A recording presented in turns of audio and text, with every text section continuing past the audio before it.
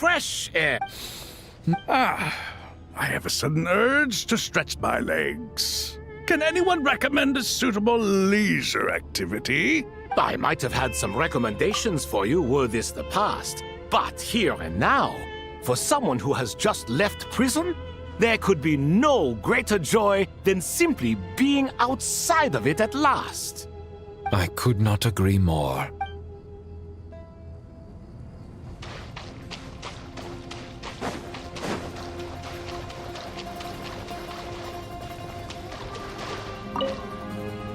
You must be Sethos.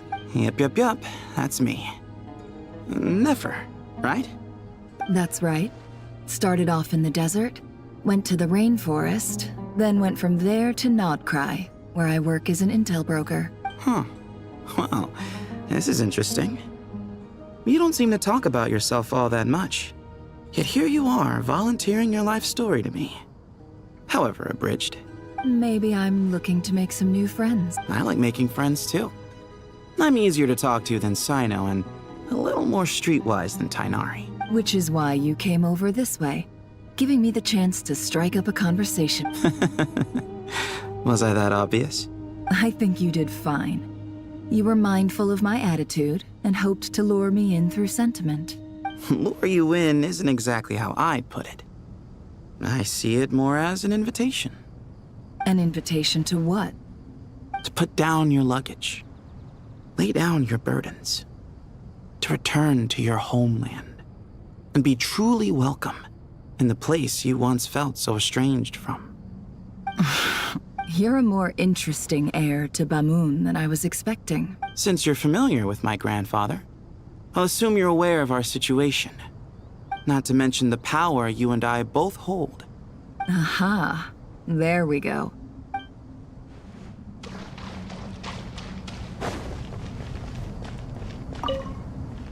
Do you hear that? Sounds like your teacher is scolding mine. Huh. Classic. Did you see her?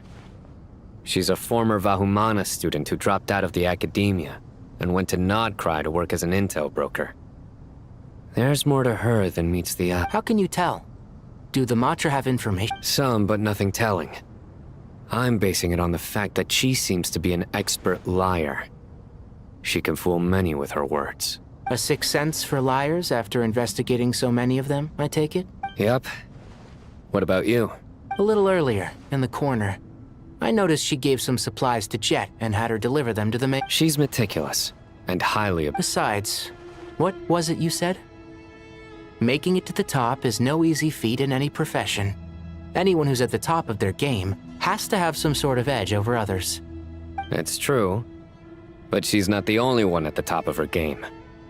I also am, and so are you. Sure, but what's to guarantee she won't overhear us talking about her? Don't worry, I have my methods.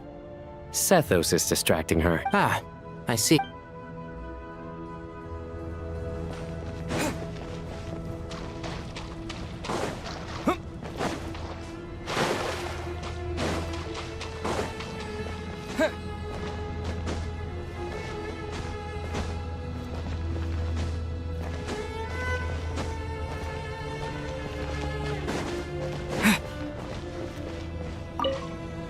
As I thought. The so-called 7 pillars of King Dutch. What do you mean? Not a fan of the boys' club? As men, as individuals, and even as gods, they are entirely undeserving of my attention. Al-Akhmar once commanded me to select a king from among the people. So naturally my eyes will open only for one who is worthy. Ugh. Can we talk about something else? It all sounds pretty complicated, and I haven't read that many storybooks. You think this is a mere story? Well, many would also say that the journey you shared with your father is not but a tale. My life, your life, they are nothing but stories. Little girl, it appears that you really have grown. In the past, you would have flown into a blind rage at my words, but now you are unperturbed. Oh, it's nothing. I just feel like you're right. Getting all pissed at someone for telling the truth is pointless. It only makes me look petty. This alone is proof enough of your growth. You're doing well, my dear girl. You're becoming ever stronger. Strong enough to defend the people and things you hold dear. You think so? I hope you're right.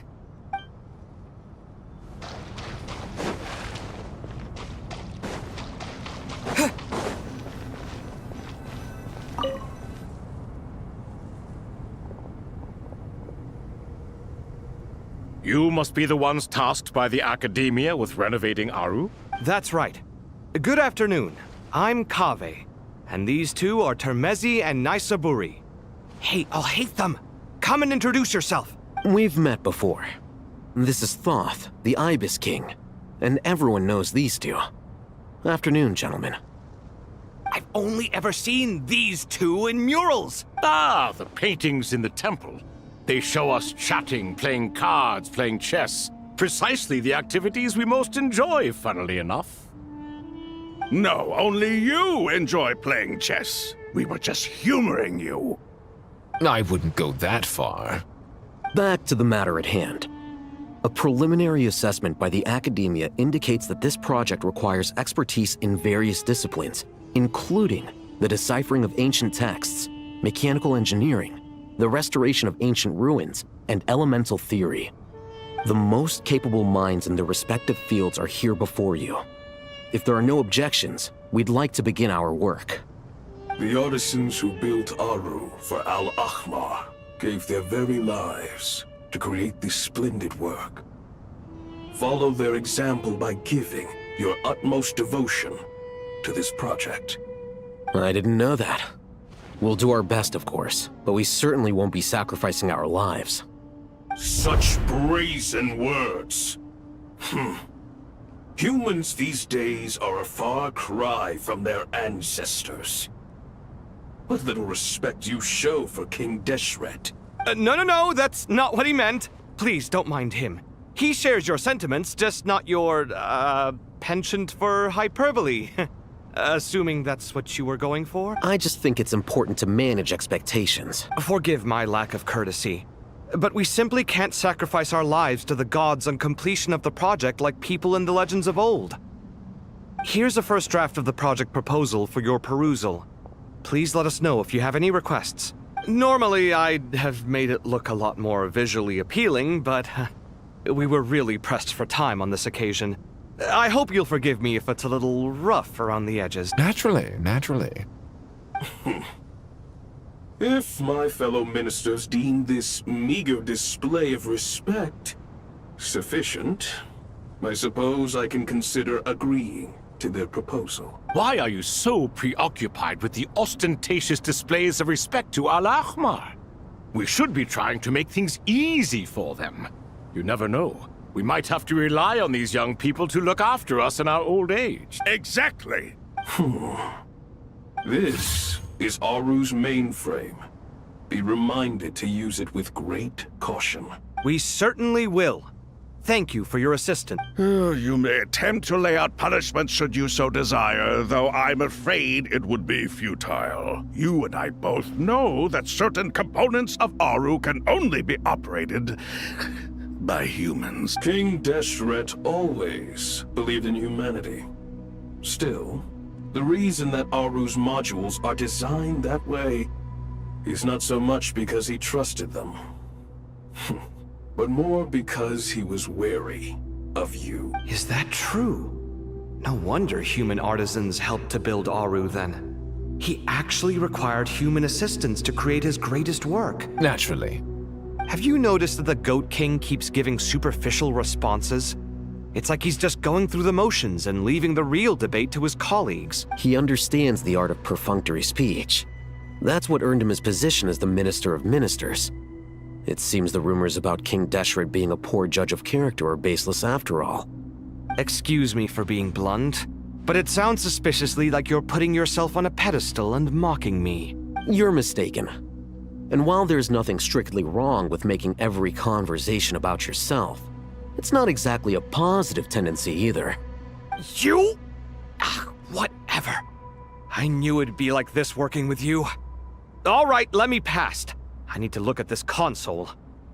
It's your job to activate it after all. Let's begin. Everyone, Please proceed with the external checks and preparations as per the procedures outlined in the engineering plan.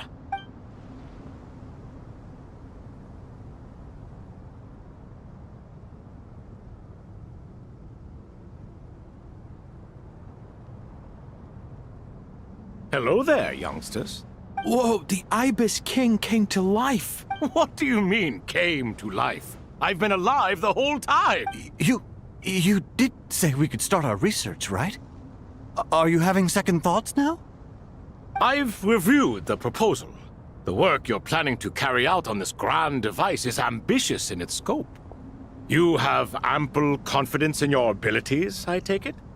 I wouldn't say I'm feeling hugely confident, but given how bad things are, I'd rather at least try something than sit around waiting to die.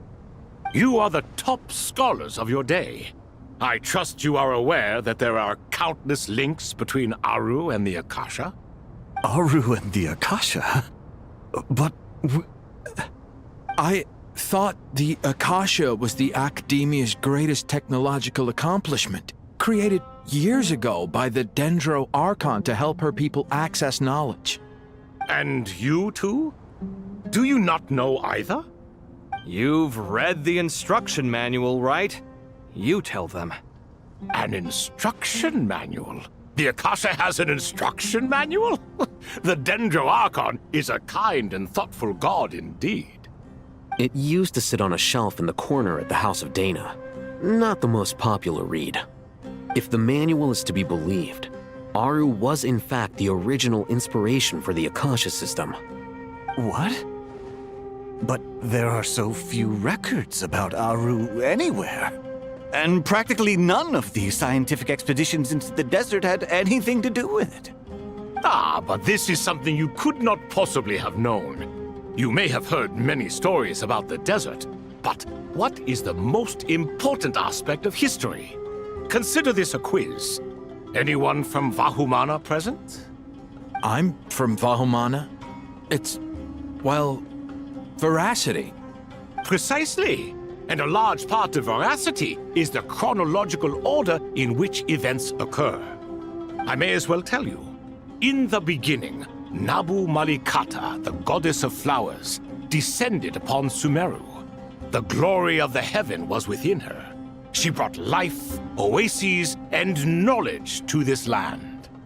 Then she created the Jinn, enlightened them, and ordered them to serve her. Two other gods also walked upon this land where wisdom flowed in abundance, and the three met beneath the great green trees. It was the first and greatest alliance. We should speak with reverence of this covenant between the three, which transcended both time and life. For they promised that in Sumeru, wisdom would be shared with all. All the great changes in Sumeru's history began with the goddess of flowers. For King Deshret's sake, she pried into the secrets of Celestia, and for this was burned to ashes by the flames of wrath. So grieved was King Deshret by her passing, that he lost all interest in state affairs and devoted himself instead to the knowledge that she had brought back. It was after learning of the technology from that floating island in the sky that he first conceived of Aru. And so, the Akasha was inspired by Aru, while the basis for Aru itself came from Celestia's technology. Well, if the two share a common technological origin, then connecting one system to the other is an entirely feasible idea. Unbelievable. Have you no reverence at all for celestial technology? No, I do, but there's no time for that. The schedule is too tight. Blame it on the deadline. Perhaps you could try coming up with our cutoff dates. You know what it's like having to turn around 5 different drafts in one day? I wouldn't wish it on my worst enemy. Yeah, also, Sir Ibis King, you don't plan on getting directly involved at all, do you? Yes, well, you strike us more as having come to give a popular science lecture. Or, wait, does this count as more of a first-hand witness statement? Neither. Anyway, this sounds like far too much work for me. Still, if Aru is so powerful, why didn't King Deshret use it for more ambitious ends? Because it was never fully completed. King Deshret had grand plans, but he perished before they could come to fruition. In the beginning, his wish was to create something that could rival the very world itself. The Lord of Flowers sacrificed everything for that ambition. What he desired, she bestowed, and thus was knowledge brought into the world. Her courage and sacrifice had to be honored with the most splendid of monuments, or King Deshret would surely have deemed it a grave injustice. And that monument, built from knowledge and technology, etched with a sacrificial and courageous love, even in its unfinished form, it deserves to be treasured. At that time, King Deshret said the following to the Lord of Dendro. Since we share an eternal covenant, I shall never be your enemy. Hence, the fruit of wisdom from the heavens is not to be devoured. Remember, it is not that I lack the power to become the enemy of wisdom. Yet you and she have taught me much and shown me kindness. For this, I cherish you both. In the end, Aru was only used to store a portion of the souls. It was but a primitive form of the masterwork the king had envisaged. His final hope for Aru was to return to the past, when she yet lived. So the point you're making is, King Deshret was both powerful and ambitious, and he only ceased his imperious ways out of affection for the Goddess of Flowers and the Dendro Archon. You could see this as an act of mercy, but you could also see it as the sentiments that lay between these three gods placing constraints on him. This was, after all, the foundation of the alliance between them. This explains why Aru was both a prison and a monument, and why the answer to the three questions was time. You have to be careful who you get involved with, or you invite all manner of misfortune. This is as true for gods as it is for humans. Love is the same. It is both a prison and a monument. All right, let us pause the story here for now. Seeing as you've been so diligent, I'll offer a little help. Who's in charge again? Is it you two? Ah, yes, me and him. Now then, close your eyes. Wisdom hides in the space between the tangible and the intangible. It is to convey the incommunicable through the simplest of mediums.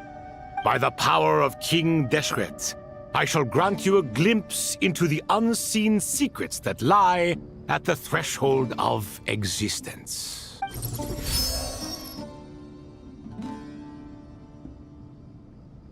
Where did this come from? Is it a new mechanism? It looks more like some form of externalized information. You've rendered it visible? Just as the Akasha allows you to access a greater range of knowledge, the power of our king permits one to perceive ingenuities that do not belong to this world. This is no ordinary mechanism. It reflects the internal structure of Aru. Whether you choose to increase or decrease, keep or discard. Come, use these to achieve the outcome you desire. Looks mechanical to me. Better let me handle it, just in case. But wait, how do I get up there? Turn around. So that's where the elevator is!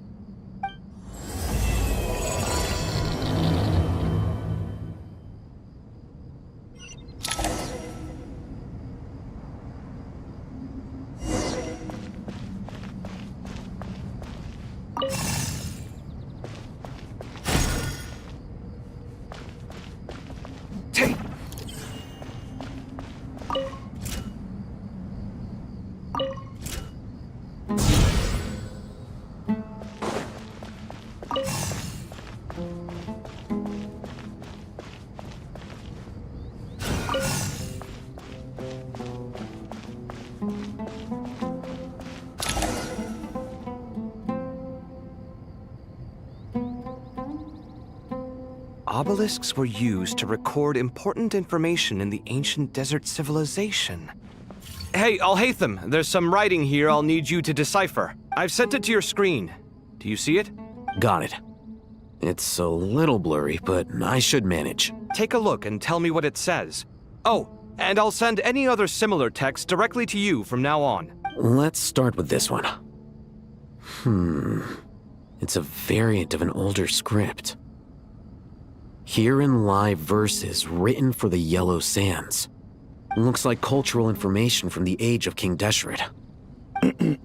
If so, I suggest you delete it. Words thrown together merely for fun. I had no idea Aru kept a record of this. Well, as long as you're certain that this is strictly private information, that's fine. It is unimportant. All right, well, I guess I'll start now.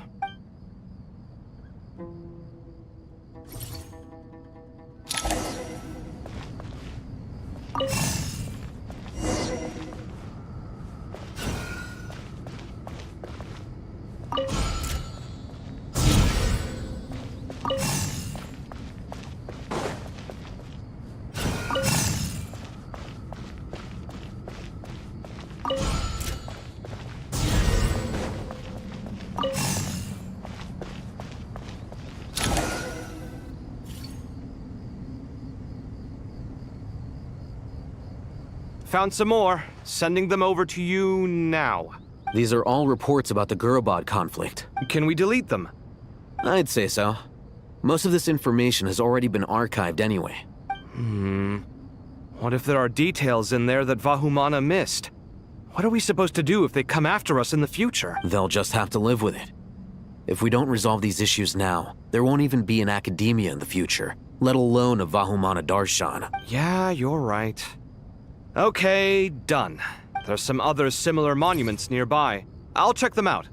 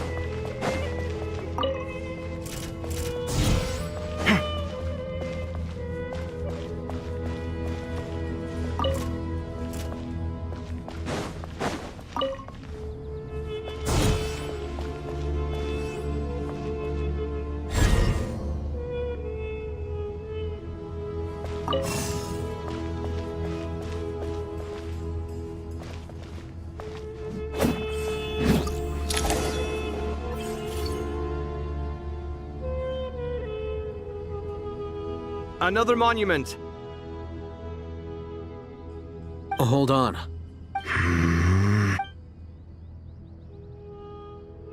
You're still reading it? How long is it? It records the development and governance of the Oasis civilization. Most of it concerns the Jinn, but it also contains records left by the artisans who built Aru. Is it important? Some of it. There was no way for me to read the whole thing in its entirety, so I had to rely on my intuition to pick the parts worth keeping. What about the artisans' records? What do they mention? They're speculations, mostly.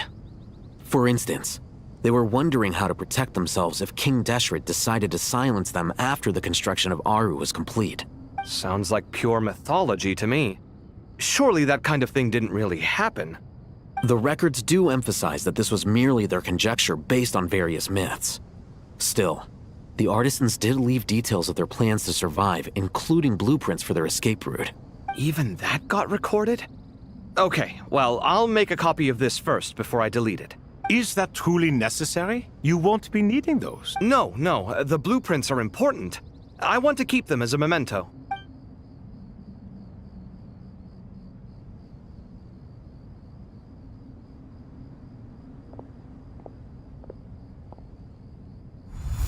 I think that should just about do it.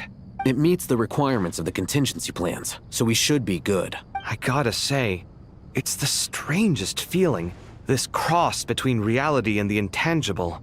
It's like drifting between life and death, or in and out of a dream, using my own hands to manipulate illusions that are forever out of reach. Chasing dreams in the most literal sense. Definitely a novel experience. What happens if my spirit just floats away? That won't happen. Anyway, I wouldn't celebrate just yet if I were you. There's likely to be a phase 2 of this project. All right. I'd better keep my wits about me then.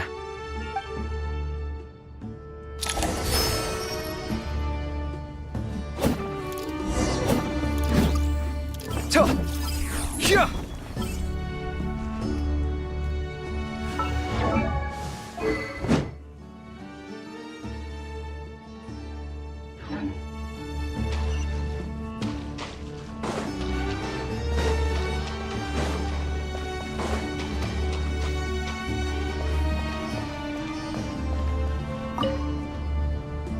How's it going?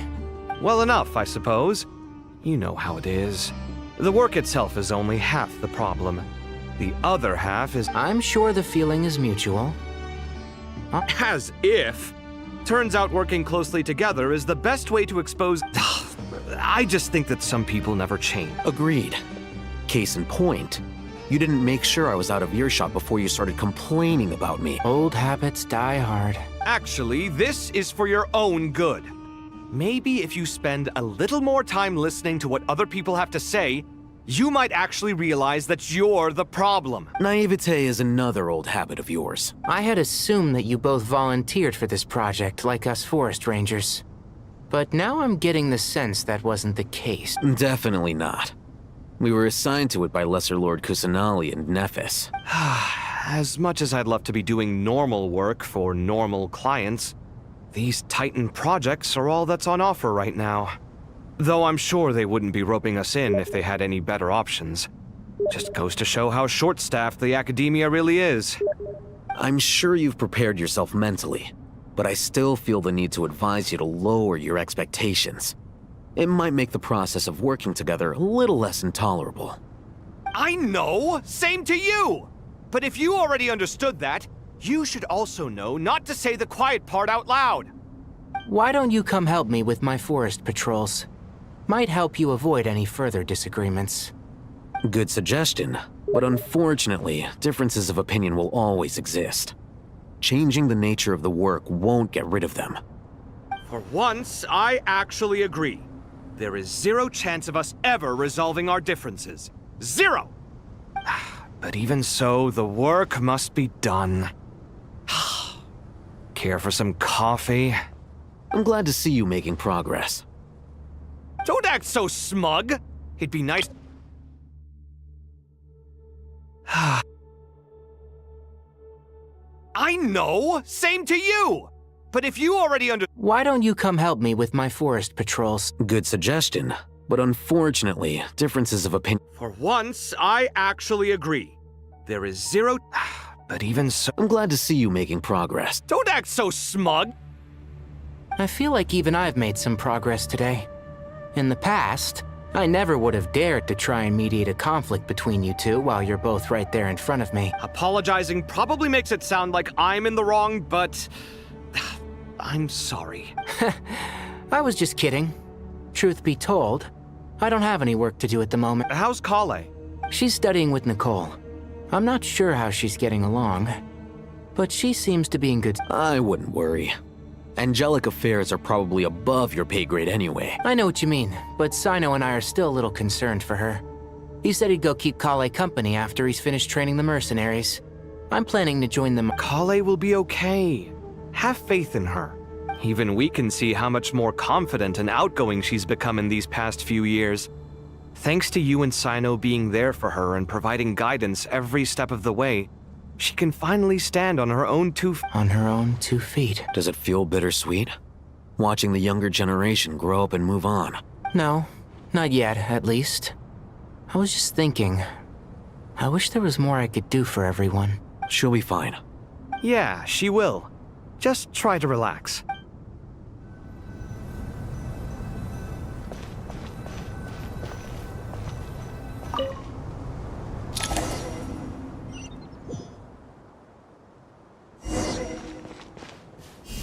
Yeah!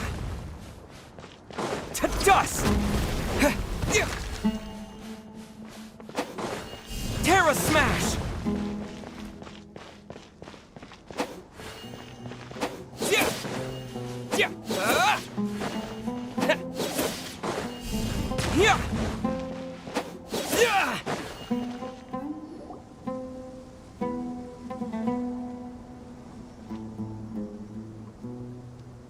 Traveler from afar, do you worry for the fate of Sumeru as well?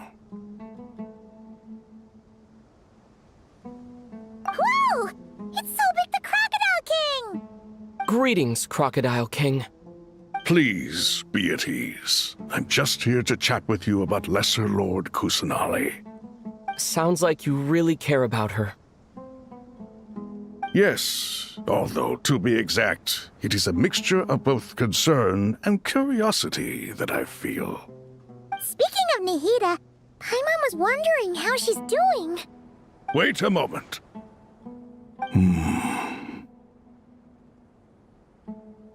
What is it? I tried calling out to a pep, but there was no response. This can only mean that she is focusing all her energy on taking care of Lesser Lord Kusanali.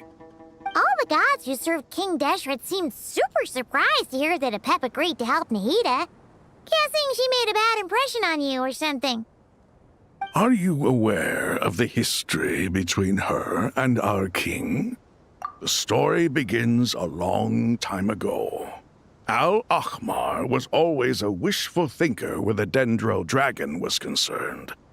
Without consulting her, he decided to list her among the 7 pillars and declared his own power to be far superior to hers. That was when our king was at the height of his power. Ibis Goti and I were no match for him, and so we chose to submit and serve as his ministers. But not a pep. No, she never thought much of him. To a pep, Al-Ahmar's pride and sense of superiority were nothing but ignorance and hubris. In fact, they fought numerous times, but usually the battle ended in a draw. In the end, King Deshret coveted the power of Celestia, only to end up corrupted by knowledge. His final act was to trick the dragon into swallowing him whole, leaving her to bear the torment of his sins. The Dendro dragon stands for the glory of a bygone era. She hated Al-Ahmar and what he represented, all the gods, all the power they wielded. And so her willingness to help the Dendro Archon through this crisis comes as a great surprise indeed. It makes one wonder whether, perhaps, the Dendro Archon assisted her in the past. Yep, Nihida did her a huge favor.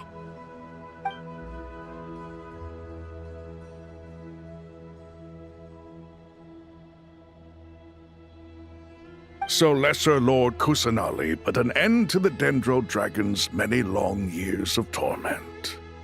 As much as she loathes the 7, a pep knows kindness when she sees it. No wonder she was willing to make an exception. Yeah, that's the sense we got from dealing with her too. She is not incapable of coexisting with other living things. Rather, she actively chooses to avoid coexistence. And this despite the fact that she symbolizes life itself. How ironic. All of this being said, I wouldn't expect too much from her if I were you. Nothing will change her hatred towards humanity and gods. We'll keep that in mind. Anyway, how much longer do you think Nihida needs to stay with the pep? For all we know, the Fatui might still be in the desert. Just to be on the safe side, why don't we grab anyone who isn't busy right now and go look for her? I'm alright, Paimon. Huh? Was that Nahida's voice? It seems the treatment was effective. Since when do my deeds require your evaluation? Here will do just fine. I had no intention of taking you any further. One ought not expect greater generosity than they have earned. You always hide your kindness away like an oasis within a sandstorm. Only those who make it through the swirling winds can know just how beautiful that oasis is, and how much hope it brings. You dare appraise my being? No, I'm expressing my gratitude. I want to thank you for sharing your precious life force with me. Awake already. You are more resilient than I thought. Pep, I feel much better. Thank you. Gods and their gratitude mean little to me. I would rather you give me your assurance that the situation with Irminsul and Sumeru's ley lines will be competently managed. If I suffer any ill effects from the ley lines, you, as the god of this land, will be held responsible. And you would not enjoy being held to account by me. I understand what you require, but I would assume this task even if you did not demand it. Sumeru is my responsibility.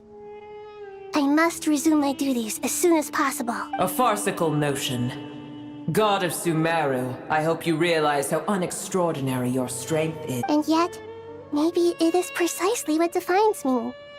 A god of wisdom is not meant to rule by force. Then hold steady. We go forth. Well, I'll be. Is that a pep? Do my eyes deceive me?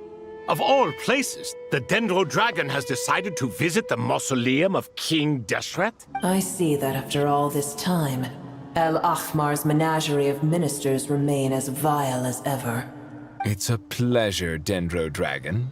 Had you arrived but a little sooner, you might have attended a meeting of the Seven Pillars. What a nauseating thought.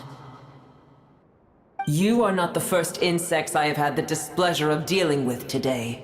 A swarm of them tugged on my tail on my way over. Goodness knows what hovels they crawled from. Why do all the creatures of this world remain so lowly after all this time? What did you do with them? I cast them away. What would you have me do? Keep them as trinkets? Boer, this is where we shall part ways.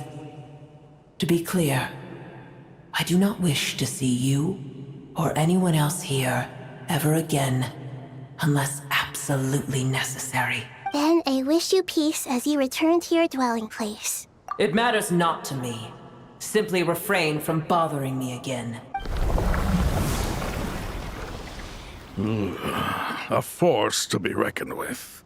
At times like this, I feel glad that she has no interest in any of this. Hold on, just hold on, okay? We're almost there. We made it. Huh? Wait, that voice! It's... Uh-oh, I'm gonna fall!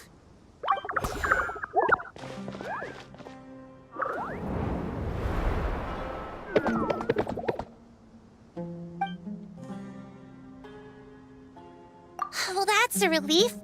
A pair of safe hands indeed. The Dendro Archon's familiars.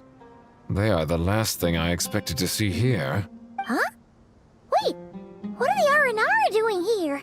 Don't you guys hate the desert? Obviously I was worried about the Dendro Archon.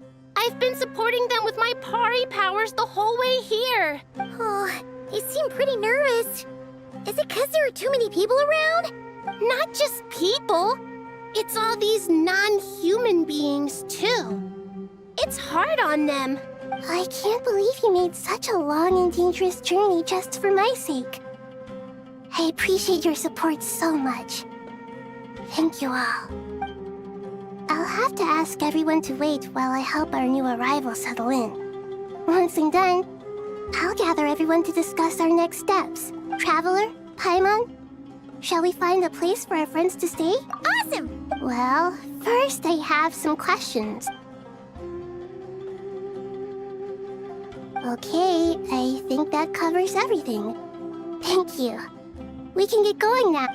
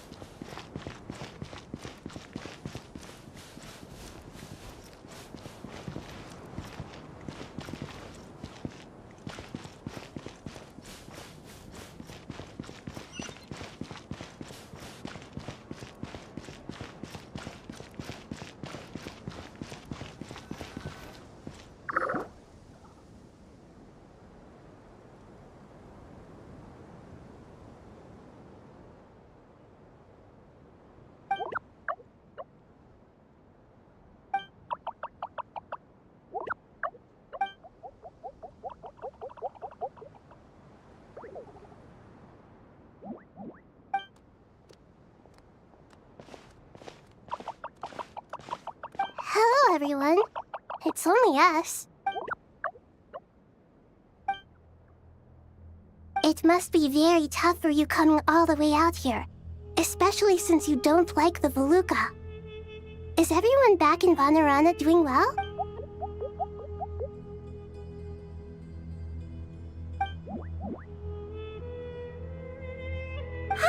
Everyone's here. Good. Are you okay? You look like you were about to pass out back there. Then you're forgetting who I am. Don't underestimate me. Red Oh, excuse me! Are you comparing me to Paimon? I suppose everyone is gathered here because of me. As we can see, the situation is critical, and everyone is very busy with their various tasks, so...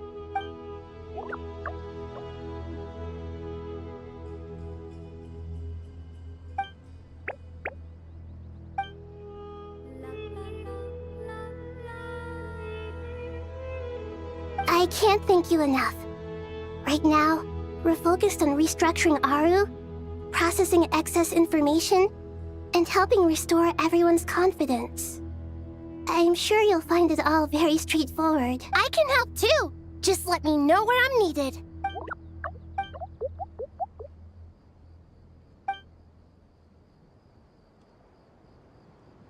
Up to no good?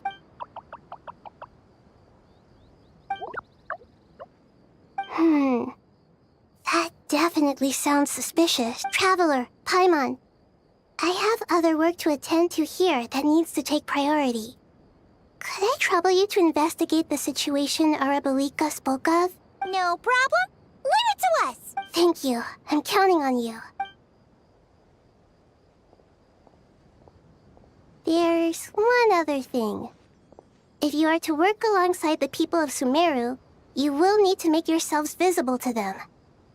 Is that acceptable to everyone?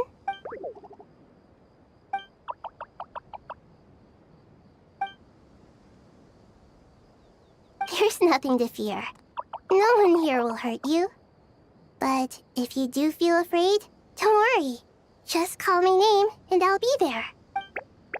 Very well. Now, I shall bestow a small blessing upon you all. Whenever people see you and interact with you, from the moment their gaze meets yours, they will experience the most beautiful of dreams.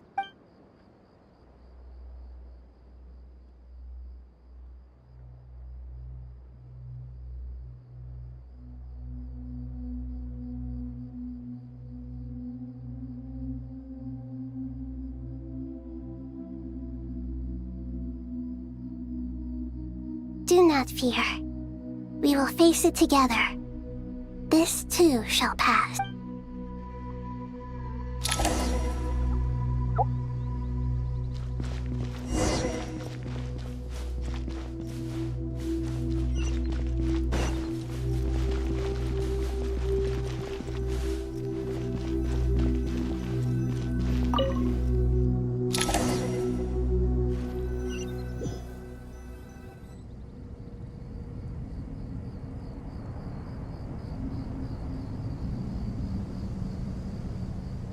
Everyone's here.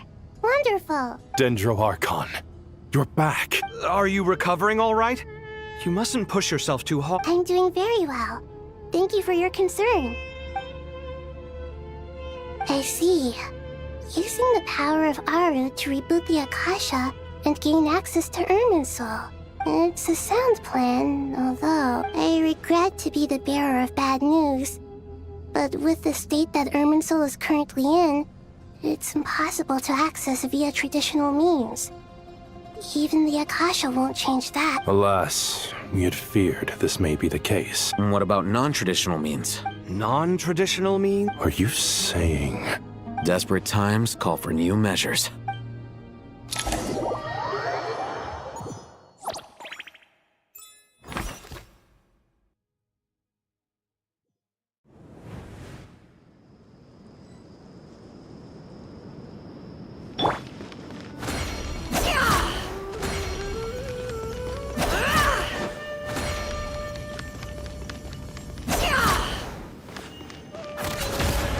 No more lies.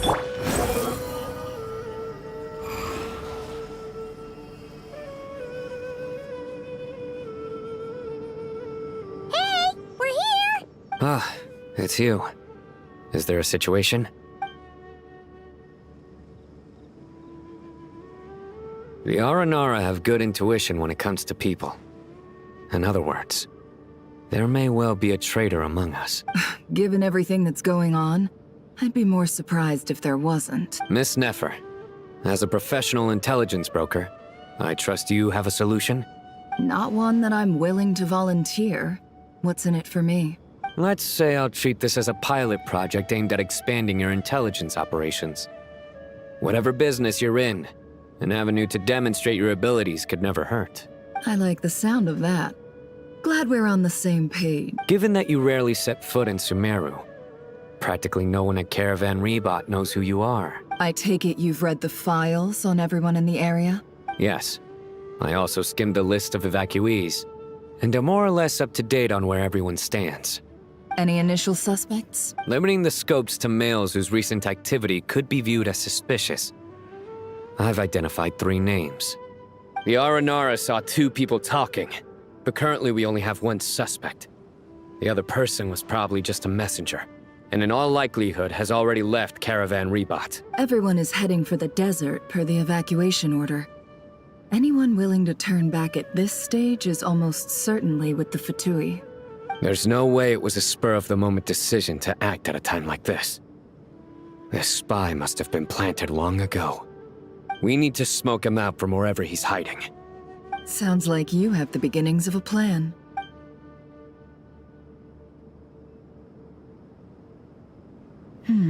I see. Your suspicions are well-founded. I'd be watching him too if I were you. So far, we still lack solid evidence that he's been bribed.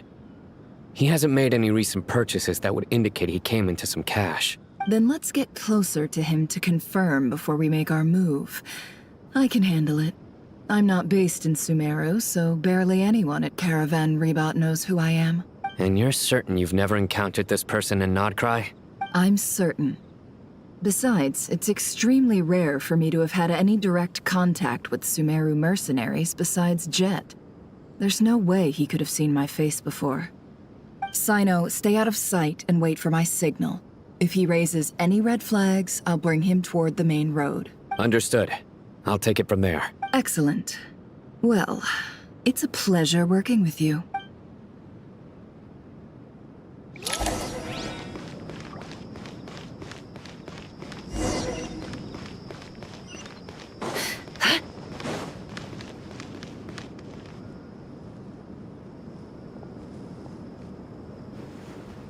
Darker skin, scars, frequents the desert and has ample combat experience. Nothing unusual about how he dresses or acts. What's that he's looking at? A coin. Interesting. Could that be how his contact paid him? Conveniently discreet for someone trying to hide any unexplained income. And yet it could be highly valuable. Sorry to bother you. Has everyone here already left? I don't suppose you happen to see a lady wearing a hat? Ma'am, what are you doing in Caravan Rebot all by yourself? The main group evacuated some time ago. Didn't you pass them on the road? My friend and I lost some of our cargo along the way. I didn't want to miss out on potential business, so I told her to go on ahead and meet the client while I retraced our steps. I didn't think it would be so late by the time I found it. And then there was a terrible sandstorm. I guess I must have taken a wrong turn, because I didn't see any large groups on my way here. Forgive me for asking, but just to be on the safe side, could you describe this friend of yours? Sure. She has blonde hair, and she was wearing a hat and a white dress. You'd definitely know if you'd seen her. Yes, I think that does ring a bell. Ah, my apologies. During this exceptional time, the Core of 30 are under orders to be extra cautious when dealing with unknown people, whoever they might be. I understand. Well, sir, is there anything else you need to know? If not, I'd better try and catch up with them. Hey, wait! They left a good while ago now. You'll never catch up with them on your own. Why don't I give you a ride? I'm here to collect the last few people anyway. We have plenty of carts, so one more won't be a problem. That would be amazing. Traveling with a group will be much safer. I'll have to pay you for your trouble. Hey, let's not worry about the money for now. Wait here a moment. Once I'm done packing up, I'll take you to join the rest of the group. All right, thanks. Let me know if you need a hand carrying anything. No need for that. I'm strong enough for both of us. Okay. Well, I wish there was some way I could repay you. Guess it's my lucky day, running into someone who knows what they're doing here. You might have just saved my life, you know? You're not wrong there. I mean, what kind of cargo is so important that it's worth risking your life to get back? I hope for your sake that it's priceless. Actually, I suppose I can tell you, since you've been such a big help. But be sure to keep it to yourself, or we could both be in big trouble. Oh, really? Sounds mysterious. We're in the antiques business. You understand? Some of our goods aren't acquired through the most legitimate means. We have to be very discreet when we're selling them. That's why I had to go looking for the missing cargo alone. Ah, no wonder. Well, ma'am, in that case, it turns out that maybe there is something you could do for me. I'm all ears. But to be clear, our commission isn't cheap. Think carefully before you ask. We don't want to ruin our relationship before we even hit the road. I'm sure that won't be a problem. My issue is, I have something that's a little difficult to sell on as well. Take a look at this.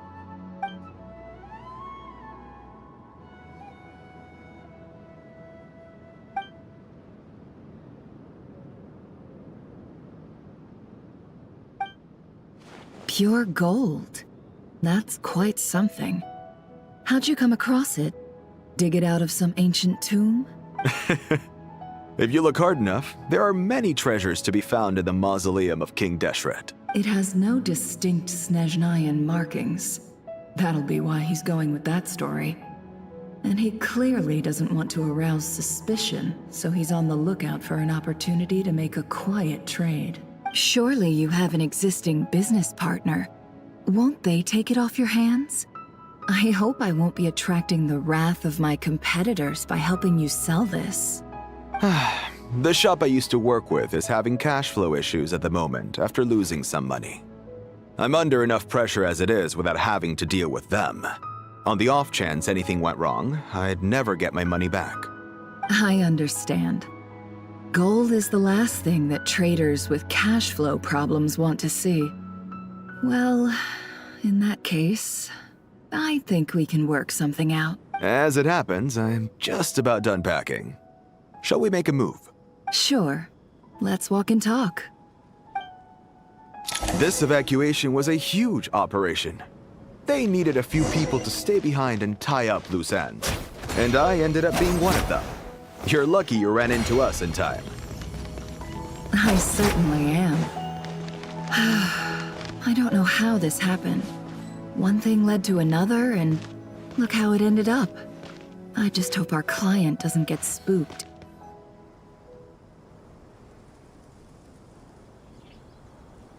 Huh?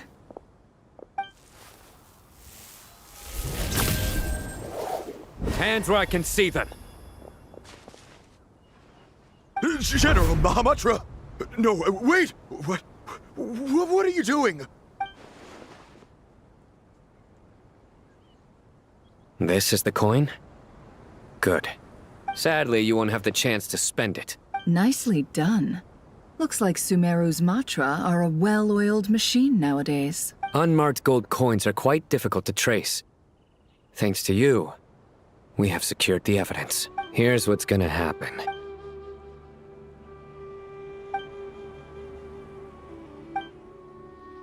Southeast from here, leeward side of the hill. That's where he's meeting his contact. Great work. Candace tells me your interrogation skills are highly effective. Hers are quickly catching up. She's improved a lot in recent years. Looks like it's over to you for the next step. Because I'm quickest on my feet? Because you know how to trail a target. Plus, it'll be easier to monitor their activity from the air. Fine. I'll be quick. One more thing. The Traveler just brought a message from the Dendro Archon. Once you're done with this, we're to meet up at the mausoleum of King Deshret. Got it. Will do. Are you sure you'll be okay on your own? Gee, I don't know. Maybe you should come with me. Okay. Then Paimon's coming with you. Really? You do know this is a stealth operation, right? Meaning, you have to be quiet? Paimon, are you sure about this? Well, Paimon at least wants to give it a shot. Like everyone says, if you never try, you'll never know. Besides, being the best guide into that has to count for something. This should be a piece of cake. Fine. Join me if you want. But be warned, if anything goes wrong, I'll have to gag you and shove you into a bush. No need! Paimon will be super careful. Promise! Good. Then what are we waiting for? Let's go. Ah! Coming! Coming!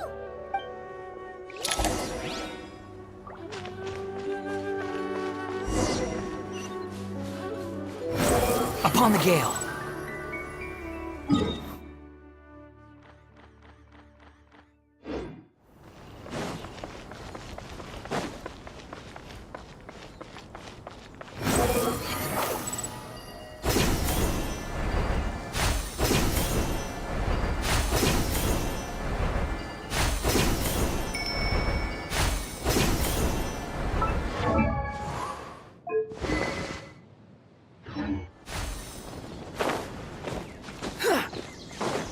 Rises.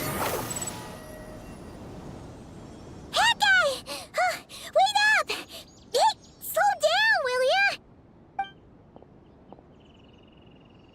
We're here. Now we wait. Okay, yeah, cool. Cool. What's on your mind, Paimon? Huh? Oh, nothing? I thought all you cared about besides being a guide was food and sleep. Why the sudden urge to go on a dangerous mission? What's that supposed to mean? Paimon's been on plenty of dangerous missions before. But never on your own. You hardly ever leave the Traveler's side. Just saying. I'm kind of at loose ends right now. So if you did want to share, I suppose I'd have to listen. If not, suit yourself. Makes no difference to me. Hat guy? Do you think Paimon is useless? What?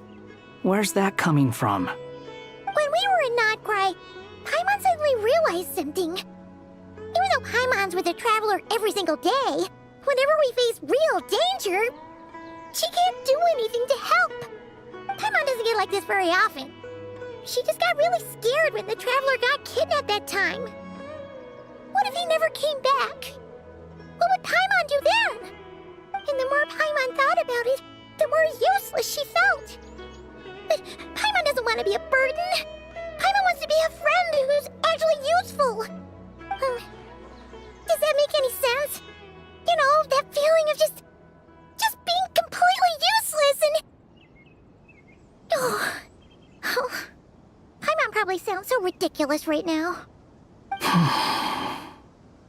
You asked the right person. Boy, do I know that feeling. Oh, that guy. I'm not gonna try and encourage you. What I will say is this. When you start doubting yourself, you have two choices. Give up or change. You have to make the decision to move forward. Otherwise, no amount of consultation from other people is gonna help you. So ask yourself, what do you want? To get stronger? To learn more?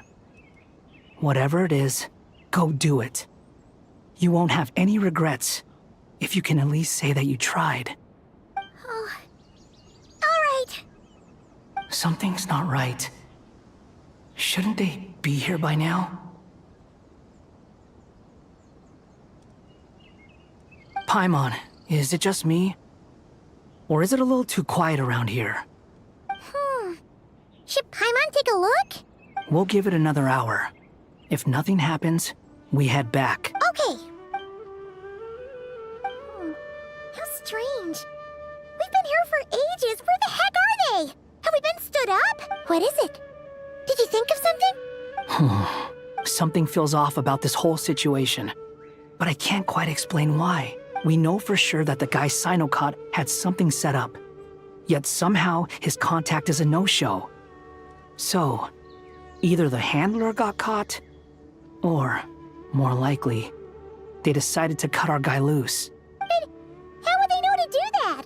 Wouldn't they at least send someone here to check things out? That's the problem. They couldn't possibly know what's happening here. Unless... This feels all too familiar. Come on, let's head back.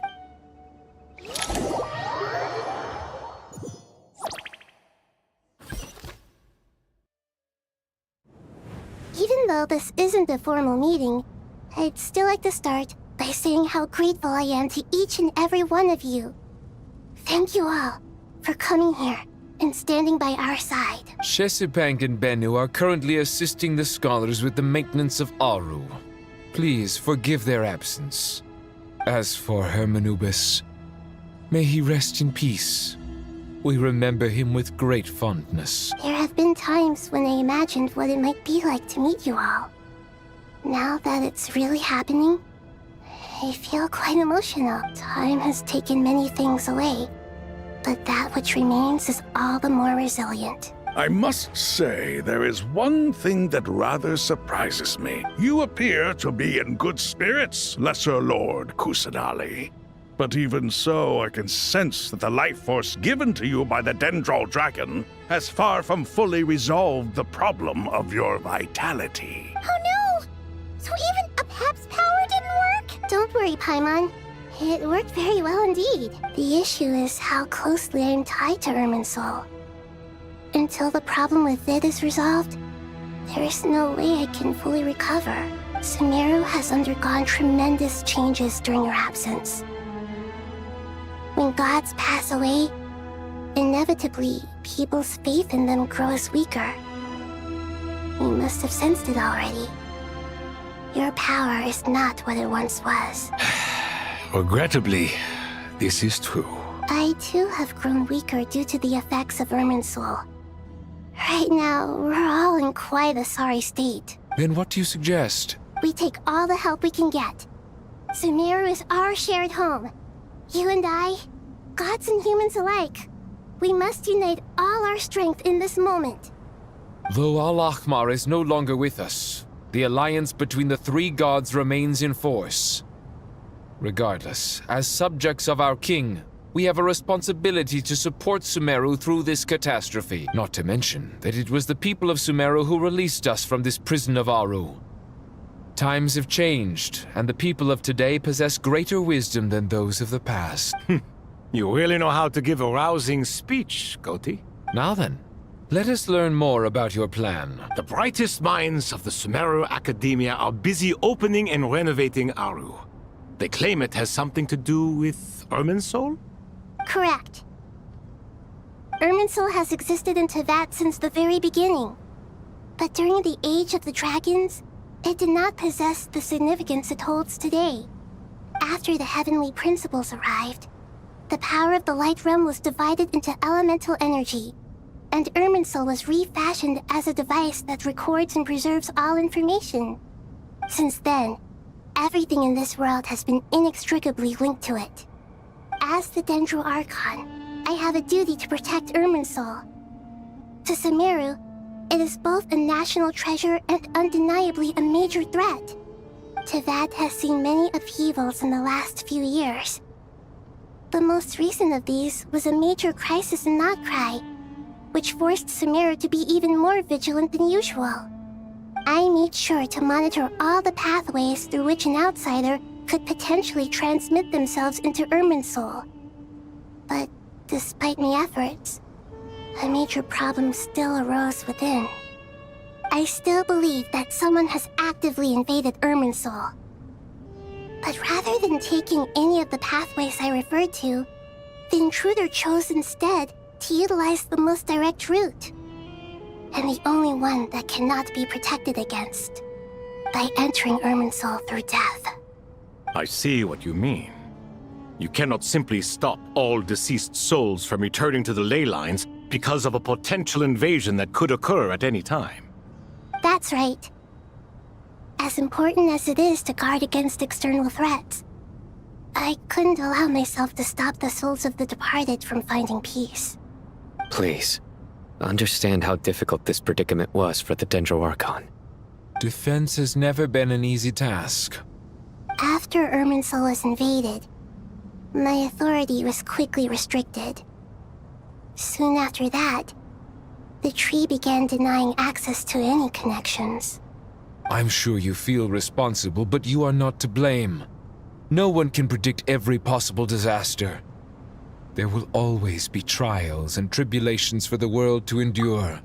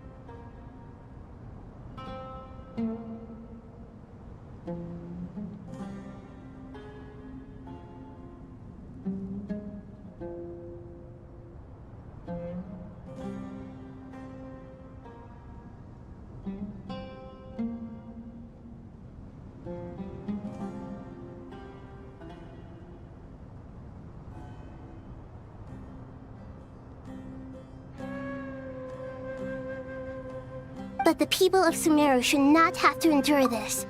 We must find a way to break through the lockdown and connect to Irminsul. And this is why you need Aru. Yes. The only thing in Sumeru capable of rivaling Irminsul in terms of overall function and performance is Al-Ahmar's legacy, Aru. All I managed to do before falling into a coma was make some minor adjustments to Irminsul. Using Aru is a last resort, and a move that comes with enormous risks. The scholar's initial plan was to borrow Aru's power to reboot the Akasha, then use the Akasha to connect to Irminsul and investigate.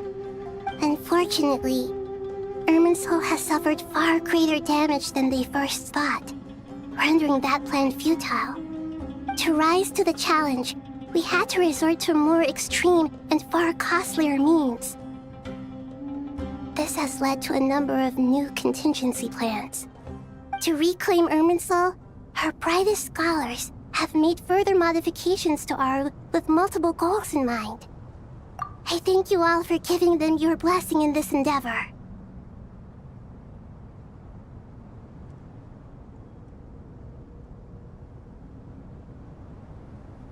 Human wisdom has clearly improved over the millennia.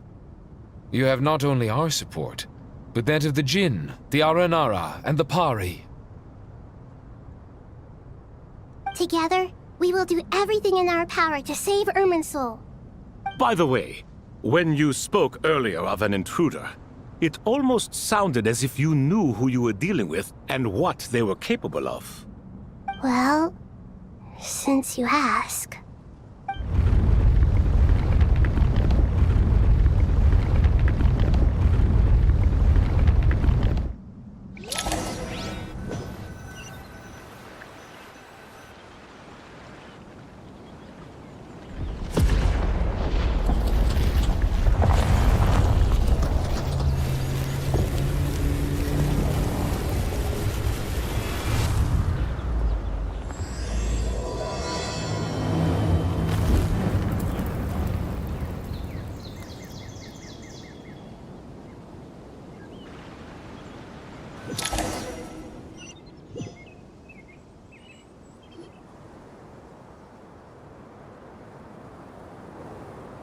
Master Tainari!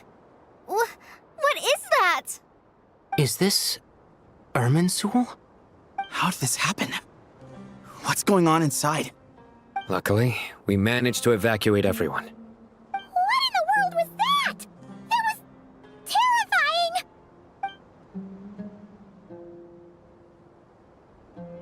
Oh my.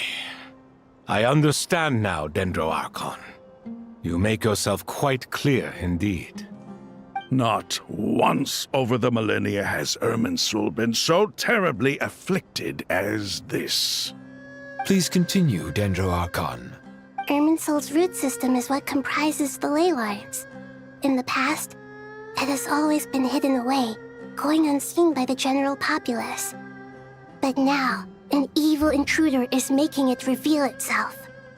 It has become a tree of unbridled greed. A clear sign that a deranged experiment has advanced to a new stage. Blasphemy. From where I stand, an experiment in the name of blasphemy sounds rather improper. But if we are to honor dotorre's will, this is what we must do.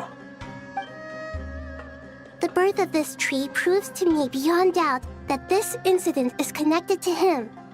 But to explain the situation in full, there is someone I need to tell you about.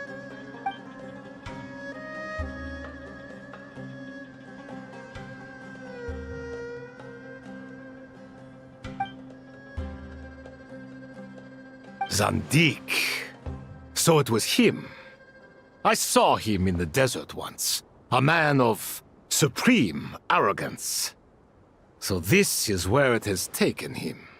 But didn't dotorre die and not cry? How is he still able to do all this? He must still have loyal followers amongst the Fatui. Even so, I'm still unclear as to how he has been able to wield such a profound influence over Irminsul.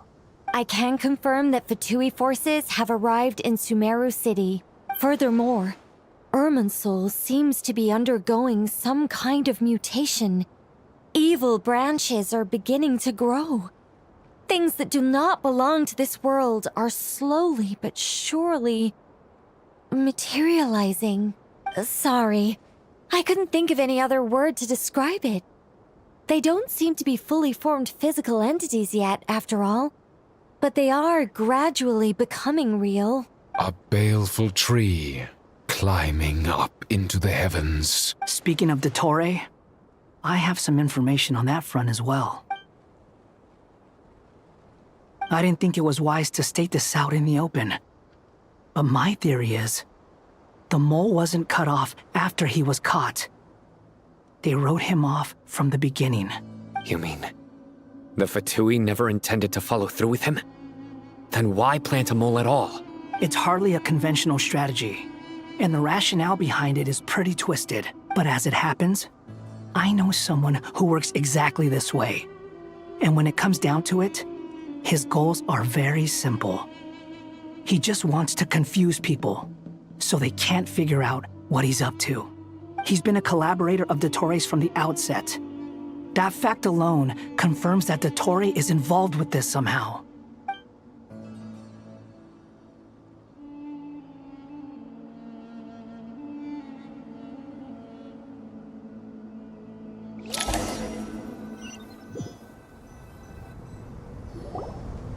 There is still much to be done. Everyone, please remember our core strategy. As per the discussions, the following groups must act immediately. Mr. Alhaitham and Mr. Kave, the next phase of the Aru renovation project must begin right away. Godspeed to you both. We'll give it everything we've got. The plan looks feasible, but the implementation will require certain resources. General Mahamatra Sino and his team will help to procure the materials required for modifying the terminal. No problem. I've already spoken with Sethos and Hat Guy, and they've agreed to assist me. This kind of thing is best left to the fleet-footed, right? Hat Guy? If it's efficiency you're after, we're the right people for the job. Following up on the elemental energy amplifier we discussed, Ms. Dory, I assume you're the one most familiar with the status of this project. Aside from the Dendro Archon, of course. Yep, that's right. Leave it to Lord Sangama Bay. Got it. Well, I'd like Madame Farazan, Kale, and Nicole to support Dory on the technical side. You can count on us. Will do. Rest assured, I'll take good care of Kale. Dia, Candace, and Nefer, you'll be in charge of negotiating between the various parties. I trust you remember our goal. You bet. We can handle it. Good. I believe that covers everything. Tainari will provide ad hoc support as needed, if that's okay. Poor Tainari. Must be tough being Nephis' student. Getting bossed around all day, every day. Hey, don't try and drive a wedge between us, you old rascal. All it says to me is that Master Nephis has faith in everyone's abilities. While I'm nominally here as backup, I doubt there will be many situations where my help is needed. Exactly. Finally, Traveler, you and I will head to the border between Sumeru and Natlan. Once that task is complete, I'll be asking some of you to accompany me to the Eternal Oasis. The Eternal Oasis? I thought that was just a legend. So it does exist after all. Regarding your trip to Natlan, under normal circumstances, a meeting between our two nations would be a far more formal affair. Unfortunately, Sumeru is all but completely cut off from the outside world at present, so regretfully, we won't be able to give the Pyro Archon Mawika the grand reception that she deserves. My apologies for the inconvenience. No point putting too much pressure on yourselves. That goes for everyone. Right. Especially you, Dendro Archon. I'm sure you're still feeling quite weak. Don't worry about me. The Dendro Dragon's life force will sustain me. Plus, we'll be there every step of the way. Nahida will be just fine. Yes. I believe in myself. And I believe in every one of you. Well...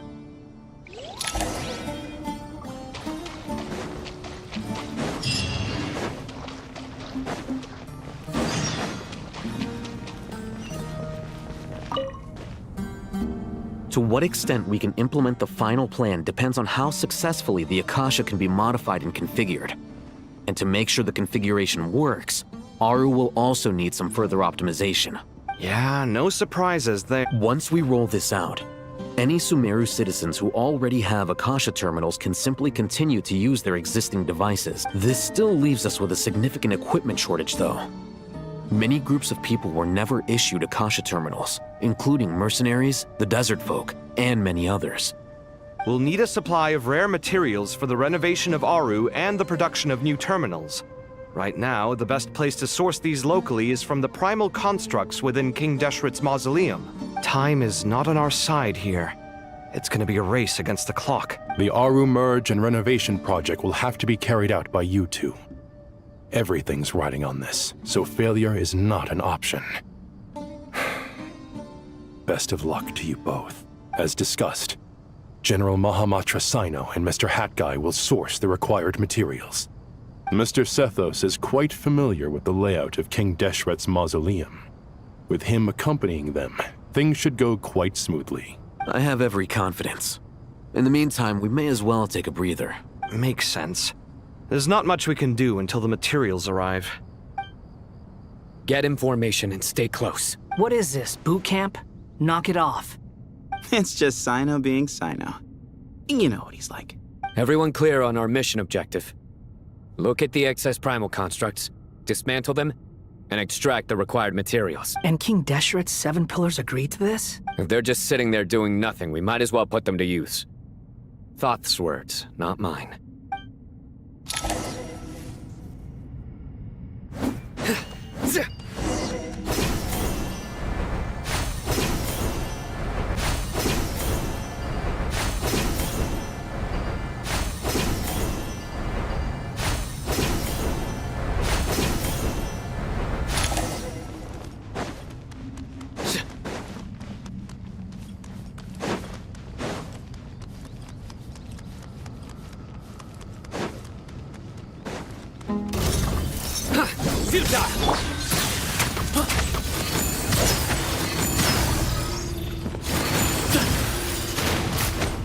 Squall and Fury!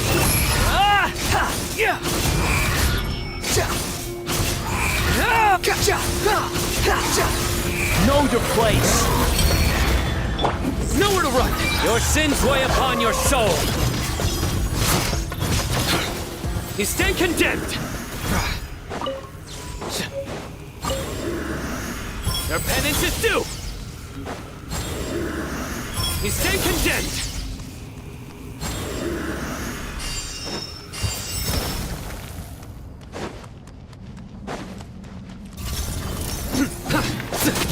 Excuse me?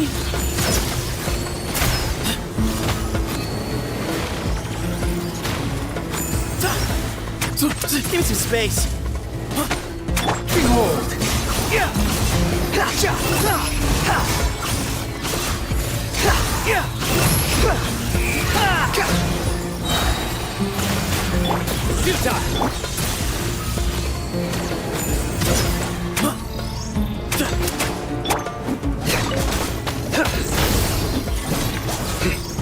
Way ahead of you.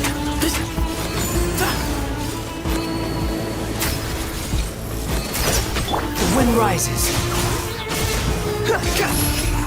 You dare to gaze upon me? Surrender!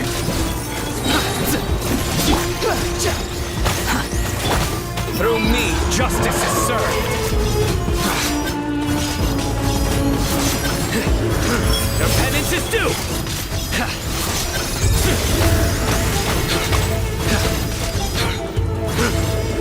You stay condemned! Your penance is due! Nowhere to run! Give me some space. On you! On you! Squall and Fury!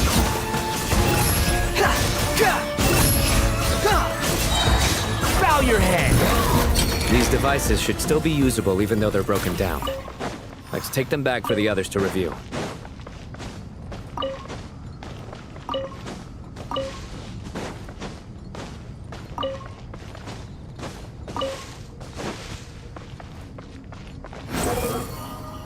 on the gale.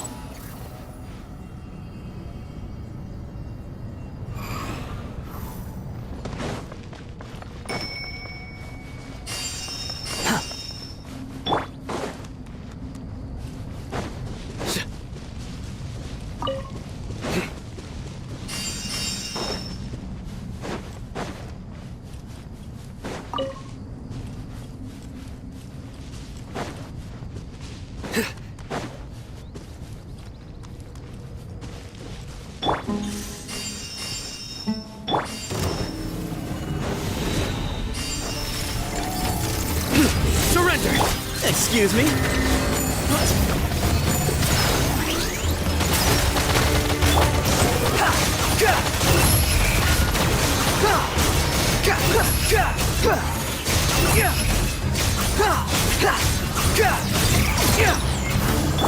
Nowhere to run! Your sins weigh upon your soul!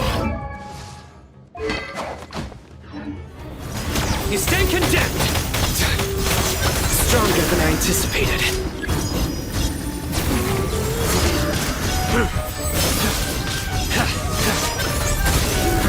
Guilty! How many do we need? Enough to make an Akasha terminal for everyone who doesn't own one. I remember you telling me how revolutionary these Akasha terminals were. You've used one before, right? The Academia declared the Akasha to be the most powerful and comprehensive wisdom dissemination system in history. That should give you an idea of how powerful it is. Certainly sounds impressive. Neither Hat Guy nor I have ever had an Akasha terminal. Well, if it all goes to plan, that's about to change.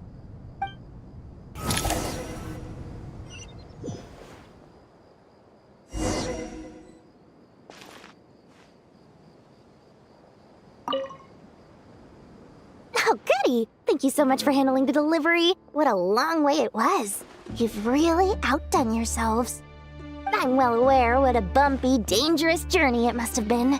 Now, I would have loved to oversee the process myself, but of course, those of us who know the plan can't leave the mausoleum.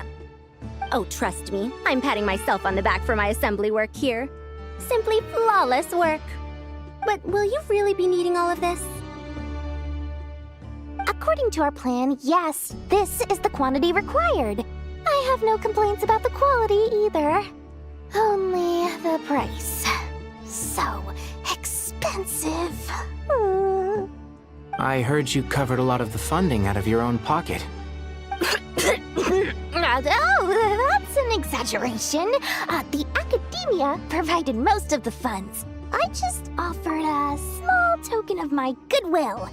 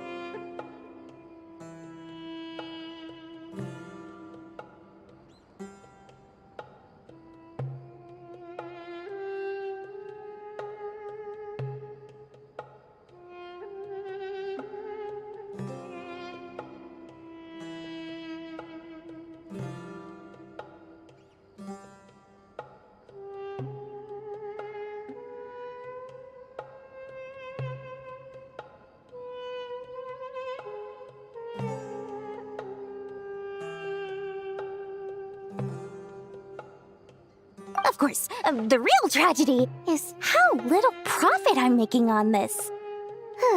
You know, it's a serious crisis when you can't even make money out of it.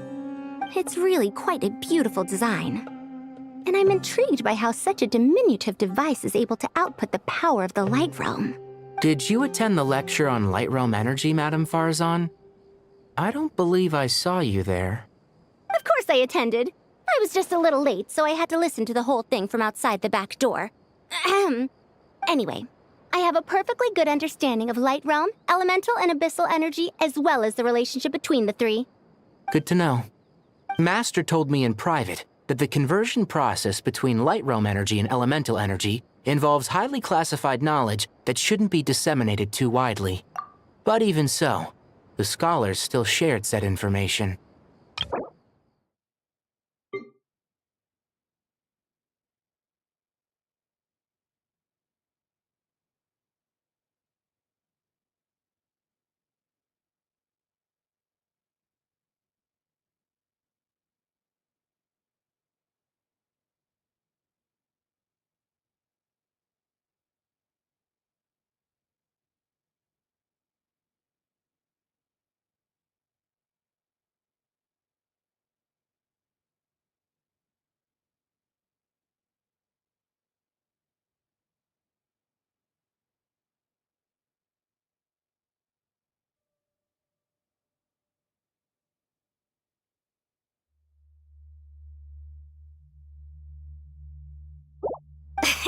Oh, well, you can't...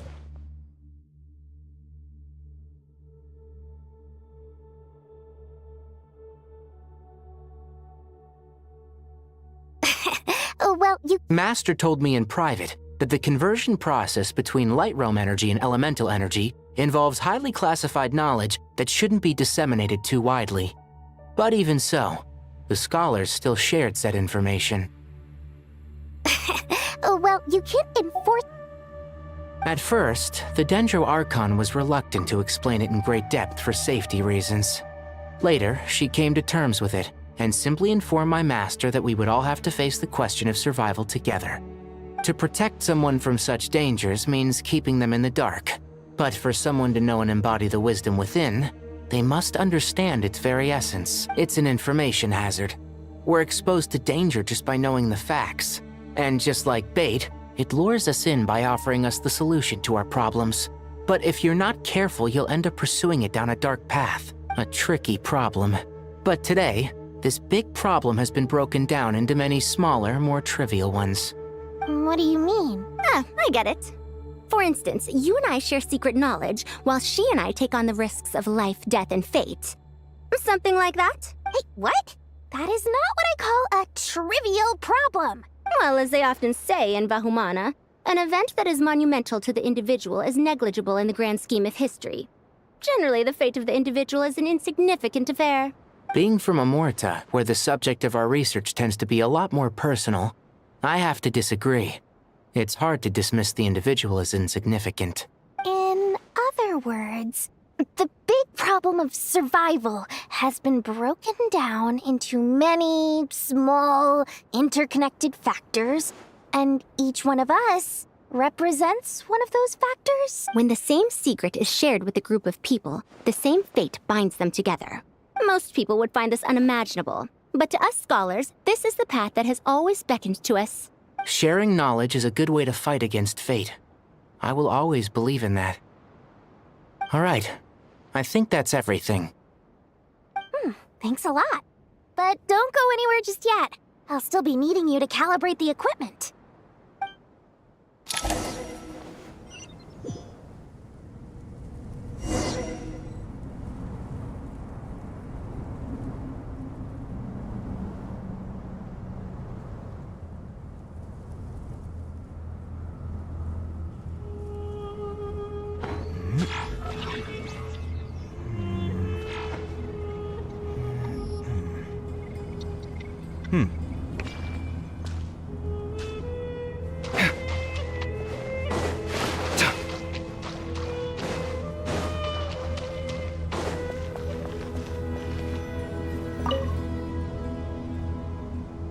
Okay, the materials are ready.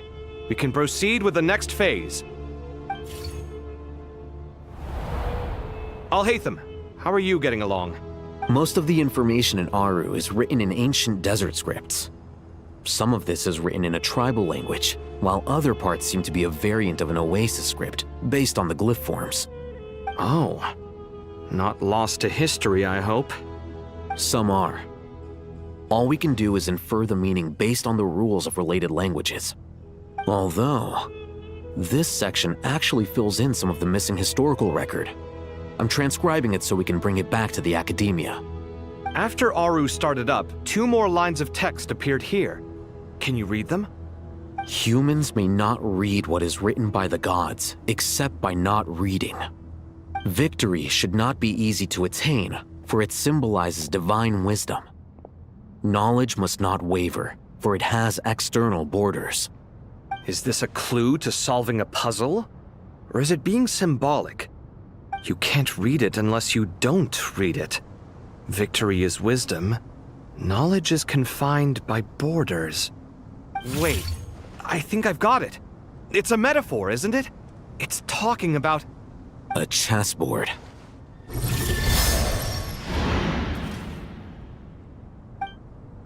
You were right. The youth of today are skilled at solving riddles. Have the secrets buried in the desert not been unearthed over the years all the same? Since Aru is a place reachable through wisdom, this day was bound to come sooner or later. Oh, I've always been against overly cryptic sentences. Don't you get tired of reading and writing all that? Ah, it's you 3. Just in time. We've been delving deep into Aru, and now this board has appeared. I've heard this was how you'd while away your free hours. You must be quite the experts by now in that case. It is true. King Deshret's chess games are some of the most well-loved of all his wonderful creations. If you have ever been to Safhe Shatranj, you may well be familiar with the chess pieces you see here. Is this chessboard supposed to be another visualization of the interior of Aru, then? Naturally. Visitors, everything is ready. Only by completing the challenge on the board in accordance with the rules will you be permitted to overwrite Aru. 1 second. It's not dangerous, is it? Dangerous? Why, yes, of course. I should be the one to go, then. Wait for me here. Sounds like the self-confidence of our present company has rubbed off on you. Don't be ridiculous. I'm your upperclassman, and that means I have to look out for you. I appreciate the sentiment, but a game of chess typically requires 2 players. Besides, I'm sure they won't let things get out of hand. Keeping things relatively safe is in your best interest too, isn't it? Fair enough. I mean, you guys are controlling the difficulty, so please don't go too hard on us, all right? Ah, but Bennu said he wanted to put some respect into these whippersnappers. All right. Thank you. Obviously, we'll still try to be careful.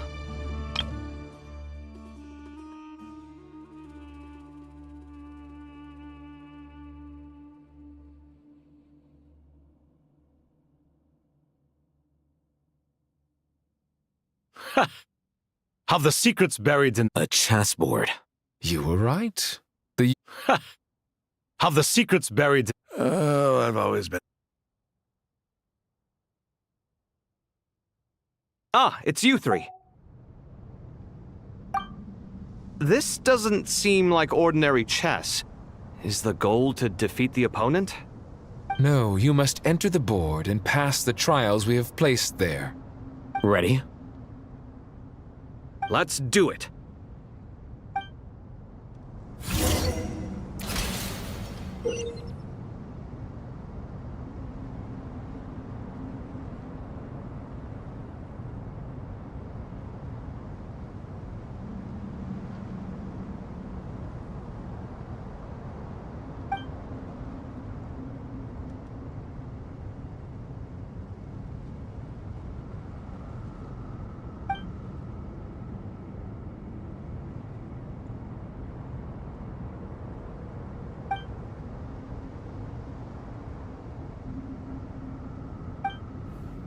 The first trial is posed by me. I don't think this is gonna stop us. Ah, but the key to this game lies in working together. Otherwise, you will be deemed to have broken the rules. Looks like it's up to me. Marak, can you open it? King Deshret's favorite primal construct. Living on in suitcase form, of all things. Amusing. Ho ho! Excellent work.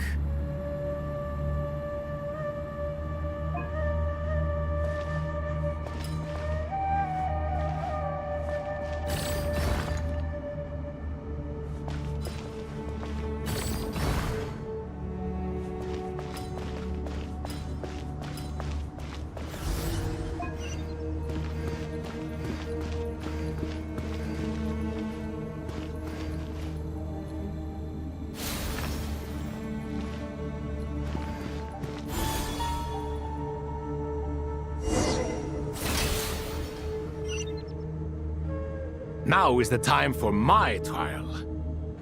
Now, don't be nervous. I'll make it nice and easy for you. Really? Thanks in advance. We appreciate it.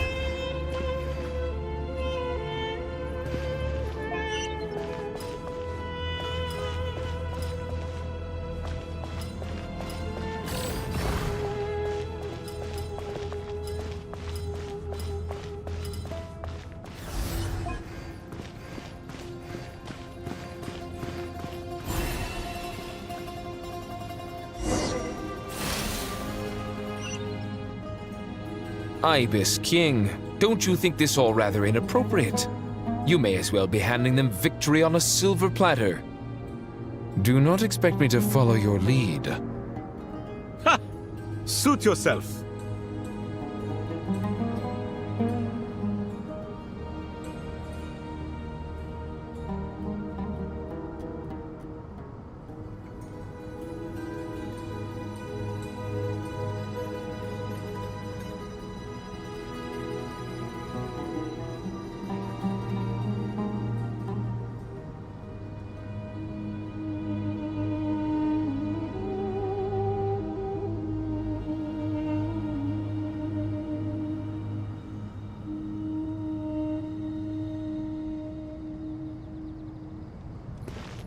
Alhaitham, what are you thinking?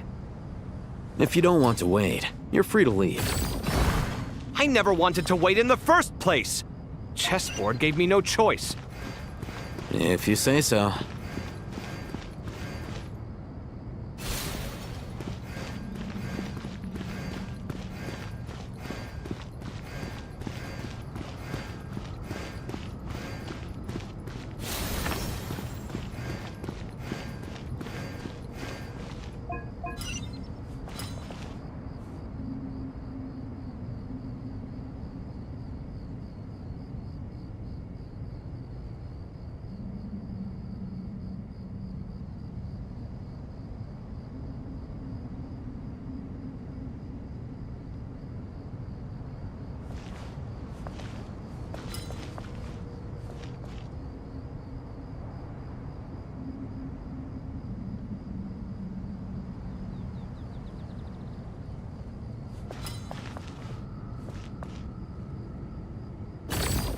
Strange time to catch up on sleep. I'm not sleeping, I'm thinking! It's not that simple, you know.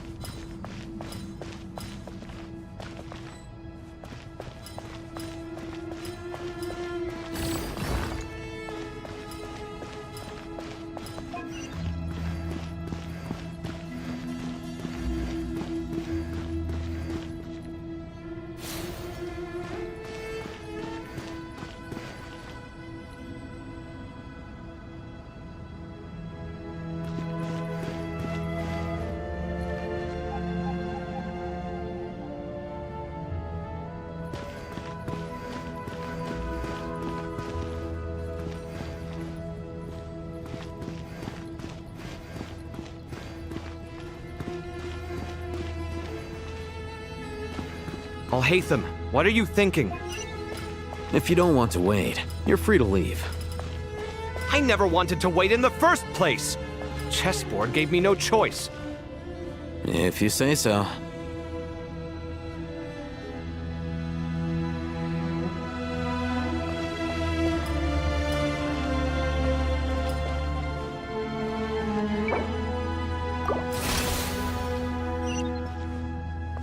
Ibis King, don't you think this all rather inappropriate? You may as well be handing them victory on a silver platter. Do not expect me to follow your lead. Ha! Suit yourself.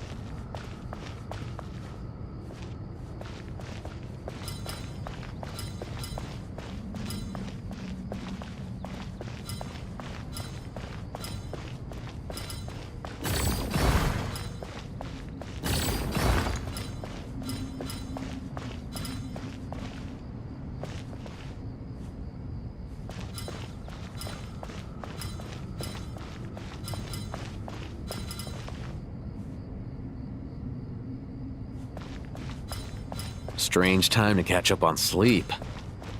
I'm not sleeping, I'm thinking! It's not that simple, you know.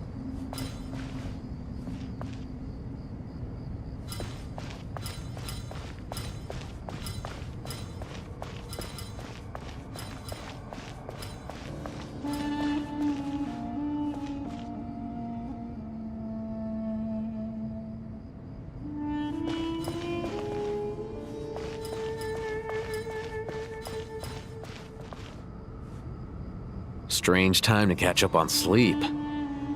I'm not sleeping, I'm thinking! It's not that simple, you know.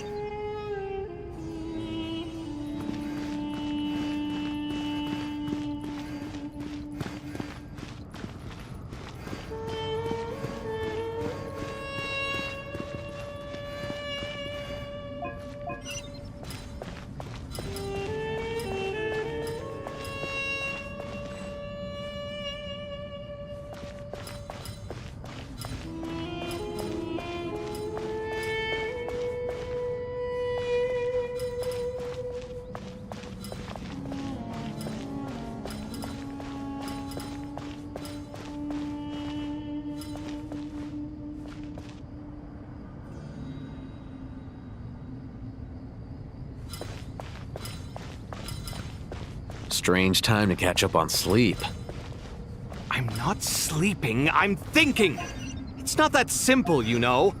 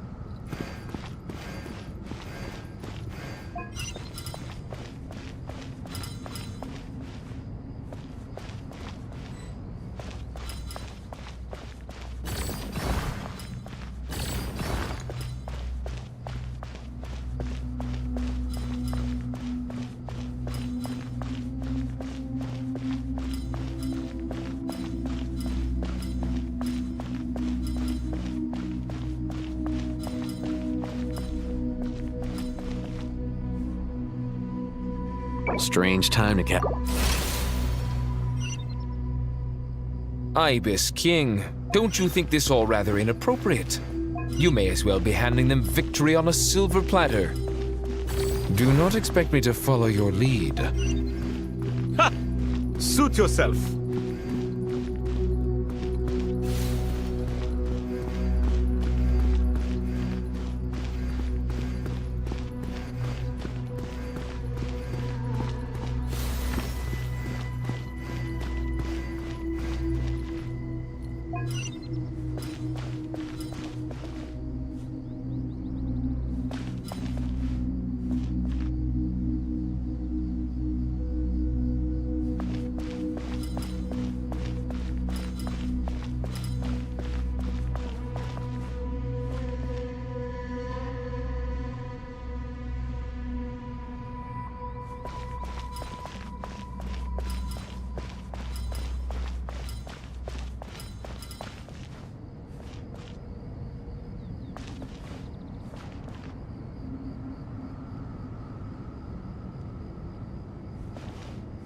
Strange time to catch up on sleep. I'm not sleeping, I'm thinking! It's not that simple, you know.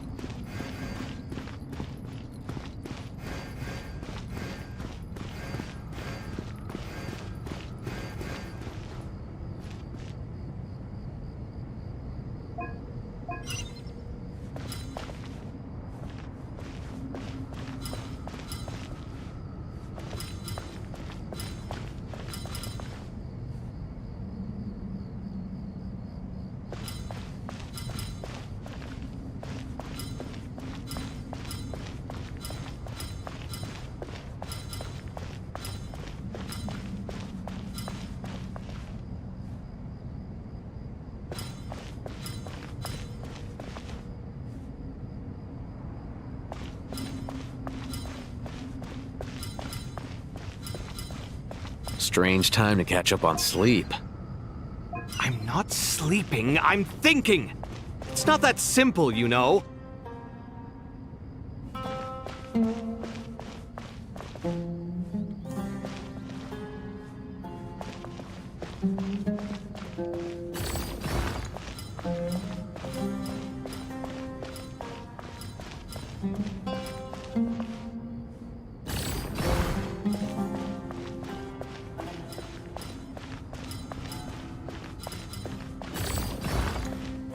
Strange time to catch up on sleep.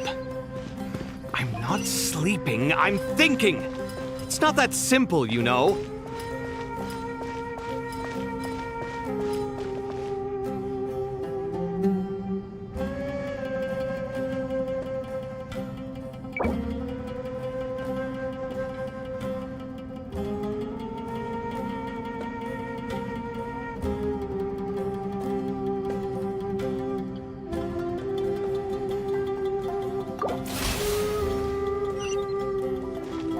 Ibis King, don't you think this all rather inappropriate? You may as well be handing them victory on a silver platter. Do not expect me to follow your lead. Ha! Suit yourself.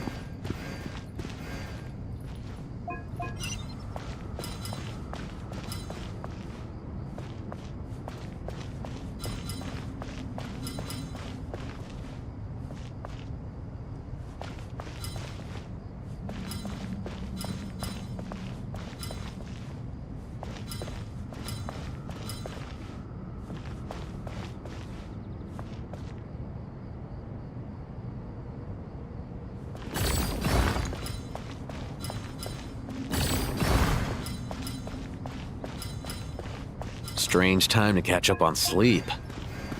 I'm not sleeping, I'm thinking! It's not that simple, you know.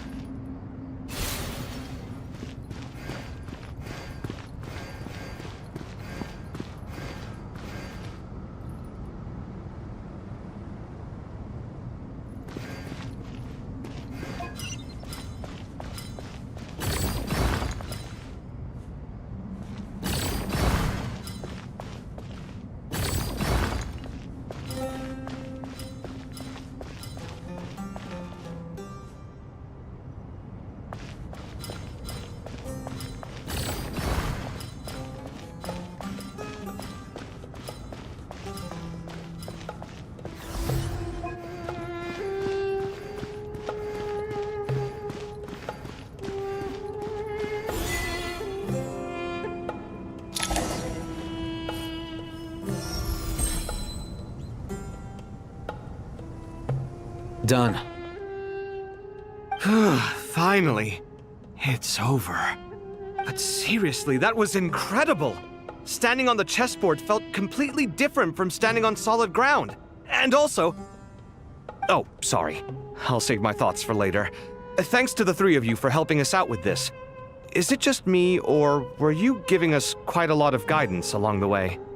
We made but a humble contribution. You lived up to our expectations. Bravo! Our aid was not given for naught. In addition to the existing functions, I'd like to ask you for another favor. Since Aru's interference shield can cover the entirety of the mausoleum, it should be possible to extend its range even further. Perhaps you can find a way. So, building upon the existing functions to... Ah! I'm with you! Imagine for a moment. What would the ideal outcome look like if this function were compatible with the devices? I agree. This is the best solution possible. Please, everyone, we beg you to help us. Me, oh my! Well, since you ask so very nicely, I suppose... Goti? Croco? What do you say? Naturally.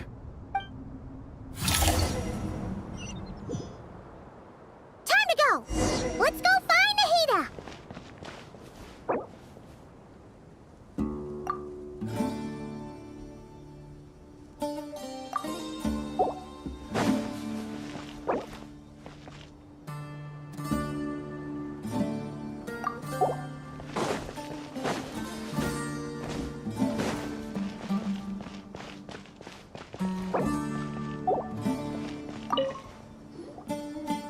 You are.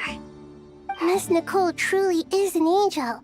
She shows great wisdom in guiding others, and she has already sent word to Natlan on our behalf. She said that while the other members of the Hexen Circle are busy with important work, she is quite free, and she is more than willing to accompany the people of Sumeru for the entire journey. Oh, yes, Nicole, all right. Always super patient and loves to help everyone out. She's the best. She is.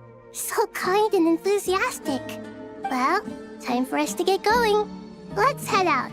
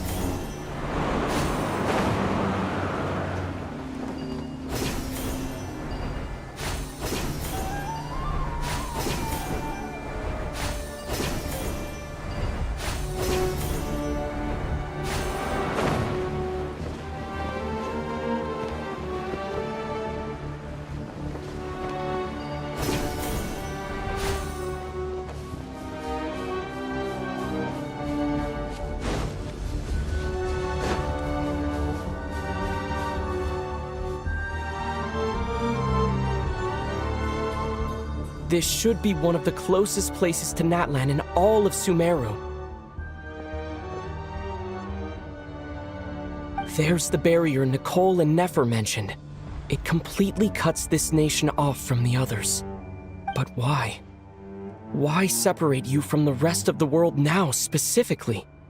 And if I'm not mistaken, Irminsul was polluted once before, wasn't it?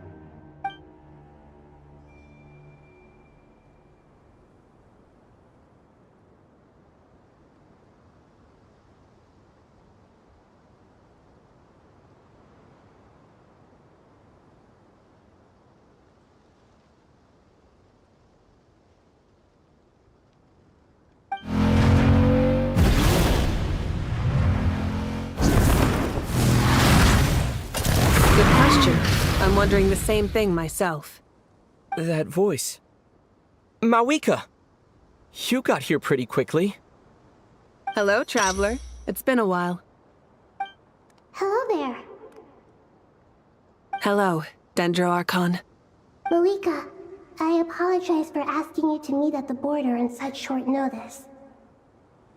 I also apologize for not being able to greet you in person. The form in which you see me now is one carried by the Traveler. The real me is inside the mausoleum of King Deshret, and I am reaching out to you with my mind from here. Irminsul has been infiltrated by the Doctor. We must be on our guard, as he can spy on information in the world from within the tree. Fortunately, there is no record of the Traveler in Irminsul, and you are still within Natlan's borders.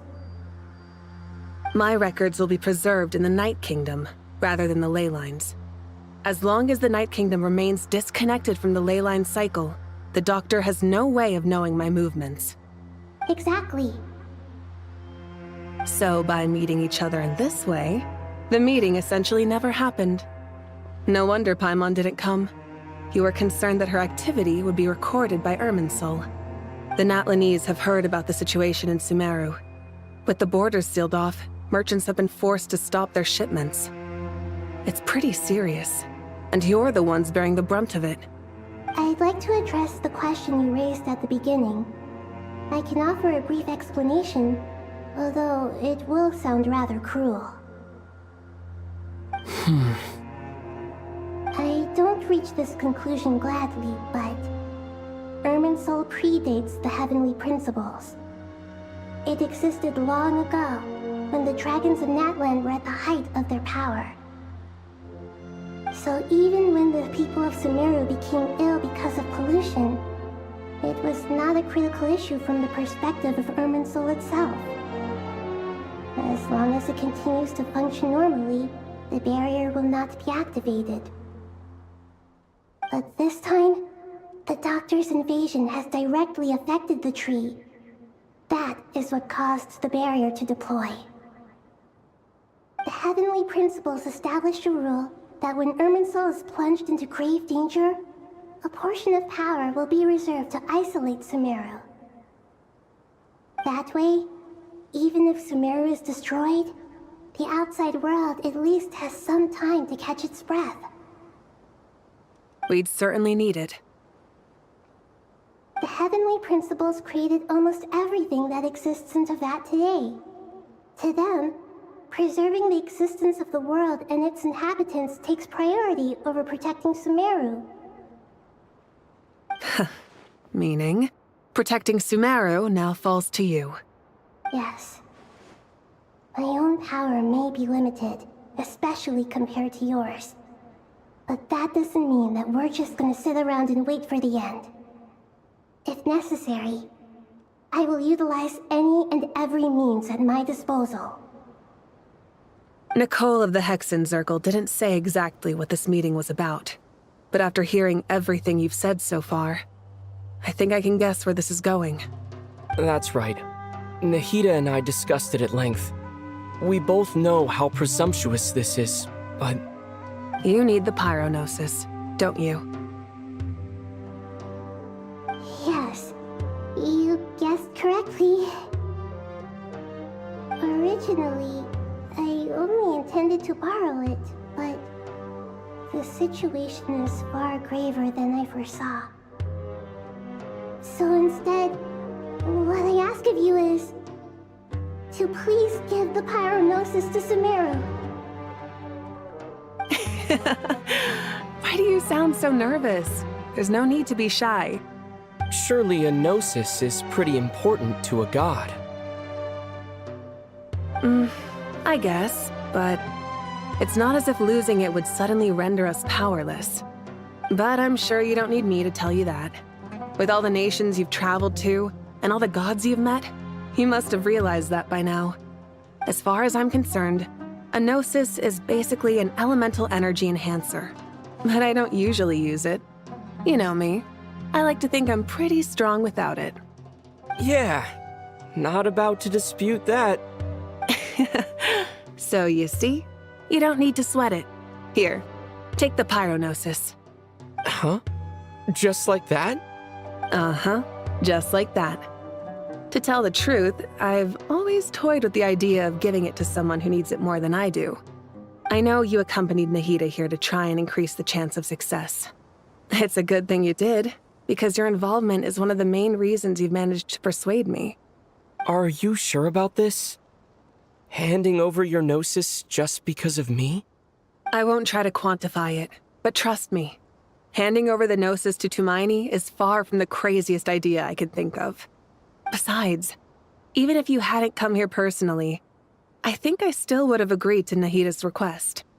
Irminsul doesn't just affect Sumeru. It impacts all of Teyvat. I know all too well how difficult it can be to protect the things you care about. So logically, morally, or however you want to cut it, helping you is the right thing to do. You don't need to tell me the specifics of your plan. Where the Gnosis is involved, the tighter the secrecy, the higher your chances of success.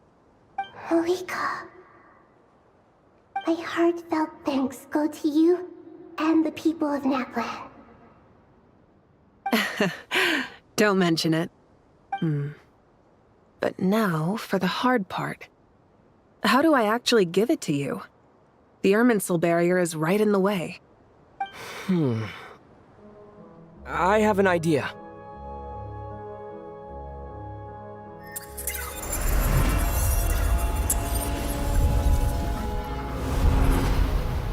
Just as I thought.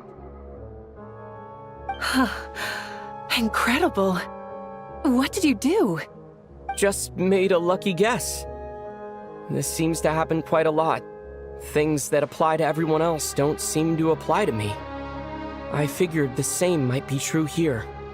Irminsul usually produces effects based on the records it holds. Since the Traveler is a Descender, Irminsul contains no records of him, and thus has no way to impede him. Is that right? You really are full of surprises. Catch. Whoa! Thank you, Mawika. Thank you for trusting us with something so important. All right. No need to get so formal. It's not like we're strangers. Besides, there's still one problem. You might be able to pass through the barrier, but I don't know about the Gnosis. Any other surprises for us, Traveler? Let me try something. I have the Pyrognosis in my hand. It feels strangely ordinary. Not particularly heavy, and yet, this tiny thing symbolizes the mighty authority of a god. I need to think hard about my memories of Pyro. My memories of journeying through Natlan. All those important experiences I've had. The Gnosis disappeared. Traveler, are you alright? I'm fine. The Pyrognosis disappeared into my body. Just like phlogiston. Maybe it resonates with you because you've mastered the power of phlogiston. You might not be recorded in the ley lines, but you're still our Tumaini. Whew.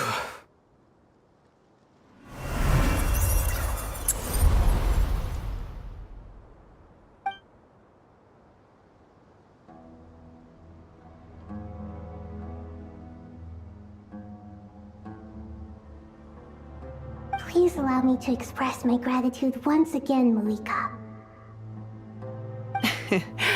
Pleasure. Well, I've given you all the help I can. The rest is up to you. Good luck. We won't let you down. Yeah, we aren't about to lose.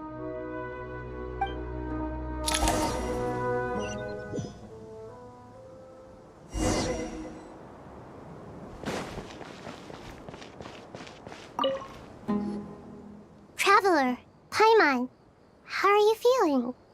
Paimon's a teensy bit nervous, but only a teeny tiny bit. Seems like she's gotten way braver over the last few years, huh? Of course. After all the adventures you've had with the Traveler, I'm sure you've gained a lot of experience and grown as a person. I'm doing all right. What about you, Nahida? How are you holding up? With the negative effects of Irminsul, I'm a bit like a piece of fruit that's been burrowed into by hungry insects and left to rot. I'd be lying if I said it was nothing. But please don't worry.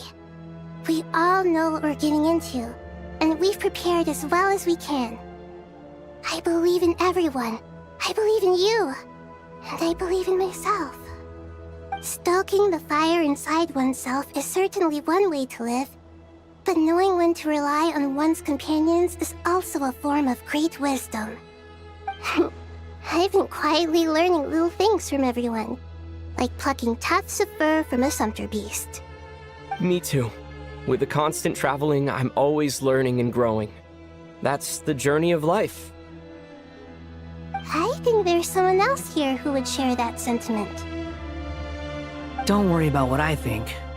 I was just passing by and happened to overhear your conversation. What are you talking about, Hat Guy? This is the top floor. No one passes by the top floor. Says who? You can fly just like I can. I would have thought it makes sense to you of all people. I don't know why, but I feel a little more relaxed now. It shows that you feel comfortable laying down your burdens in our presence. It means that Sumeru is a place you can trust, where you know we have your back. And we feel exactly the same way around you. That's what it means to be friends.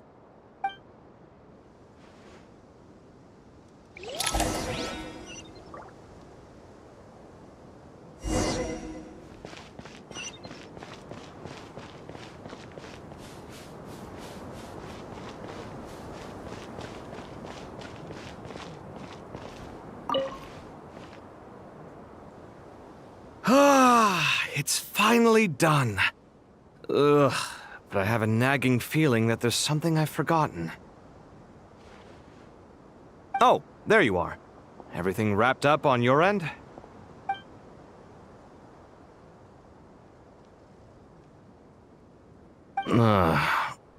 Okay, fair enough. That was a pointless question. We were working in tandem, after all. You must really be exhausted. Well, it's been a busy day for both of us. When work ends, you clock out. No looking back. Yeah, we're definitely due a break. Probably a little late to start drinking now, though. I'll stick with water. Here, this one's for you. Thanks. You want a bite to eat? I can grab us something. Or wait, I think there's a stove nearby. Let me take a look. Are you nervous? A little, yeah. Unlike you, it seems. How are you not feeling at all nervous? Because everything that happens next is beyond my individual control. I don't worry about things I cannot influence. What do you mean, cannot influence? You're the one who came up with half of the strategies we ended up using. There's only so much I can do. I was only doing my duty. Was it like this last time, too? You mean with Azar and his accomplices? Yes and no. The situation back then was easier to control, but we weren't as prepared as we are this time. So the enemy is stronger, but so are we. I still vividly remember the way you interrogated me in the library after the fact. Where were you when Sumeru needed you most? If your memory is so vivid, you might also recall that it was you who came looking for an argument. You're often the one who initiates these things, you know. I came for a conversation! I didn't know it was gonna turn into an argument! Anyway, at least I showed up this time. So, what do you think? What do I think? I think we're certainly better off for it. It's good having me around to help out, huh? Absolutely. As a citizen of Sumeru, you displayed a remarkable sense of responsibility in the face of disaster. Certainly feels that way. I just shudder to think how the world would have ended up if we hadn't gotten control of the situation. So, do you think this is what impending disaster looks like? The sky is so clear, and there isn't a whiff of decay or destruction in the air. It's hard to imagine that the fall of humanity could happen on an ordinary day like this. Awful things happen all the time. Sometimes people can stop them, and sometimes they can't. What you and I have done is increase our chances of stopping this one. Lofty ideals may provide no defense at all against nihilism, but perhaps little decisions can. Oh, nothing. It's nothing. I hope everything works out tomorrow. It will. As long as we stick to the plan, our chances of success are good. It's really strange. You're my junior, yet you always seem to act more like an upperclassman than I do. I think it's mostly a matter of temperament. Ugh. Walked right into that one, didn't I?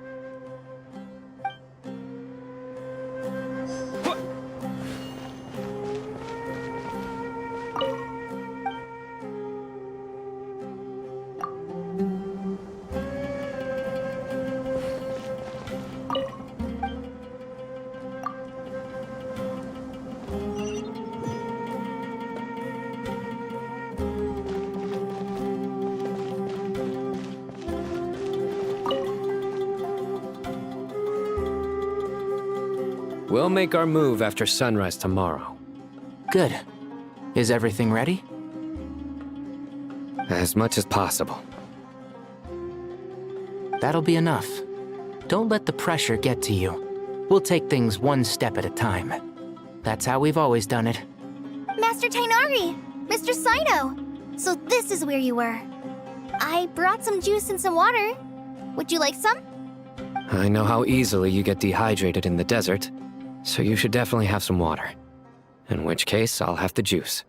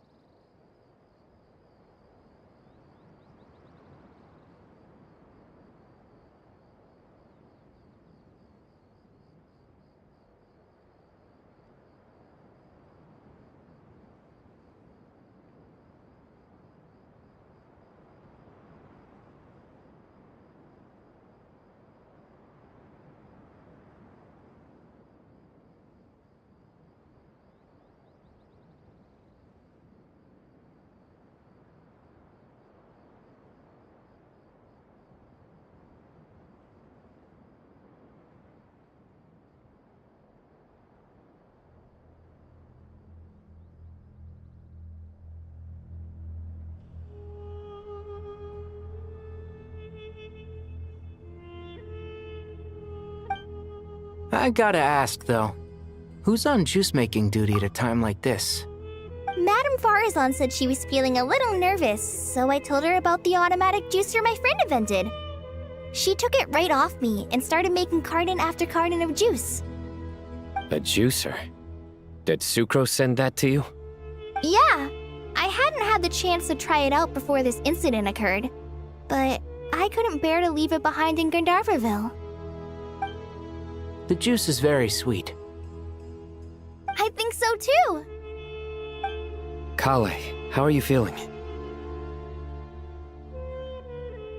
Physically, I'm okay, but it just still feels strange to me. Why would a great power like this come to someone like me? I know the feeling well. That same question ran through my mind every day as a kid.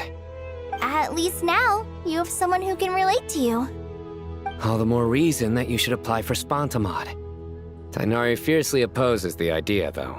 Those two things are completely unrelated. What are we all chatting about, Would anyone like any juice? Oh, you have some already. I had some earlier, ma'am. Maybe give the extra to someone else? Very well, very well. I shall be off then. There's this enormous power, and then there's little old you. You feel like there's no connection between the two. And that sense of dissonance is difficult to get used to. Yeah. But after all this time, I can't believe this stuff still gets to me sometimes. Makes me feel a little childish. Kale, just because we normally keep the conversation light doesn't mean we can't discuss deeper issues. I don't think it's childish at all. You were the victim of a terrible crime. It's normal to struggle with the fallout from it. You have absolutely nothing to be ashamed of. My professor once told me that no incident can be considered truly resolved until the victim says it's over. Your rage and your pain are completely justified. Thanks. Miss Nicole said that the same god remains which were once used to inflict so much pain upon me have now become a weapon with which I can protect everyone. It's like my own personal kind of evolution. Every innocent person who's been hurt needs time to realize that it wasn't their fault. I was the same, but it's all about to be over.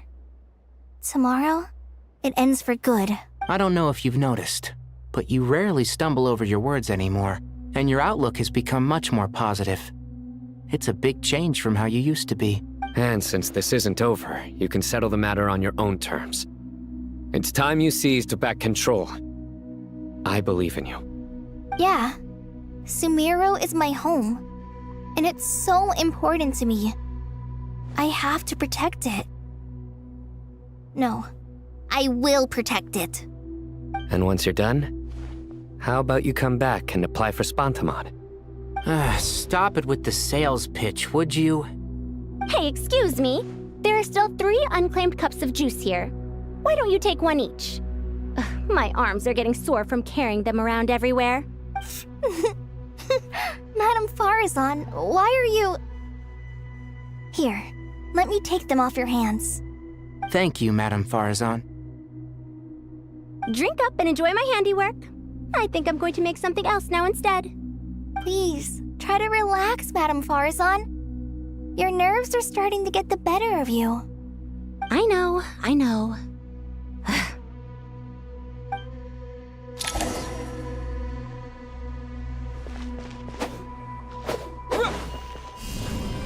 Terra Smash!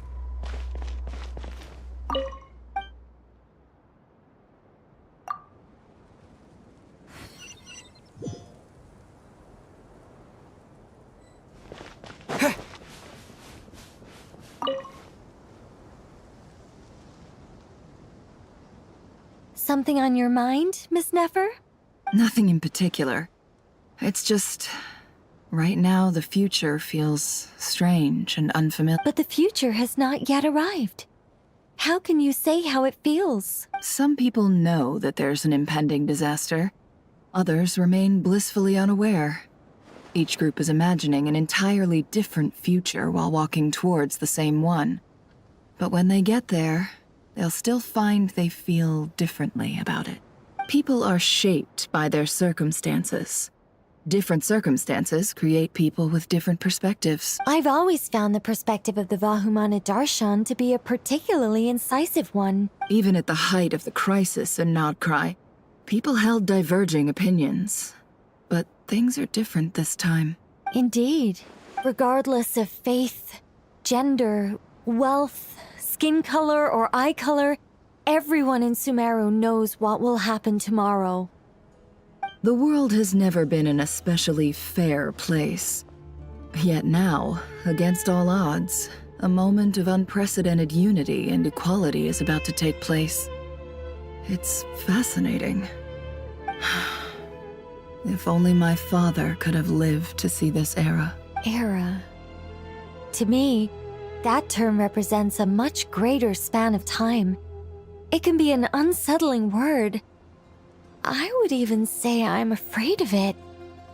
Do angels even feel fear? Yes, at least I do.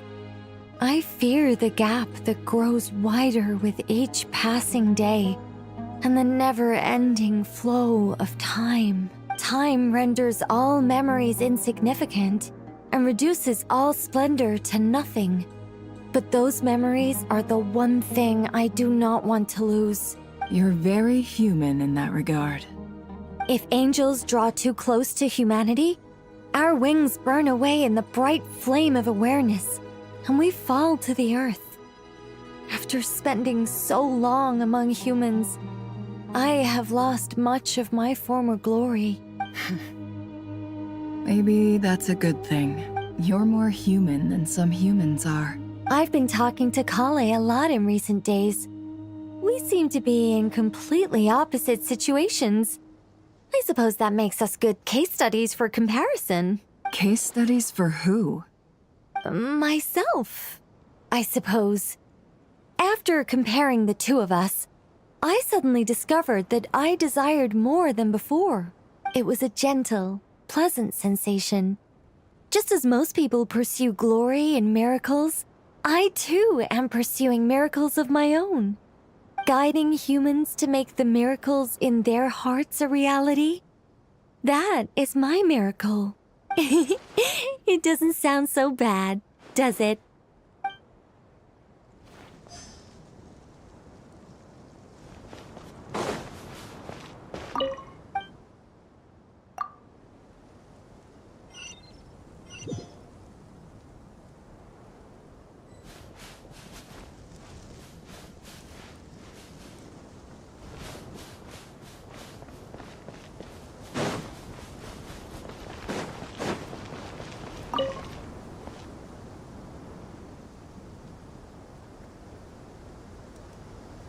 Look at the time. I should head back.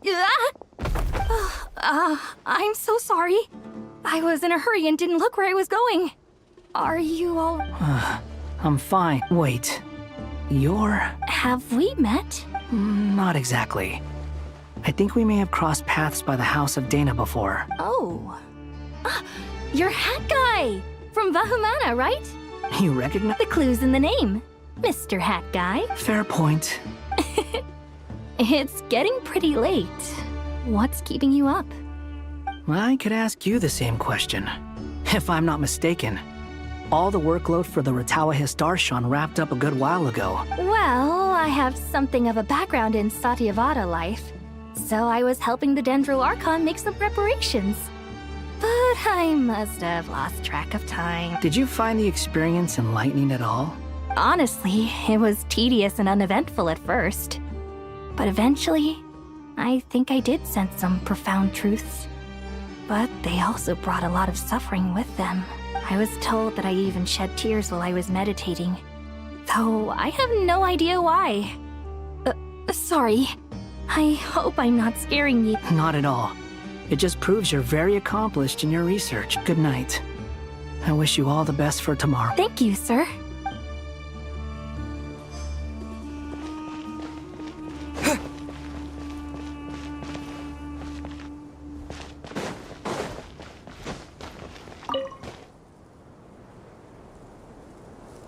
Too bad we've got a fight tomorrow. I could really do with a stiff drink. Let us pray instead. Prayer.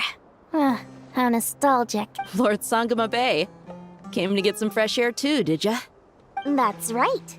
Actually, I was hoping I might run into you, Dia. I wanted to let you know that I've stocked up on that perfume you said you were so fond of. No, really? I'll take 2. Any chance of a friends and family discount? I knew you'd ask that. And I'm afraid to say that, surprise, it's free of charge. That's very generous of you, Lord Sangama Bay. Does this mean you've made a fortune in Notcry? Nope. Turns out it's not that easy to turn a profit there. I even ran some assorted losses. But anyway, that has nothing to do with why I wanted to give you and Dia a small gift. Remember that merchant caravan you two rescued in the desert last month? That was transporting my goods! No way! I had no idea that was your shipment. Explains the, eclectic mix of goods, though. Lord Sangama Bay's investment in the desert and generous stockpiling of goods has helped many people over the years. The shelters you funded especially have made life a little easier for the children and the elderly. Wait, how did you know about that? Oh, I see. Nefer told you, didn't she? Ugh, that pesky lady. Aren't intel brokers at least supposed to charge for divulging people's secrets? She and Candace go way back. It's normal for close friends to share things you wouldn't tell to everyone else. Sure, but why why did they have to be things about me? That's how Nefer shows that she cares. She wishes for all of us to know what a generous person you truly are. It must be hard trying to make a living far away from home. Just because we can tell what kind of person you are doesn't mean everyone else can. Well, maybe her intentions were partly good, but I don't think that's the full story. I'm sure she enjoyed knowing how much it would annoy me.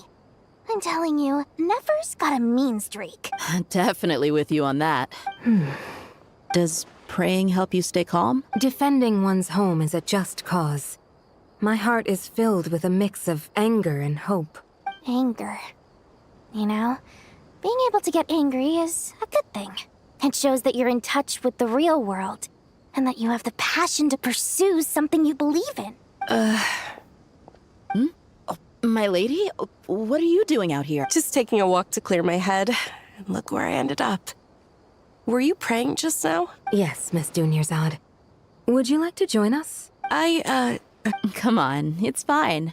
She won't mind who you pray to. Oh, then sure. I remember you, Miss Dunyarzad. You visited my shop before. If I recall correctly, the god you worship is the Dendro Archon, correct? That's right. She is such a gentle and kind god. But to me, she's more than just a god I worship. I see her more as a friend. And so do many others. She's not some almighty god who reigns on high, but a genuine friend. Agreed. She's a wise teacher and a good friend. I spoke with several people during the evacuation. Everyone's aware that tomorrow's battle is one that ordinary people can join too. A battle to fight for our friends and our homeland. Oh, it makes me glad. I can finally do something for those who protected me. You've grown so much since we first met. Oh, a compliment? Ooh, more please. Thank you. My lady, you've always been a remarkably strong and ambitious person. It's indisputable. And that's not just a compliment. It's a statement of fact. What are you praying for? Our beliefs may not be entirely the same, but we both wish for the same thing. I pray that everyone will rise to the challenges ahead and return safe and sound. I pray for the safe return of all my companions.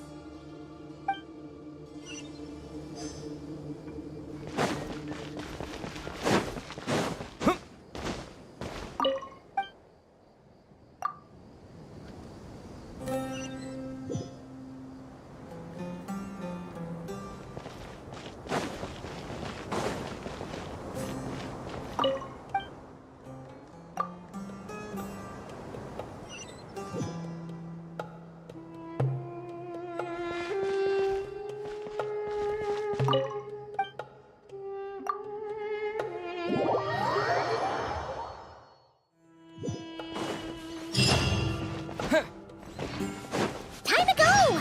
Let's meet the others at the mausoleum of King Deshret.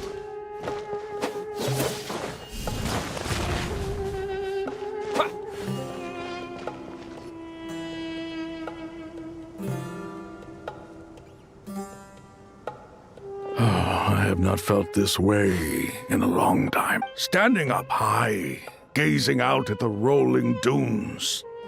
One cannot know what freedom truly means without first losing it. The golden slumber truly lives up to its name as a dreamland. Though desert sands exist there too, no mirage, no matter how glorious, can compare to true beauty. Dendro Archon, what is on your mind? I was wondering whose counsel I should seek on the questions in my heart. What kind of question? So many. More than can be put into words. As I once said to a friend, we look, we see, and we comprehend. But the question still troubles us. What are the many disasters that this world faces, but the sum of all irresolvable questions? The biggest question you should be asking is how to seize victory. Yes. Although, I would express it differently. I must not fail. And so the question I am most curious about now is whether the path to victory will be an arduous one. What we declare to be a young sapling, we may, in fact, find to be a towering tree, if we would only cast aside our ignorance and look beyond the veil of time to see her true form. Nahida! We're here! Just in time. The preparations are almost complete. Ready when you are. We're here too. Miss Nicole! Miss Nicole! You run so fast! I thought I'd get a lot of exercise as a forest ranger, but I can barely keep up with you. Sorry, I got a little carried away. Lesser Lord Kusanali, the equipment is ready, and the modifications to Aru are all complete. As discussed during our meeting, Accessing Irminsul via the Akasha is no longer feasible at this stage. There are other options, it's just... they're a little more extreme, and more technologically demanding to implement. Maybe you should take... The architecture and functionality of the Akasha terminals overlap considerably with Aru. There is reasonable evidence to suggest that one was developed based on the other, or that they both utilize technology of the same origin. As long as the transplant and merge operation succeeds, Aru should theoretically work on a scale greater than the Akasha and approximately equal to Irminsul. It will become the largest active computing device in all of Teyvat. A system this powerful is capable of a lot of different things. In the past, the Akasha was primarily used for one-way information transmission, but I suspect it could also serve as a central bridging hub. In the pursuit of greater knowledge, some scholars have attempted to connect their consciousness to Irminsul through the use of terminals, incense, and meditation. Correct. In academic language, scholars who reach that stage are said to have entered Satyavada life. Hypatia has performed this practice many times in the past, and she was once under my care for a period of time. Right. And this at least proves that there is a zone within Irminsul that can be connected to. that's right. Providing wisdom to the people is one of the very reasons for Irminsul's existence. I think I understand where you're going. Please, continue. In that case, I'll skip to the conclusion then. We need to further modify Aru, merge it with the Akasha, manufacture terminals, and distribute them to every single person we can reach. Every person? Even the desert folk? Yes, everyone. I've already calculated the amount of raw materials we need. So you mean we're going to get new Akasha terminals? Yes, but this time the people of Sumeru won't be using them to acquire knowledge, just to connect to Irminsul. That's the key. When we evacuated the city, we brought all the important assets from the House of Dana, in case we ended up needing them. Fortunately, this included the Akasha system's main terminal. We've checked all the relevant records, and one thing is certain. Nothing like this has ever been done on this scale before, so... Everyone in Sumeru is part of the plan. Whoever controls the people controls the situation. Since this function of Irminsul was introduced, it has only ever been made available to scholars, who don't constitute a particularly large group of people. But by expanding the scale to include all the people of Sumeru, all the individual connections will stack up to create a significant load on the system. Under normal circumstances, Irminsul would be able to cope with the additional load.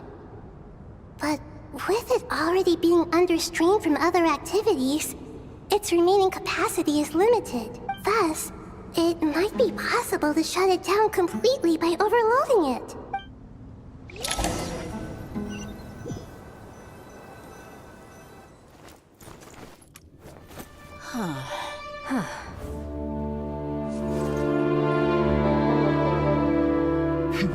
Counting down.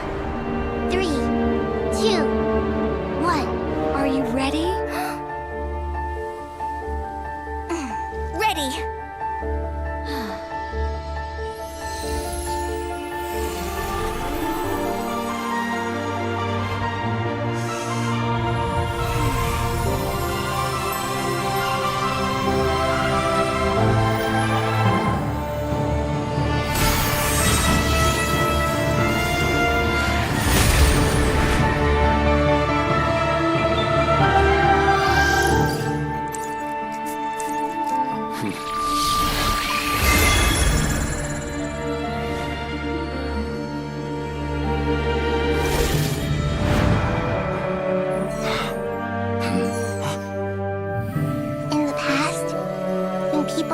knowledge, they turn to the Tree of Wisdom.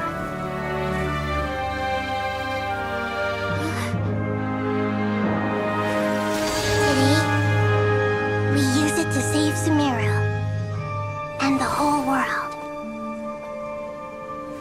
These boughs that nurtured learning must not become tools for destroying the world.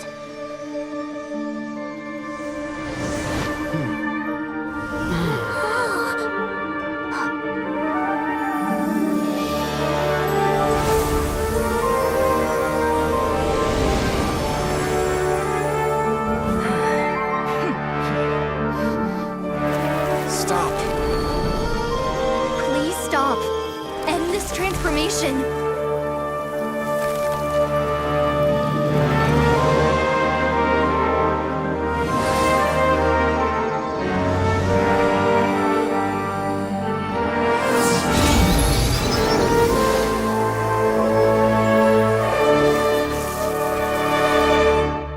You would shut down Irminsul just to stop me? You fools. I have all the time in the world.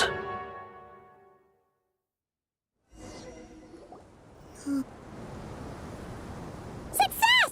The evil Irminsul tree has stopped growing! Great!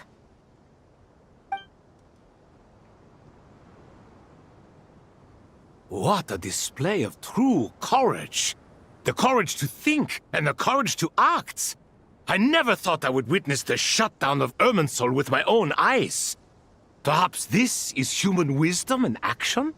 Indeed, only humans could do such a thing.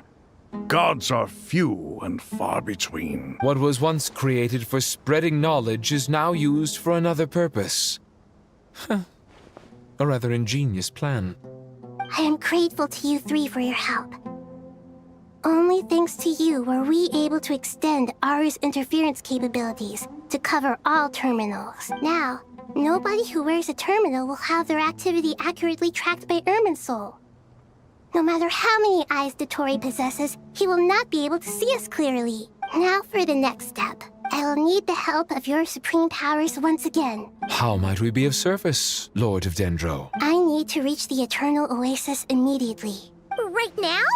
In that case, Ibis King, would you agree that this is a fine opportunity to dust off our old tricks? Never. I assume you have that chess set with you? You mean the one you gave to me as a gift? Asking for it back, are you? How could I? You misjudge me. I just wanted to show you another way you can use it. Connect to Safhe Shatranj.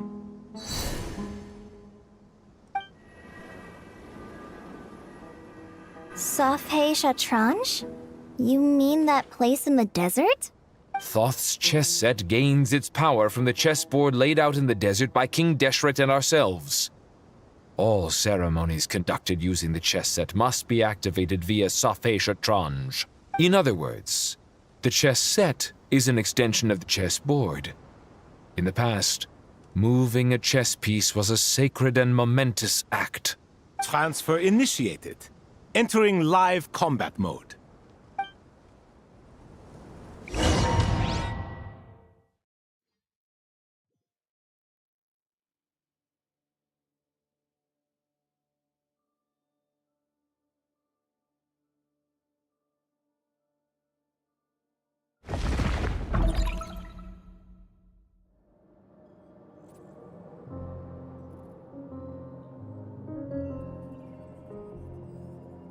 We haven't heard a single word from our spy in the desert. I'm afraid he might have been captured. Never mind. But we spent years turning him. And a lot of more. Nothing comes for free in this world, but the loss is not without its purpose. For a small price, we have wasted a precious amount of the limited time they have. Quite a bargain, if you ask me.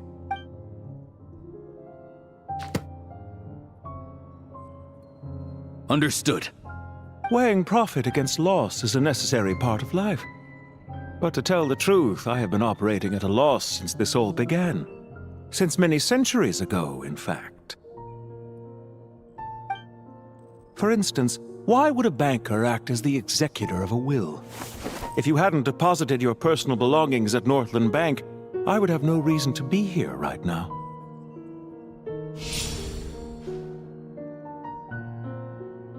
Dotorre, I've placed your final data backup into the ley lines as per our contract. I trust we are now square for the safe deposit fees you paid. Is it not a little petty to split hairs like this, given our amicable relationship? I consider sound bookkeeping a matter of principle. Do not forget that you only live to see this day thanks to me. In fact, every day of your life since you met me, you've been living on borrowed time. Why, that's hardly a fair assessment. I will concede that my survival was perhaps at your whim, but I became a harbinger on my own merits. Managing money is not like other professions. Mine is not a role I could have acquired based on your recommendation alone, and certainly not one I could have lasted so long in without genuine ability. The information stored in the ley lines is quite comprehensive. Rest assured, I have not forgotten how strong your pride is. Well, I presume you have no sense of fragmentation while talking with me. How could anything possibly go wrong with such strict measures in place? The remainder of your soul was split in two, with one half sent to Nodcry and the other stored in the most secure vault of the Northland Bank. Though I must say, your disdain for the other segments is quite amusing. Zandik is you, and you are Zandik. Zandik created the segments, yet you, a segment yourself, reject him.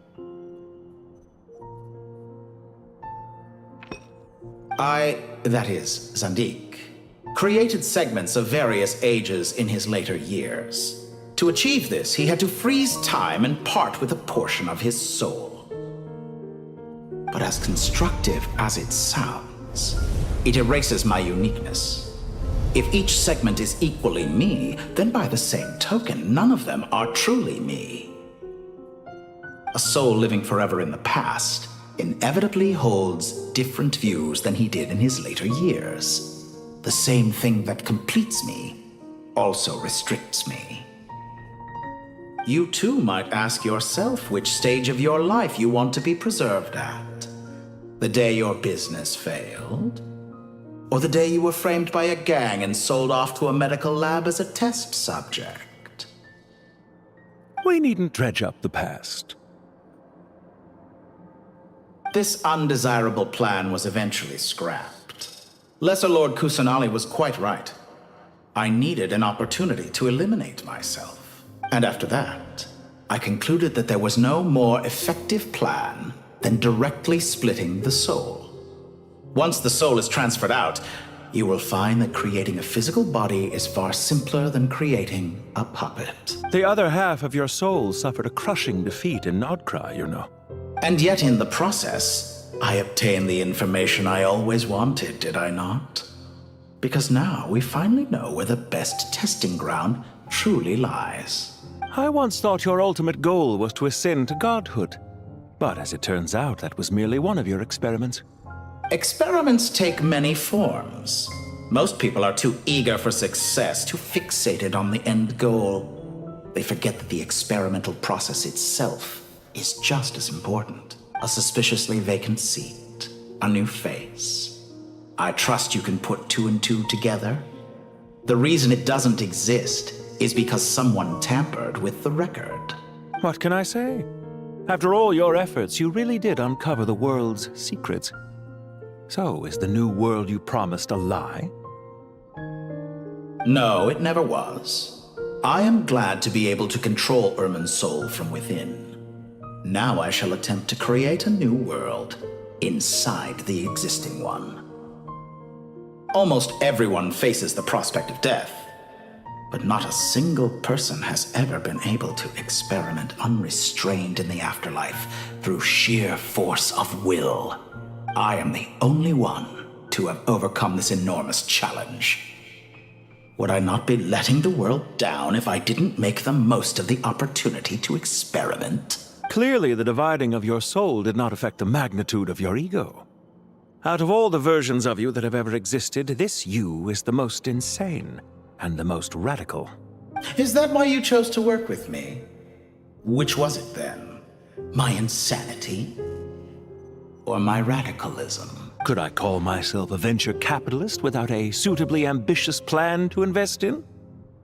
Yours happened to fit the bill quite perfectly. Well then, I must say, while I am surprised enough that you showed up at all, what surprises me more is that you chose to present yourself as my former subordinate, and not as the banker Pantalone. Why make things harder than they need to be? Exposing my true identity in a situation like this would only serve to destroy diplomatic relations between Snezhnaya and Sumeru.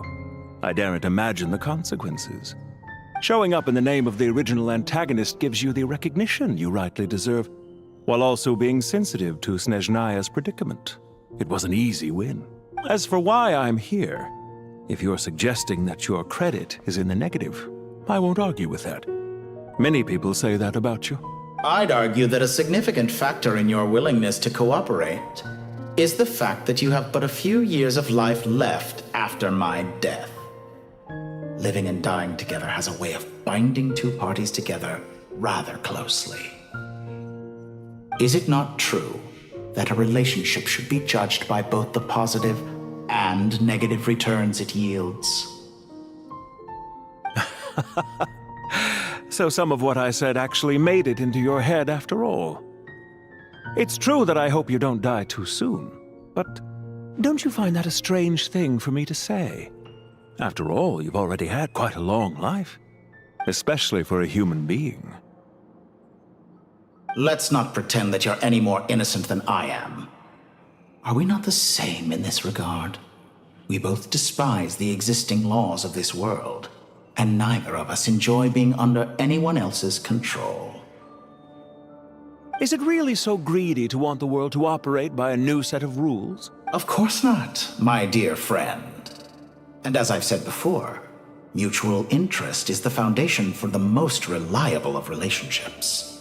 You can attest to that. I just hope there never comes a day when I have to work too hard to prove that. Regrader, sir. People have been spotted approaching Sumeru City. How strange. Despite your access to Irminsol's data, it appears the soldiers noticed before you did. They must have found a workaround. Well, dotorre, I trust you know what this means. The fact is... They're coming. They'll breach the city gates any moment now. But even so, I would say Irminsol is a wonderfully convenient thing on the whole. If you do manage to create a new world, perhaps you could plant one outside my office, too. I'll consider it. What do you need me to do? Stall them? The experiment will take time. Stall them for as long as possible. Very well. But you're really asking for the moon here. Have you heard this story? There was once a guilty man, kneeling in the center of a church while an angry mob outside waited to bring him to justice. He pleaded with the gods, begging them to grant him one final request: the chance to finish confessing his sins before he was sentenced. Many suns and moons passed, seasons changed, and still his confession continued, as if he intended to speak until the end of time. Are you suggesting I worship you as a god? Or were you hoping that I might confess my sins to you? Certainly not the latter. That would make my life miserable indeed. For someone who despises them so, you never seem to have any objections to me creating or becoming one. At first, I thought you'd be furious. Concerned I would terminate our partnership, were you? Not at all. You had reasons why our partnership must continue. Don't you find people's attitudes toward gods amusing? A god descends from the heavens and people worship it unreservedly, blindly following whatever rules are given to them. And yet, when they see an ordinary person gain godlike levels of power by virtue of their own hard work, they treat him with nothing but suspicion, even if he is a compatriot. Is that supposed to be a compliment? No. I was just thinking. I pity the man who would call you a compatriot. There's no need to be so self-critical. I know it's a little late in the day to be asking this, but how have you been keeping? I'm flattered that you would take the time out of your busy schedule to consider my well-being, Doctor. The part of your soul that went to Nodcry caused quite a stir, sending our organization back to the drawing board on numerous fronts. It was quite a headache for everyone involved. Dear me. I must have caused you no end of trouble. You certainly did. I had the rare honor of being summoned before the Tsaritsa with Pulcinella to answer for myself. A terrifying ordeal. Don't worry, I pulled through. At most, it's a public relations nightmare. I made sure of that. Now I'm curious. How did you explain yourself? Oh, it was quite simple. I just pinned the blame on someone who wasn't there to defend himself. I could hardly be expected to defy the demands of someone as insistent as the Second Harbinger, now could I? How you slander me. You know full well that I am perfectly amenable to reason. There's no question that you are partly to blame for the ruin of my reputation over the years. Do you have anything lined up for when this is all over? Hard to say. Field work always takes quite a toll on me, as you know. Once I'm back at Snezhnaya, I'll start with a well-earned cigarette. Why are you so eager to ruin your lungs after I went to the trouble of replacing them for you? If you have an issue with it, feel free to try to stop me. What's on your mind? The limits of humanity. It's a pity. Despite running countless calculations, I find there is simply no way to reduce any further the amount of one's soul required to sustain an individual. It's rare to hear you admit to being unable to achieve something. I beg to differ. For instance, as I've told you before, the original me was prone to motion sickness and couldn't make long train rides. Ah, yes, of course. One of the reasons you often sent yourself out on errands. What are you thinking about now? A new in the event that my soul was depleted, say we extracted my data from someone else's memories, yours for instance, and then combined it with your intact soul as the base material. What would we create? Such a scenario would be impossible. Oh? As long as your current soul survives, there will be no need to create a new individual. Don't forget, you were the one who approved of the present situation wherein only one dotorre remains. And if you ceased to exist, who would be capable of performing this experiment? Since the day I met you, you've always excelled at talking your way out of a quandary. Isn't it a little too early to be saying goodbye? Not that I wish to keep you from your business, of course. Very well. Let's leave the conversation there for now.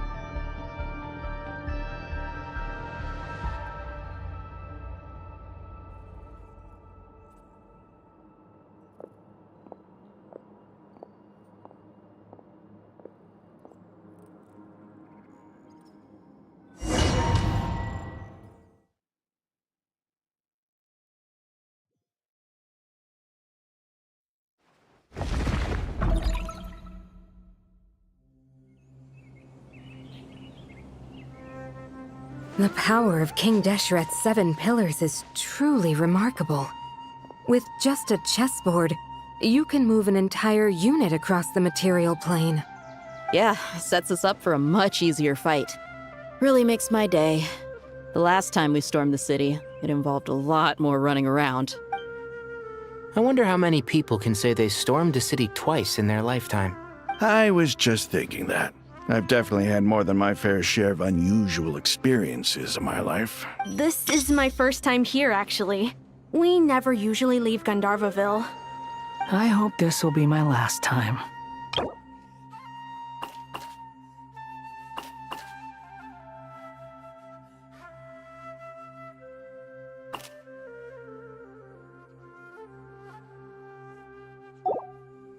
Does everyone have to chime in? Can't we just fight? What an amusing comment, my dear lady. Yet humans often alleviate tension via small talk, do they not? Whoa! Why is Candace's shield talking? Because the image on her shield is one of me. And I, of course, can appear wherever I wish to. Well, la-dee-da. Isn't that fancy? Could I get in on this? You wish for your gauntlet to speak? Why, certainly. I think you'll find that it is I whose image is carved hereupon. Thanks. Definitely feel stronger now. You're welcome, my lady. I am glad to lend you my power. Sino, what's the situation? There are troops stationed at every entrance. As we expected. A frontal assault will suffice. Everyone, stick to the plan.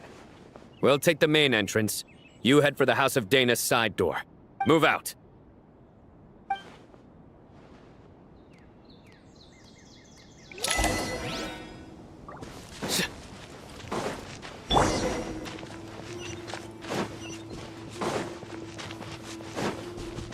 Out of my way! Now with your turn. Take this! Watch out! Get lost!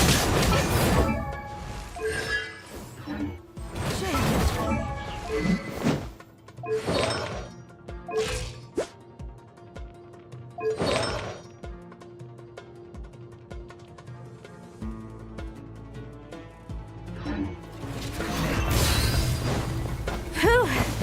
Thank you, Jet. You gotta be more careful. If you're not ready to put your life on the line, you can't be certain of defeating your opponent. She's right. Keep your wits about you, Rana.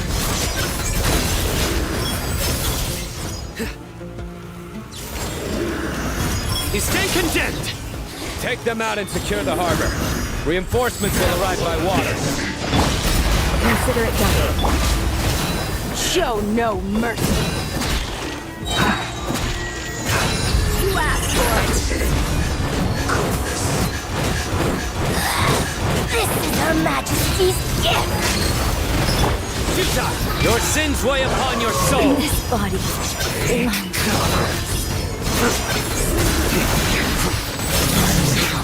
Some quiet.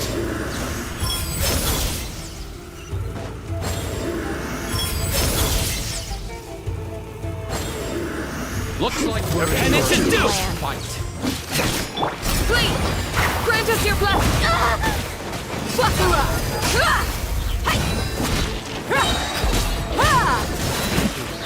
Gloves off!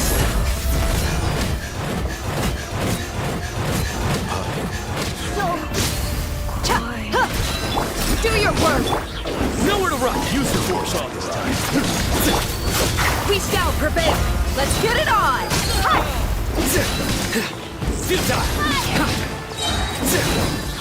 Judgment is upon Intel!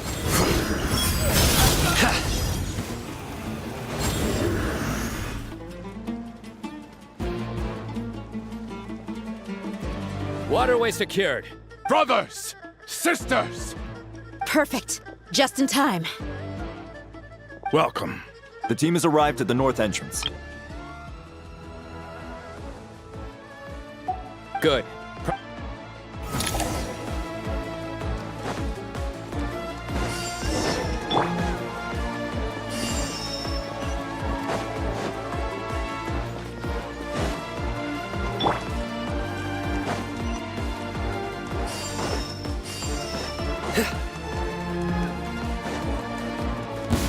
Are you here to play with me?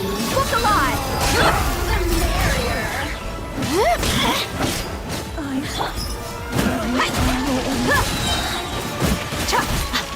You asked for it!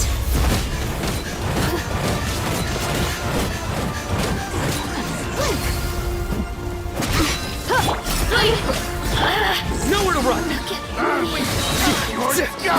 Grant us your blessing! Let's get it on! Yield! Surrender! Your sins weigh upon your soul! Guilty! Did it take too long? Your penance is due!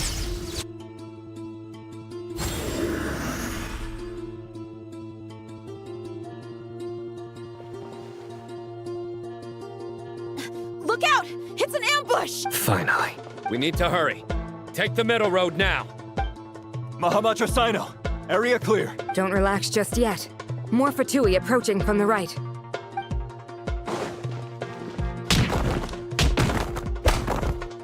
Irminsul cannot track our movements. If necessary, we can split up. Don't worry. We'll wipe them all out.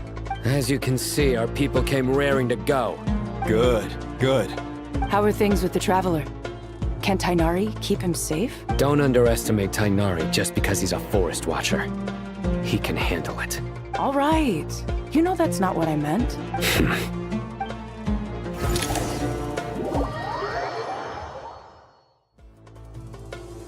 Sino and the reinforcements have drawn the Fatui's fire away. It's our turn. By using a cluster leaf of cultivation, we can pass through certain terrain silently. Good luck with that. We'll just fly up there. Huh? Oh, yeah. I forgot you could fly. Ready? Ready.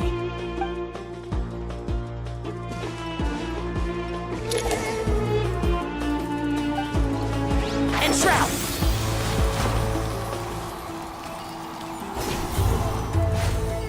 Yeah.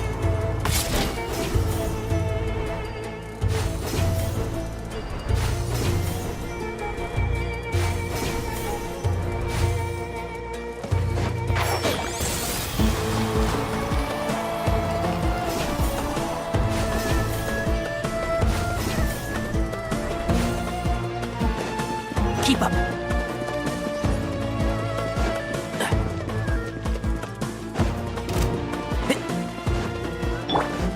Time to ignite! My everlasting... Behold! Search for it! You dare to gaze upon me?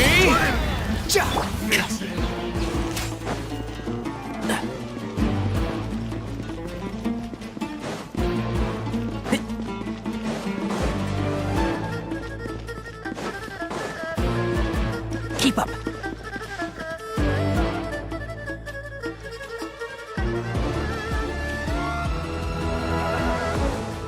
Fatui soldiers up ahead.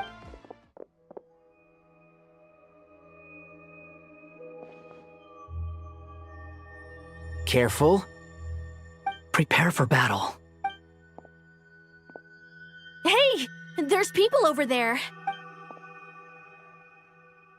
You have some nerve showing your faces here in the center of Sumeru City.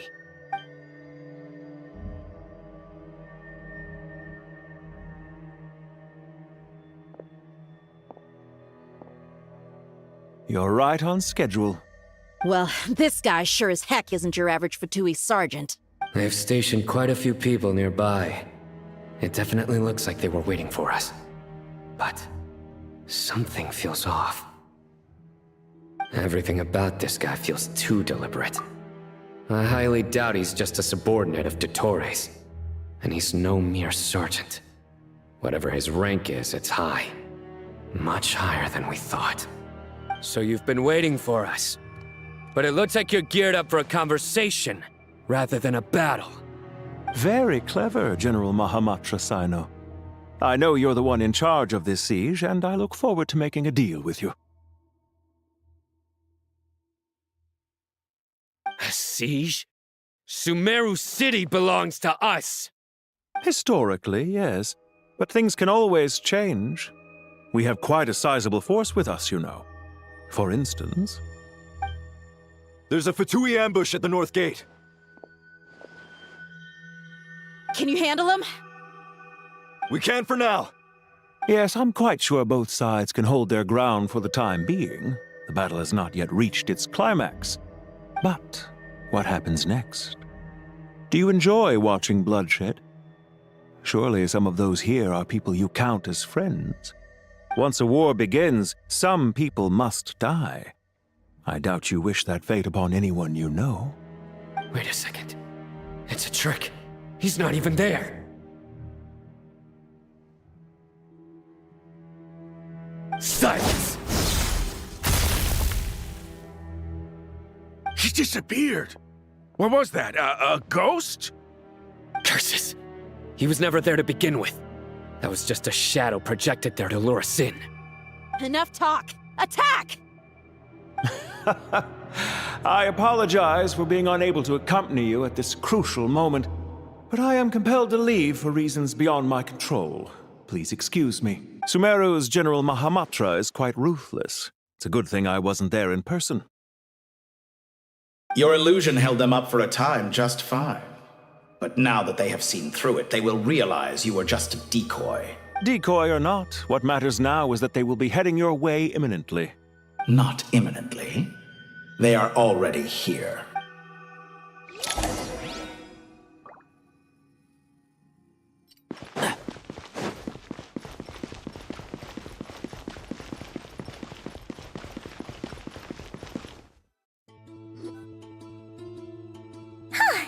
We made it! This is far enough. Tighnari, you go help Sino. Don't worry about us. We'll manage from here. Are you sure you don't need me to stand guard? No need. Once the connection is established, we'll disappear from the sanctuary of Surasthana. Go help the others. All right. Goodbye for now, then. Please tread carefully.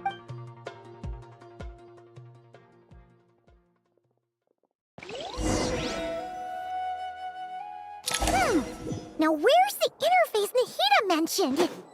Come on! Where's it hiding? Found it.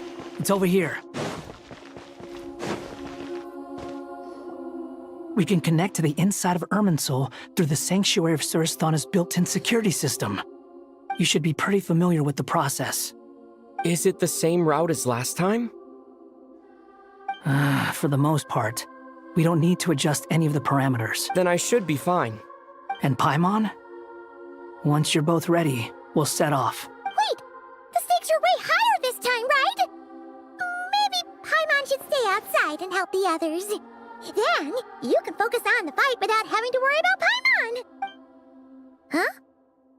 Why are you staring at me like that? It's nothing. I just suddenly realized how much you've grown. Hey, you've grown quite a lot yourself. Don't you two start getting into it again.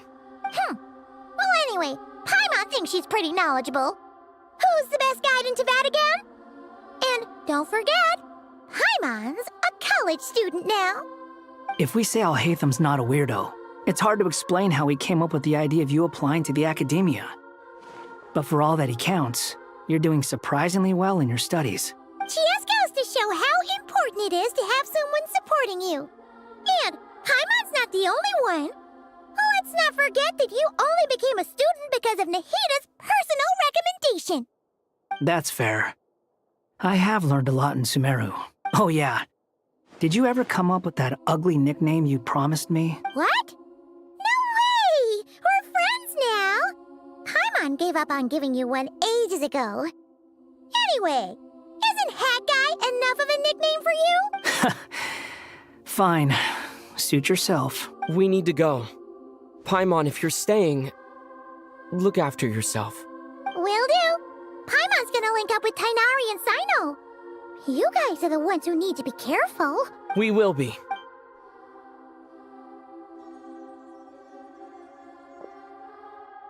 Initiating connection.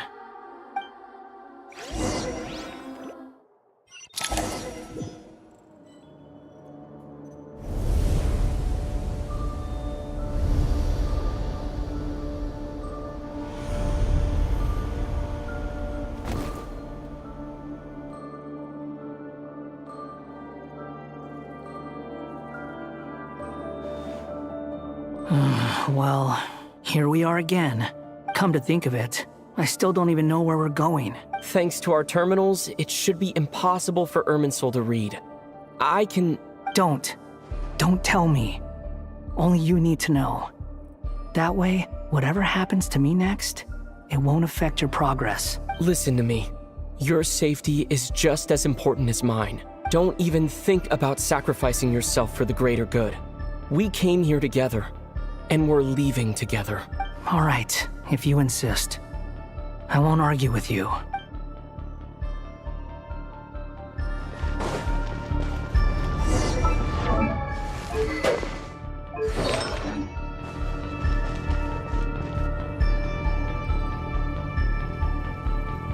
This place looks so different from how I remember. It's unrecognizable. It's a complete mess. Like someone's turned the place upside down. Must be dotorre's doing. Either he's searching for some information he needs, or... It's still changing. He has to know we've entered Irminsul. But luckily for us, he can't pinpoint our location. Be on your guard. Don't let him find us. The red parts have probably been corrupted by dotorre's power. Don't touch them, or you might alert him.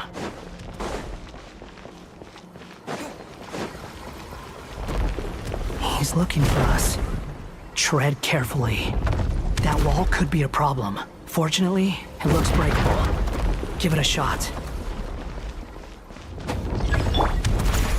Wind rises.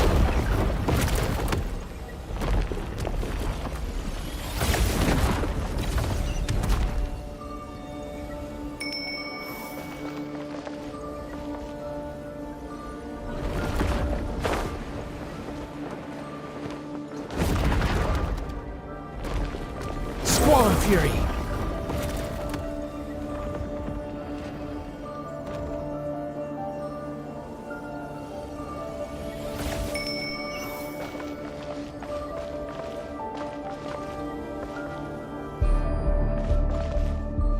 Behold!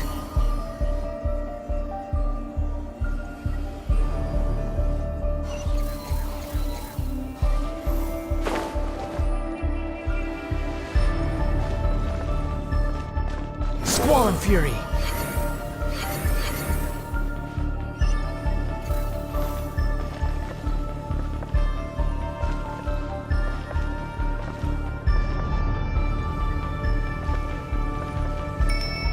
The wind rises.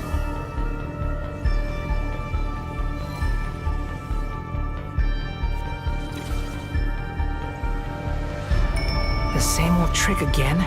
Are you kidding me? Let's handle it just like we did before. This cheap trick isn't gonna stop us. Search for it.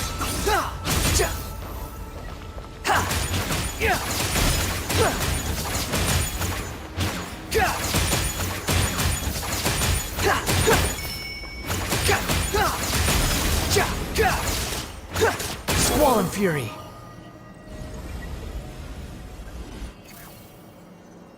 Oh no, it's a trap.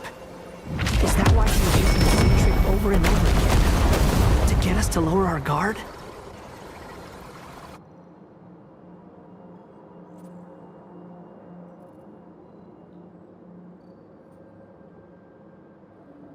I'm trapped!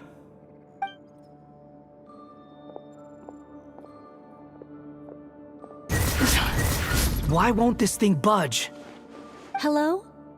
Hello? Can you hear me? Nicole, is that you? Yes, it's me. I'm monitoring your progress from inside the Eternal Oasis, and I have to say, this terminal is simply marvelous. It makes tracking you so much easier. I couldn't see anything at first, but now that you two are inside, I can use your location with support from the terminals to get a partial view of the situation inside Irminsul. It's not the clearest image, but it's better than not being able to help at all. So, here I am. I can't intervene directly, but I can help to guide you out of the jam you're currently in. So please, just follow my lead.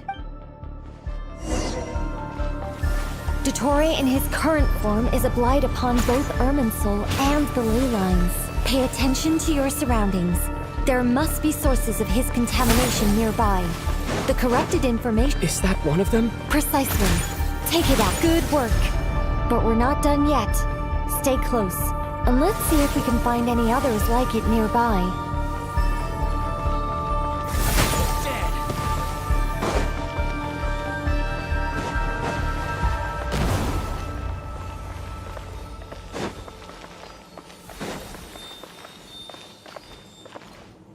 Quit following me. Behold!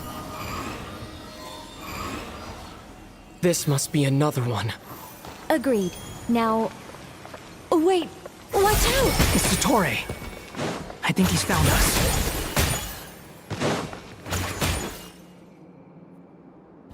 The seal is broken. Quick! Get out of there!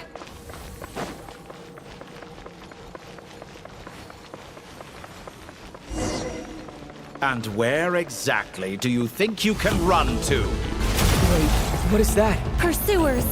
That's gotta be it! Run! Don't let that thing touch you. Dodge that attack!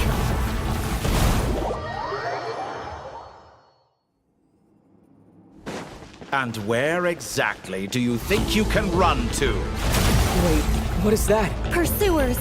That's gotta be it! Run! Don't let that thing touch you. Dodge that attack!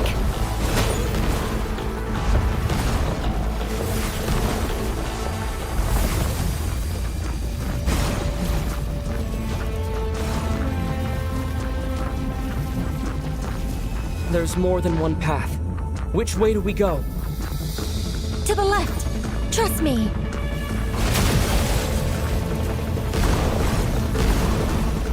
Fleeing like vermin. What a pathetic sight. Hey! Watch yourselves! Stay focused! There's a cliff ahead. Jump!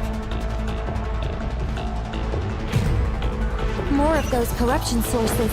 Destroy them as you did before, and open the exit as quickly as possible.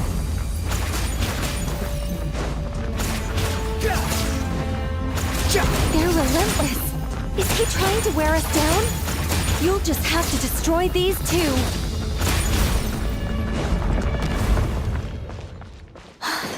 I think the pursuit is over. Hard to say. Stay alert.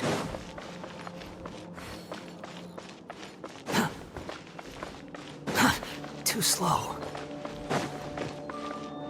Squall Fury!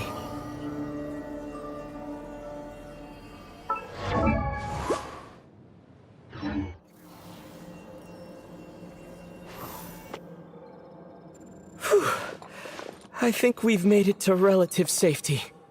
Phew, goodness. That was tough. You doing okay? I'll be fine. Don't worry. Take a short rest, and then... Nicole? Nicole! The connection's been cut. But that means... Look at you supporting one another. How very touching.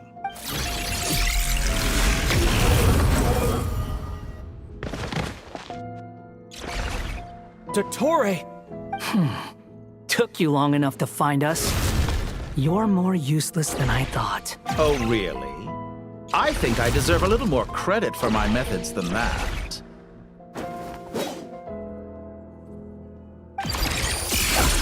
Rather than hunting you down, I chose to let you roam free. I indulged your presumption that I was unable to track your movements. Played along with your clever little plan. Fleeing is for animals, but I rather enjoy watching you flee. Some things lose the will to run altogether as soon as you put them in a cage. If that's true, then why did you come looking for us? Because I wanted to observe you up close, of course. Don't misunderstand me, I'm not here for a fight. Is it so unusual that I wish to greet my old acquaintances in person? After all, it's been a while. Scaramouche.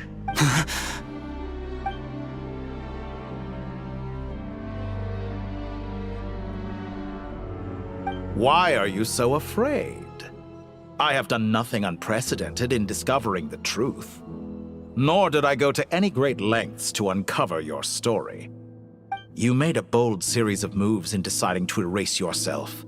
And with the power of this great chronicling device called Ermin's Soul, you were able to achieve something quite remarkable. Once most people form an opinion about someone, it tends to imprison their mind. Yet you managed to erase every trace of your existence. A novel take on death indeed. However, this meant that you stood out to me all the more when I saw you in Nodcry. I didn't even have to go looking for you. Just the sight of you was enough for me to intuit the truth. For someone in my position, connecting the dots was a trivial affair.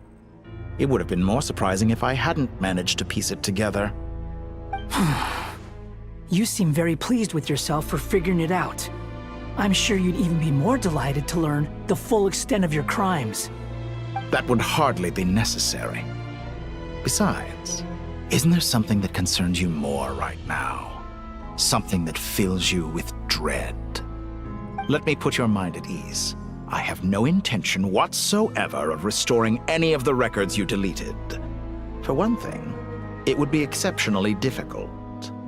But more to the point, I doubt that the prospect of losing your current life is all that frightening to you. Because in your case,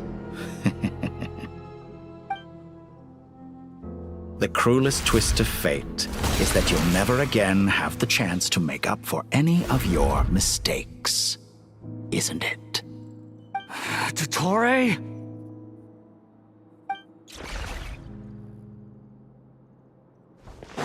All here shall bend to my will. Scorching! The wind rises.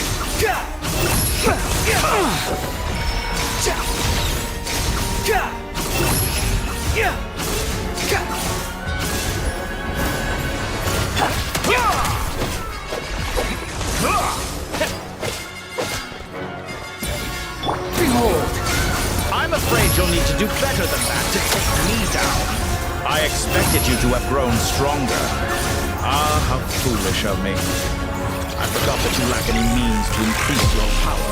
You will pay for everything you've done! Oh, will I now?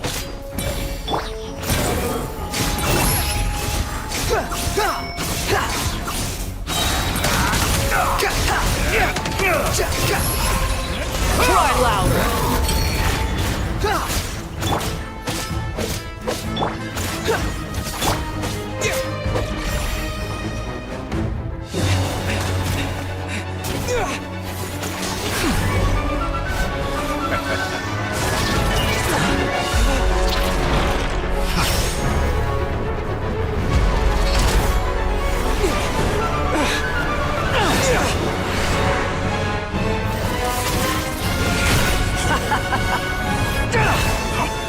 Does the prospect of death amuse you? I could ask you the same question! I'll distract Dotorre. You focus on the mission. Got it!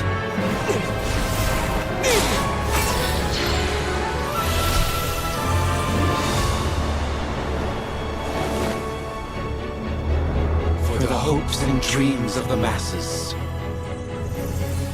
Open the secret door on this enchanting night. May wisdom's light eradicate ignorance and darkness, and hereby fulfill our ancient vow. Commence data extraction.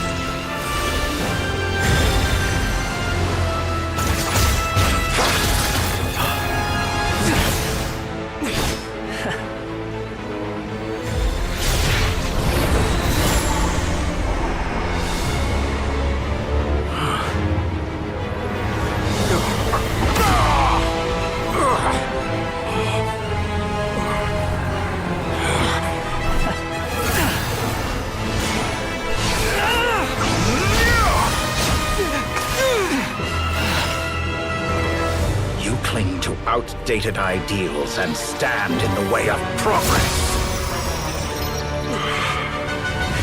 You will pay for interfering with the grandest experiment of all time.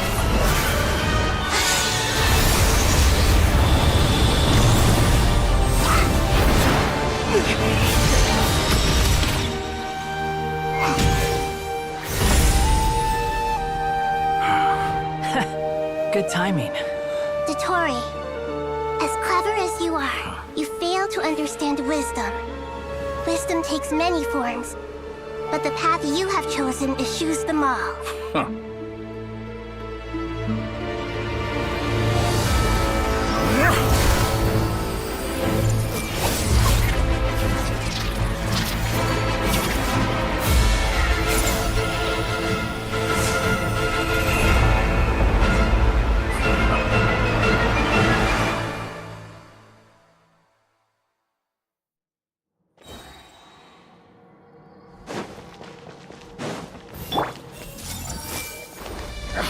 My strength is fading!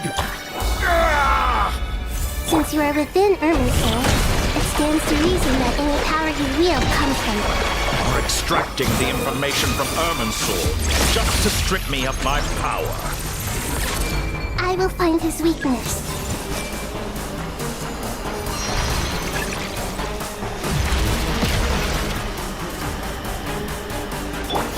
Behold!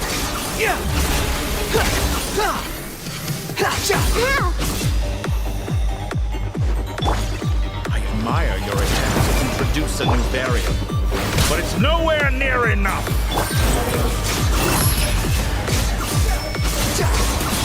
A petty trick. Know your place!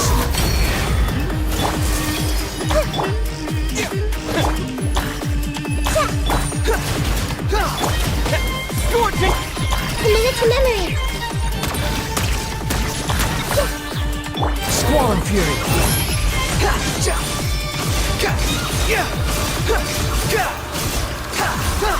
Burn all before you!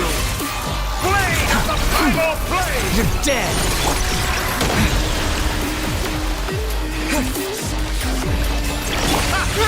Whoa! They're so close! Just hold on a little longer! I'll hold him up. Traveler, Hat Guy, the rest is up to you. We certainly have a knack for surprising each other, don't we? I'm just getting started. It's time! Say your prayers! The enemy is innocent, but watch your back.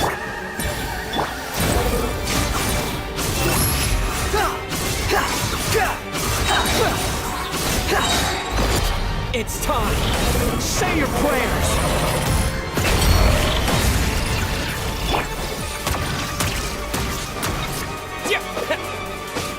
Time to ignite! Let's try this!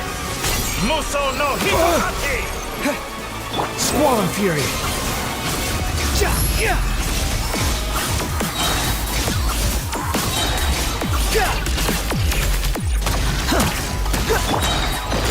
It's time! Say your prayers! Pushing forward! The final blade!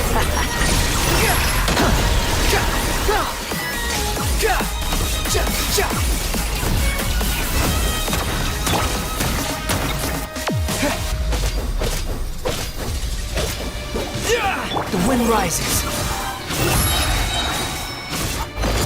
It's time. Say your prayers. Finally. Time for you to die. Excited? Time for me to die? How could I have reached this place if death was something I feared? The last gasp. It's time. Say your prayers.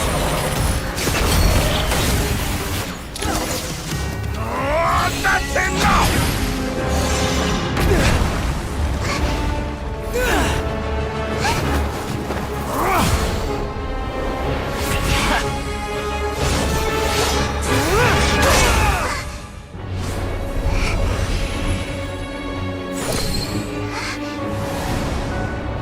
It's all yours.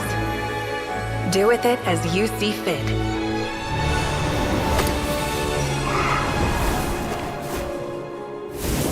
Just as you say, this world is home to some archaic things. And as you suppose, you are a formidable opponent. You have long coveted the secrets of wisdom. So now, I will demonstrate true wisdom in action. I invoke my supreme authority as the keeper of Irminsul. Commend me or condemn me. But give your verdict now!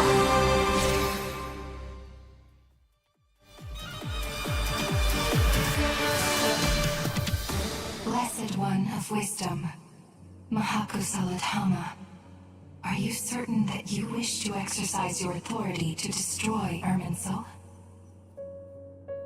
It represents both your roots and your finest accomplishments. You truly intend to abandon the very thing you have always fought for? This is my decision. Irminsul has been corrupted beyond redemption. Irminsul is the original tree of Tevat. It is the means by which the heavenly principles maintains fate itself. The 7 Archons should honor and revere it, for their authority was bestowed upon them by the heavenly principles. It is precisely because I honor and revere it that I fight for the humanity it exists to protect. Wisdom is knowing how to weigh the options and make the right decision. If you truly care about the fortunes of this world, then it is me you should seek to preserve. Planting a seed begins the chain of cause and effect. Since you have become a great tree yourself, why should the loss of another tree be anything to fear? Till we meet again, Lord of Dendro.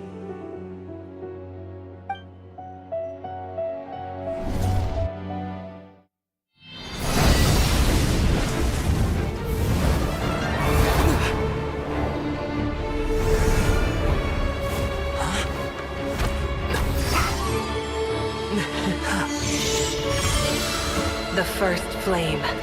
The pure, cleansing fire.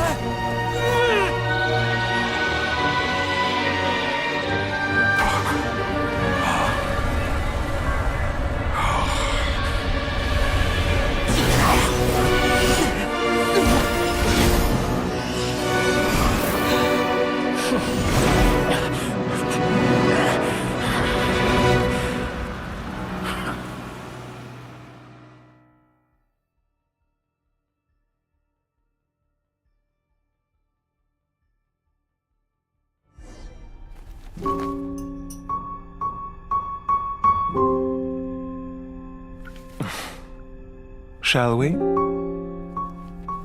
Where were we? I was suggesting that you needn't perform when signing a contract. You're only sitting here because your bank demanded an evaluation of the trustee. So you told a story about a young scholar from a merchant family in Sumeru?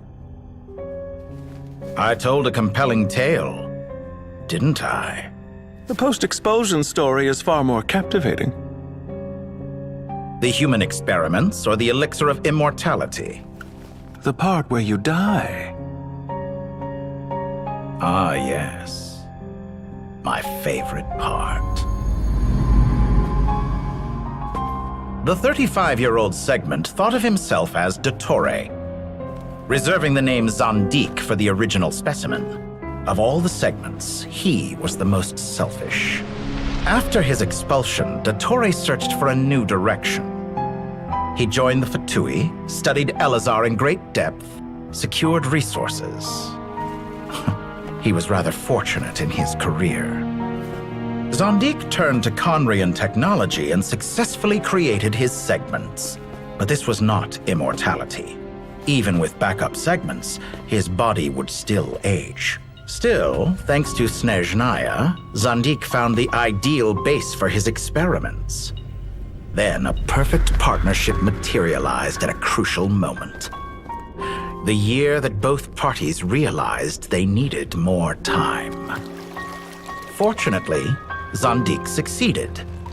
In a miraculous turn of events, he gained the extra time he needed. I seem to recall it differently. All right, it's true. No matter how much elixir he took, Zandik remained human and continued to age. Then, on the morning he turned 85... Help me up! Call for help! Surely he would be rescued, Zandik thought. But to his surprise, no one helped him. Zandik was too selfish for that. Don't forget, you're one of us. Yes, and we're all waiting. Waiting for me to die. Pantalone arrived for a meeting and happened to witness what followed. He found it unsettling. I never said that. But the Zondiques were unfazed. It was a rare opportunity for self-dissection.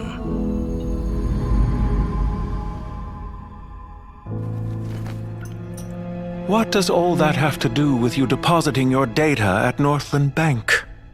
It has made me cherish my time in this world all the more. Fair enough. So you do have a sense of self-preservation.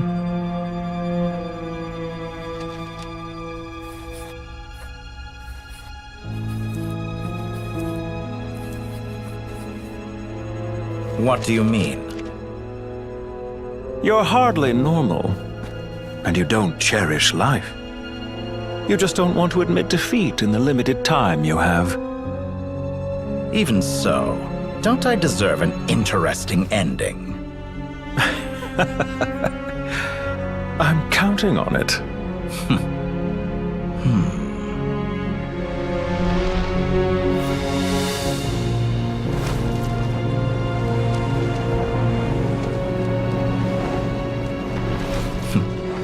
If nothing else, I expect my funeral will be a grand affair indeed.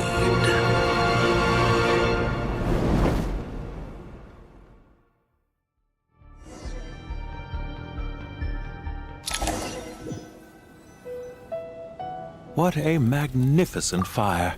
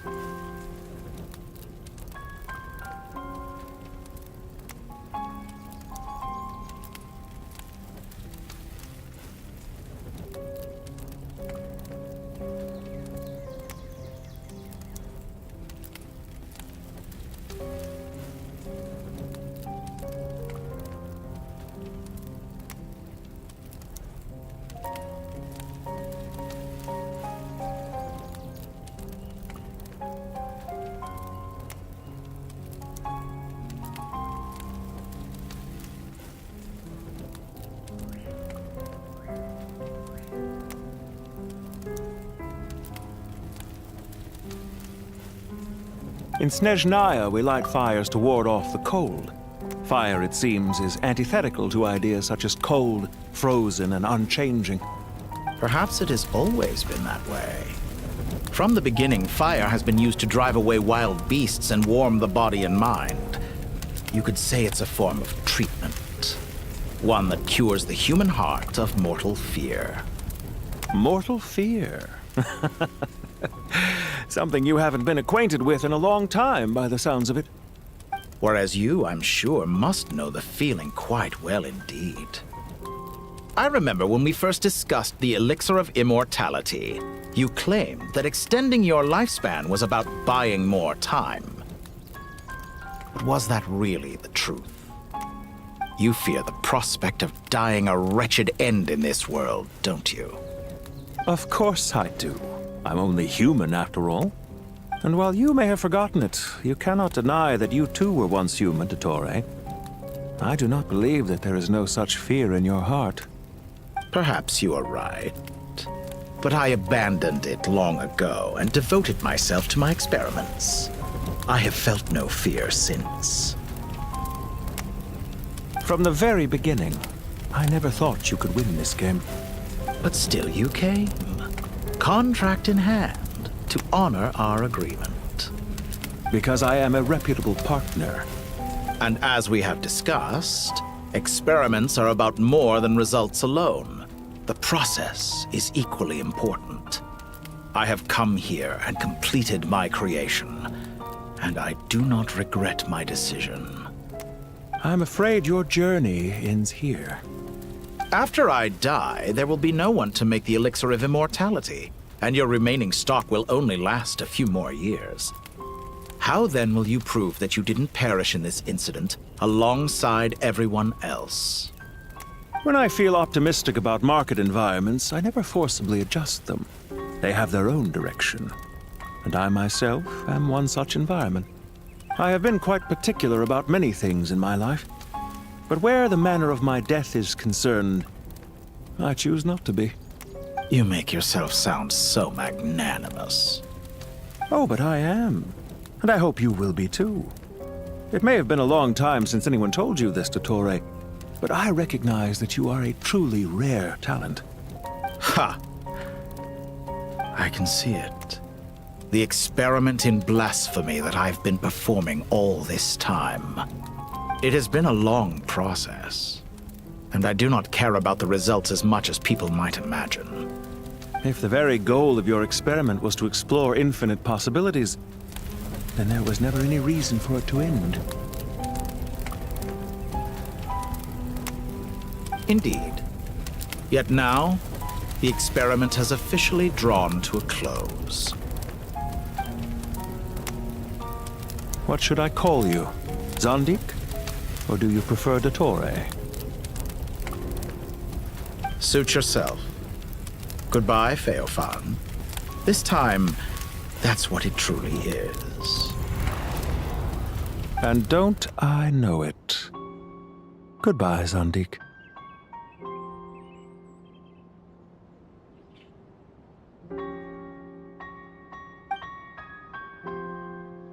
I could have carried out many more experiments.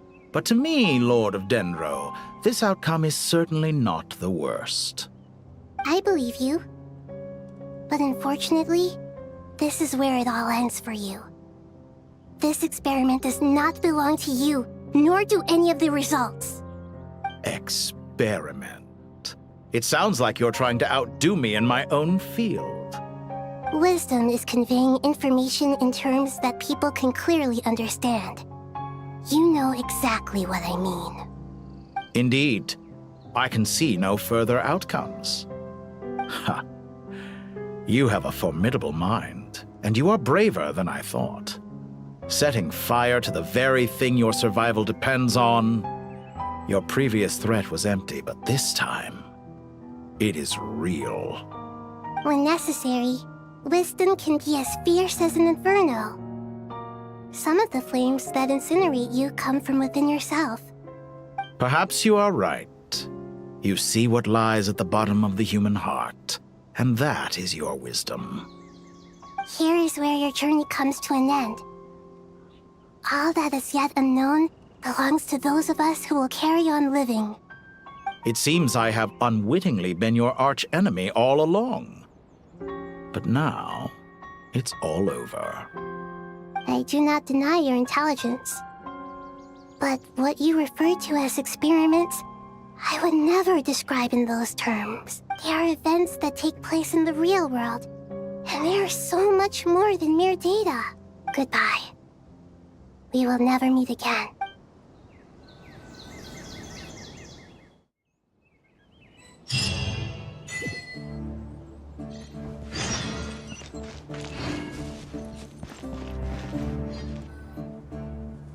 Well, that's the last of them.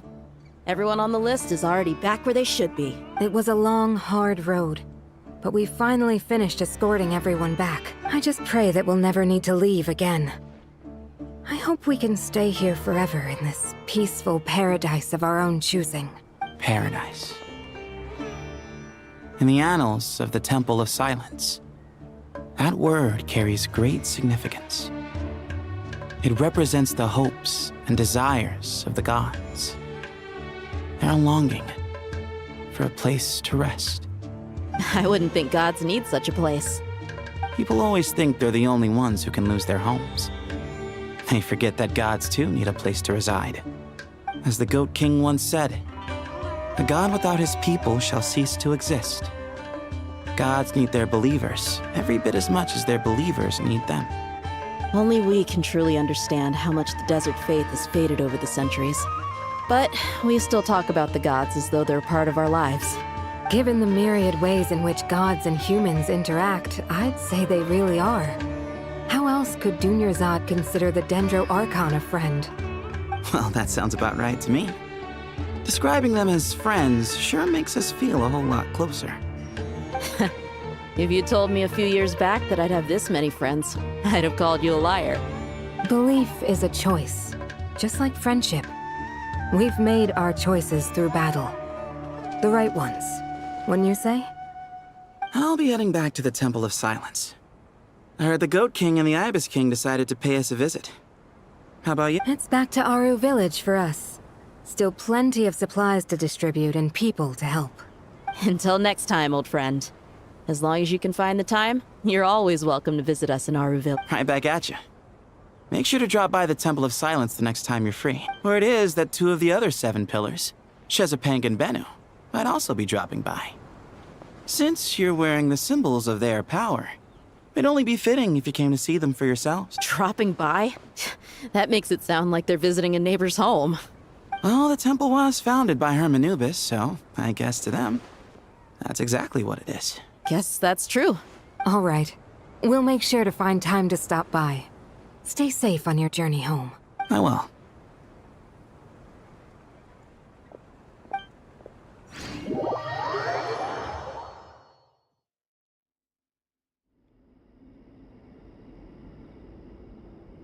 You do have a point. See? Retirement has always been a problem, especially for old-timers like us who've been locked away all these years. You finally step out into the light, and bam! You're face to face with a whole different world. Naturally. What do you think? Huh? Why would you think to ask me? How could I possibly be qualified to decide where the servants of King Sorry if my question was unclear. Do you think their statues will stand out too much if we place them here? Hey, I never agreed to this. How could we possibly allow our statues to be left in Hermanubis' home? That would be like breaking into someone's house, then pretending it belonged to you in the first place. Different beliefs can coexist. We still need to respect one another. By which you mean, you two plan to stay at the Temple of Silence, for a while at least. But you have no intention of relocating your statues here. So, you see this as sort of a family visit? Is that correct? Family. You could say that. In a sense, Hermanubis would view this as his home. Just look at this place. Magnificent, is it not? The sad truth is, in the past, all 3 of us invested so much into misguided ventures. We failed to build what we should have, and wasted so much time instead. And what do you mean by that? I mean that for the most part, time spent associating with the likes of Sobek, and, let's say, Thoth, might reasonably be considered wasted. Why does that not surprise me? Go on. Anyway, given how much time we'll all be spending together, I'd say that the bonds we built will end up proving to have been a sound investment. Once Sethos, the current leader of the Temple of Silence, returns, you can discuss the matter of staying here with him. But judging by the expressions of everyone here, I imagine you'll receive a very warm welcome. This sacred ground houses untold knowledge, after all. What better place for the servants of King Deshret to appear in the mortal world? How about we share a meal together first? I imagine it's been many years since you last tasted fresh food. Oh, that sounds wonderful! After so many hundreds of years, I can only surmise that desert cuisine has become a lot more varied. Are we having a get-together? If you'd like, I can help prepare some food. After all, Lord Thoth, you helped me so much in the desert, and I still haven't properly thanked you. Oh, my, that would be wonderful. I'm touched that you still remember. How the times have changed. To the people of today, it seems the Ibis King has become a kind and passionate god. And you, Mr. Herreshoff? What kind of god do you wish to be? To be honest, I haven't given it much thought. How about you, Dendro Archon? Do you have any hopes for your future? Me? I'm very happy with my current life. Forgive my bluntness, but you do not seem to derive your authority from majesty and might, like Lord Al-Ahmar. Clearly, your approach has its advantages, but also its dangers, don't you think? I do, but projecting a majestic front doesn't really suit me. Besides, my relationship with others isn't simply one of a god and her people. Not putting on airs might earn you more adoration. Exactly. Besides, I really like parties where everyone brings their own food and we all come together to share. You should join us. I'm sure you'll find it fun. Last time when we got together for a picnic near the Avidia Forest, it was quite the occasion. Seeing as you're already here, how about we hold the next one in the desert? Can we do that? Wouldn't Tainari have to transport a ton of drinking water? Don't worry, I can help out.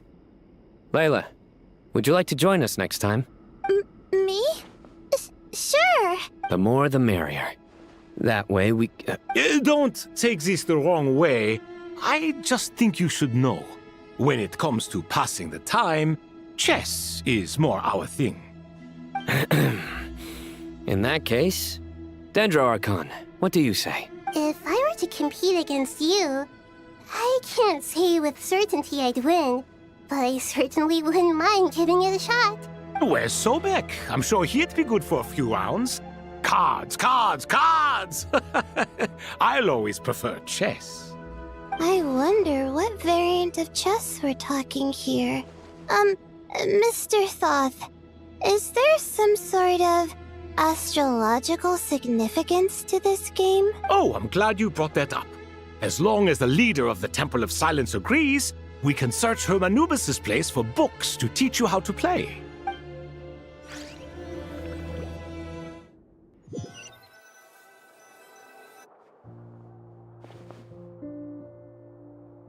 Such devastation visited on Sumeru City. So many houses destroyed or damaged in the fighting. Who could have foreseen this? Look at all of this.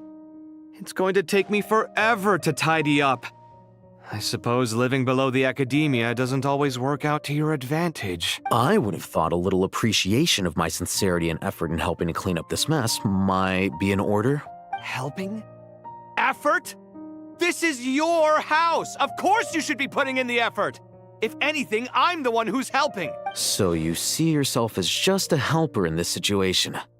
I must admit, I'm rather If you're trying to say that since I live here too, I have an obligation to tidy up, fine. I suppose I do. Wait a second, stop changing the subject! Nevertheless, in the wake of a great storm, a missing roof is a predictable inconvenience. Can you stop making it seem like I care more about this house than you do? Doesn't it upset you at all to see your home in this state? I won't pretend it's ideal, but that's no reason to be upset. This is the roof over your head, your shelter from the cold. The furniture is scattered, the paintings have fallen off the walls, the windows are shattered. Don't you feel even a little disheartened? The way I see it, these problems are easily solved. Ugh, this is precisely why I hate talking to you about sentimental things. It's like banging my head against a wall. You simply don't understand just how much work goes into making a proper home. It sounds like this is causing you a lot of anguish. You mean the house or the paintings? I mean your sentimentality. Oh, well, yes. But I'd rather not dwell on such things right now. Generally speaking, when anguish becomes the norm, people usually make an attempt to improve their situation. But there are so many people and things in life that are difficult to change. It's not like you can force them. Besides, anguish can be a source of inspiration, and I'm not sure I could break my reliance on it. I'm glad you're able to make yourself think like that. What kind of a response is that? I was stating a profound truth about the very nature of art. Suffering is the cradle of all creation. Even you can't deny that. And I wasn't trying to. I'm just happy for you. Pure and simple. Can't you tell? Happy about what? happy that you can always find an answer that backs up your views. More often than not, life is a process of running into problems and then searching for answers. Yours more than most. Not everyone's so good at justifying things to themselves. It's something that you've been steadily mastering. Huh. What about you, then? What skills have you been mastering lately? Pass me that box. Huh? Okay. You may consider this my progress on the path to mastery. What? Wait a second. Isn't that box mine? Hey, it is! It must have fallen off that shelf! I'll hate them! Those are my paints and inks! Would you like me to put it in your bedroom for you? Huh? I mean, sure, if you don't mind. What kind of progress is this? Does he think he can bribe me? Not that giving me back my own things is much of a... These books on the floor, they're a complete mess. And this one, didn't he say it was an out-of-print collectible? It's completely covered in dust, and some of its pages have even... Guess I should help him.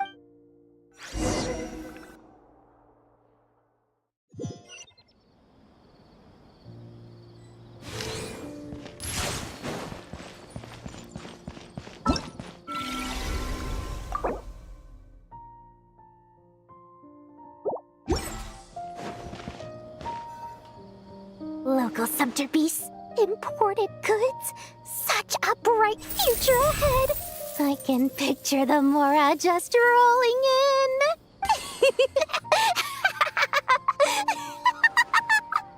You do realize you sound like a choking cow?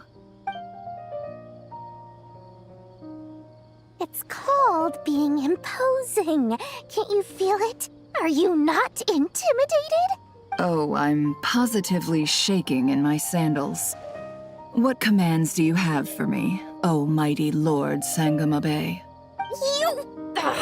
You've got a lot of nerve, Nefer. You went and told Candace and the others everything, didn't you? Seriously, do you have any idea how differently they see me now? Surely that's a good thing. I presume they're more disposed to actually like you now. Maybe even view you as a friend. You traded my secret for sympathy! Thanks to you, I've lost every last shred of my mercantile majesty. How am I supposed to make anyone think I'm a big, scary investor now? The dark days of Lord Sangamabe are behind you. Why not take this chance to make a few honest friends?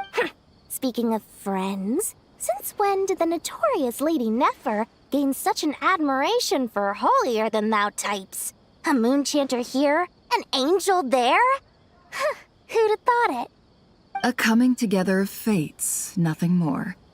No need to throw around accusations of admiration. Forget it. You're right about one thing at least. Making friends is never a bad thing for a merchant. So... I really took a loss this time.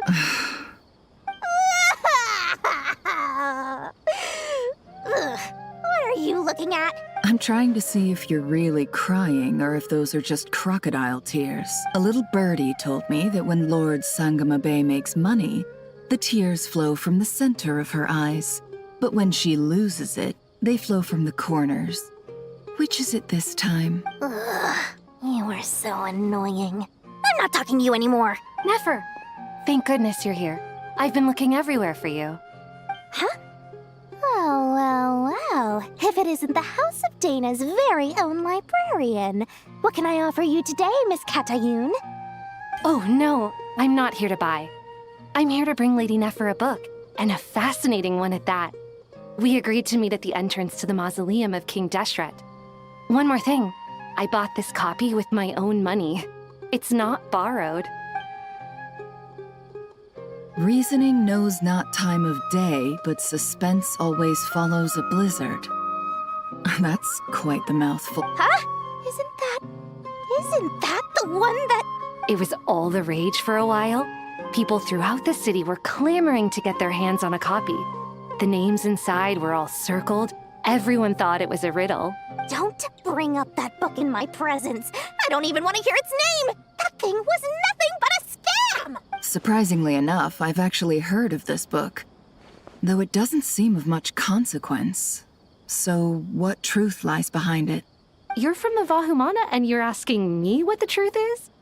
I'd say the actual truth was about the least important part of the whole episode. I brought you this book because it probably has the most interesting backstory of any in the House of Dana's collection, at least in recent years.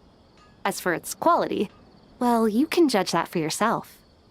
Don't tell me it's actually any good. You may not know this, Lord Sangamabe, but Lady Nefer has a fondness for books with... how should I put this? Mixed reviews? No eye for good literature, huh? Perhaps she feels that bad books hide interesting secrets? But I shouldn't put words in her mouth. It's probably fair to say she prefers the conversations that books can spark over the substance of the books themselves. Suits my style as an intel broker, wouldn't you say? Very interesting, thank you. I'll return it to you once I'm done reading. And as it happens, I have something for you, too. Incense? I imagine you've already used up the incense I gave you last time. Here's some more. This batch is from Nodcry, so the scent won't be quite the same. Well, actually, I've been saving the incense you gave me. I couldn't bring myself to waste it without a special occasion. But I'll gladly accept this, too. And I promise I'll use it this time. Katayun, you haven't changed a bit.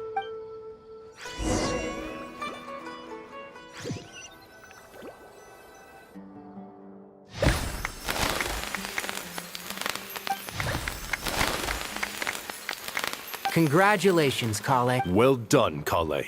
After studying for so... Sure hasn't been easy for you, huh? This really is fantastic. All grown up. No longer a trainee, but Thanks, everyone. It's true. Master Tainari, thank you for your guidance and support. I wish Mr. Sino were here so I could thank him too. Sino had a matter to attend to at the Temple of Silence. I don't imagine he'll be back for some time. But don't worry. We can celebrate together once he's finished. I'm afraid the party will have to wait. Kale still has some matters to attend to first. Kale? Is... No, it's not what you think. There's nothing wrong with my health. I've made plans with the Traveler and Paimon to visit Mondstadt. Master Tainari and Mr. Sino will be accompanying us too. Well, that's a relief. Let's get together when everyone's back. I'm sure you'll be doing even better. Of course. I have a feeling you're right. Phew!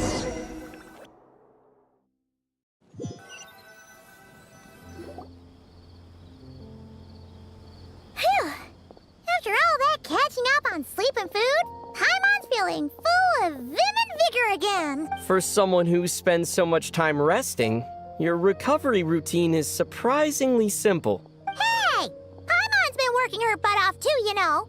She flew all over the city helping everyone out. Don't worry, I saw how hard you worked. Alright, we all know you're the most hardworking person in Tavad. As long as you're rested and full, that's what really matters. Paimon's been looking around the place, and it seems like the city's already on the mend.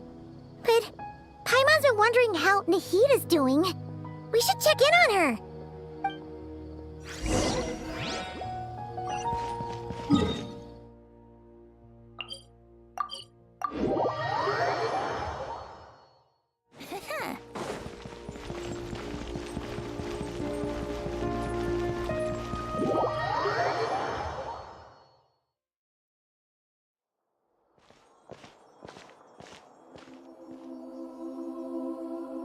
Hey, Nahida! And Hat Guy's here too! Traveler, Paimon! What's going on? Nothing much. Nahida was just expressing concern for my physical and mental well-being. Oh, the Traveler told Paimon all about that. We've both been very... You make it sound like I'm on the brink of some kind of breakdown. If we can just get to the bottom of dotorre's intentions, we can minimize his negative influence. That's the sort of thing I excel at. Just listen to that newfound optimism. It seems like having you enroll in the Vahumana was a truly inspired move. I can really see the positive influence. Observe, a classic sumeru specialty. Chalking everything up to education and learning. To be honest, even I can sense the change in you. Everything dotorre said to you was a way to manipulate your mind. Fortunately, you're no longer under his sway. Can someone as old as me really continue to grow? If it helps, just think of yourself as a late bloomer. It's all a matter of phrasing, and it comes down to what standards you measure yourself by. For a puppet, developing at such an age is perfectly normal. But if you choose to call yourself a late bloomer, it sounds more like you consider yourself human. However you see yourself, well done. All right. I see what you mean. Anyway, what's your next step? What else can I do but complete my current courses? Everything else can wait. Anyway, that's enough chit-chat. There are still things in the city I need to help out with. I'll be heading there now.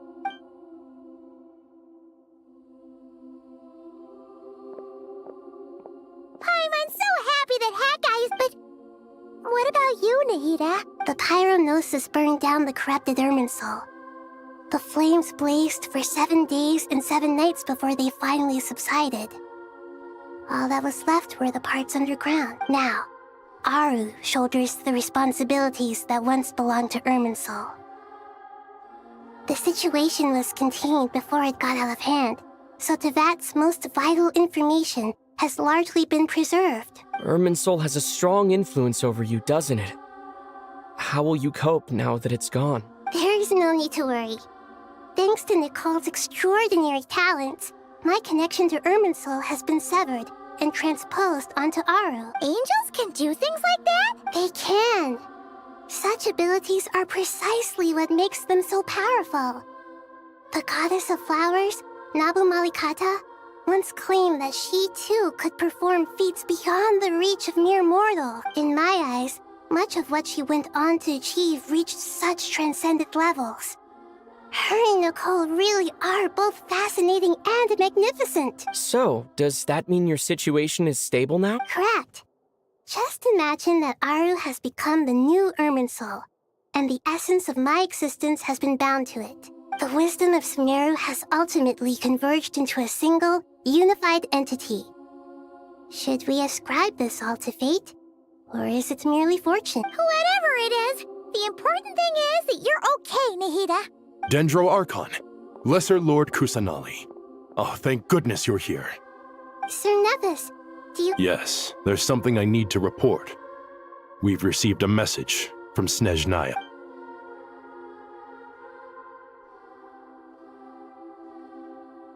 The Fatui Harbinger, the Rooster, sends us his sympathies, along with all the usual pleasantries. His stance is that, following the unrest and Nod Cry, dotorre was subjected to internal censure. This madness was the act of a rogue element, one who cannot be seen to represent the Zapoliarni Palace. No less than can be expected. Snezhnaya paid a heavy price working to stop him. They even lost one of their own harbingers. The letter goes on to say that even so, Snezhnaya cannot claim to be blameless. Apparently, they will deal with dotorre's subordinates in accordance with Snezhnayan law, holding all those involved in his crimes accountable. Additionally, they are supplying relief funds and supplies, which are already en route. They hope this will aid in Sumeru's reconstruction. Sounds like he's got an answer for everything. True. But as diplomatic rhetoric goes, it's highly effective. Completely watertight, both in logic and sentiment. This disaster has had a profound impact on Sumeru. There is much that I will keep in my heart. The matter of dotorre can be seen as settled for now. We are sure to cross paths again in the future, and in that light, Snezhnaya would do well to uphold their responsibilities and keep a tight rein over their actions. With Irminsul burned, the flow of fate now carries many more possibilities. I will be watching carefully. Perhaps we can move on to a less serious matter? Dendro Archon, will you eat with us once this matter is dealt with? Everyone wishes to celebrate together. Your presence would be most welcome. Of course! Junior Zod, Sino, and Hypatia all told me the same thing. If there isn't enough room for everyone, we can arrange back-to-back feasts. What a wonderful idea. That just leaves the question of what we should eat. No want more tomatoes, surely. More? Dendro Archon, what do you mean by more tomatoes? Those good friends of yours are always talking about tomatoes. Sometimes when I'm walking through the city, I can even hear them arguing in the fields. Since you see them so often, you must hear about tomatoes even more than I do. Tomatoes. Tomatoes. The word has a certain magic to it. Like the autumn fur of a sumpter beast swirling in the wind, sometimes flying up my nose. Tomatoes. What can we make with tomatoes? Wait, why tomatoes? Take your time, there's no need to rush. The traveler, Paimon, and I still have somewhere we need to visit. You'll have... Does this mean you're going to Natlan? Meet them there in person. It will... I know. But this is necessary. I must go myself. Traveler, Paimon, we'll set off as soon... Sure, we'll be ready. You'll hear no objections from Paimon! We should grab some snacks along the way, though. It'll be just like going on a long holiday.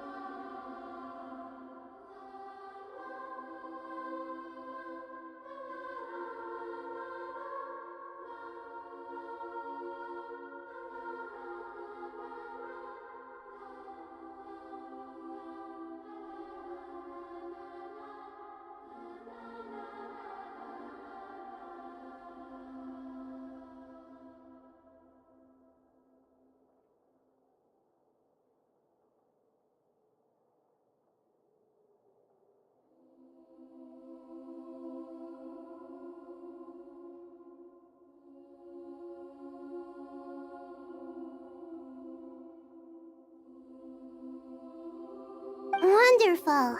I'm looking for...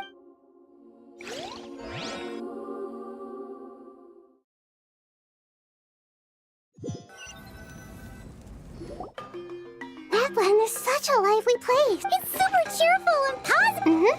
I can see that. There are people outside. You came. Welcome, welcome. You must be hungry from your journey. Would you like something to eat? Oh, thanks, but no thanks. We've been eating the whole way here. All right. No need for all that detail. Maybe later then. We can wait till everyone's got an appetite. Then... Sounds like a plan.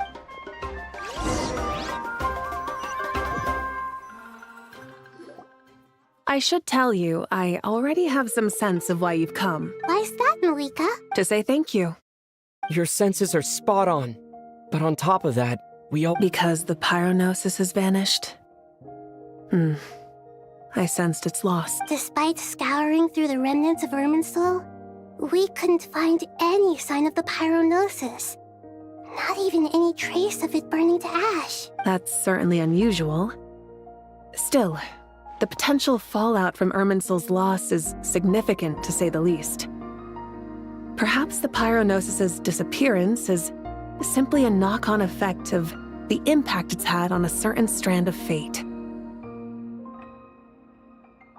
There's no need to feel guilty. We were clear that this time, there was to be no returning, only giving. Pure and... Thank you really is a fascinating phrase. We use it to express gratitude for the smallest of things. Yet, when faced with a kindness too immense to describe, we use exactly the same words. It's not that we lack other means of expression. It's that when we truly need to express our feelings, the simplest and purest words are always the most powerful. You're right. In Natlan, we prefer simple expressions too. Companionship, friendship, support. They might not sound fancy, but the sentiment behind them is sincere. That's wonderful to hear. Sincere feelings are often a vehicle for the deepest wisdom of all. Irminsul's destruction doesn't seem to have done you much harm. I'm glad to see you're doing well. There's still a lot of work to do, but before we begin, We felt it was important to come here and speak with you. Partly to express our gratitude, but also because we felt that seeing you, in a sense, is like basking in warm sunlight. That's a nice way of putting it. I like that. To tell you the truth, though, I'm not a fan of somber meetings. So, since there's nothing more to say, why don't we go bask in some actual sunlight? The weather's beautiful today. What a great idea! Paimon's gonna lie back and soak up some rays.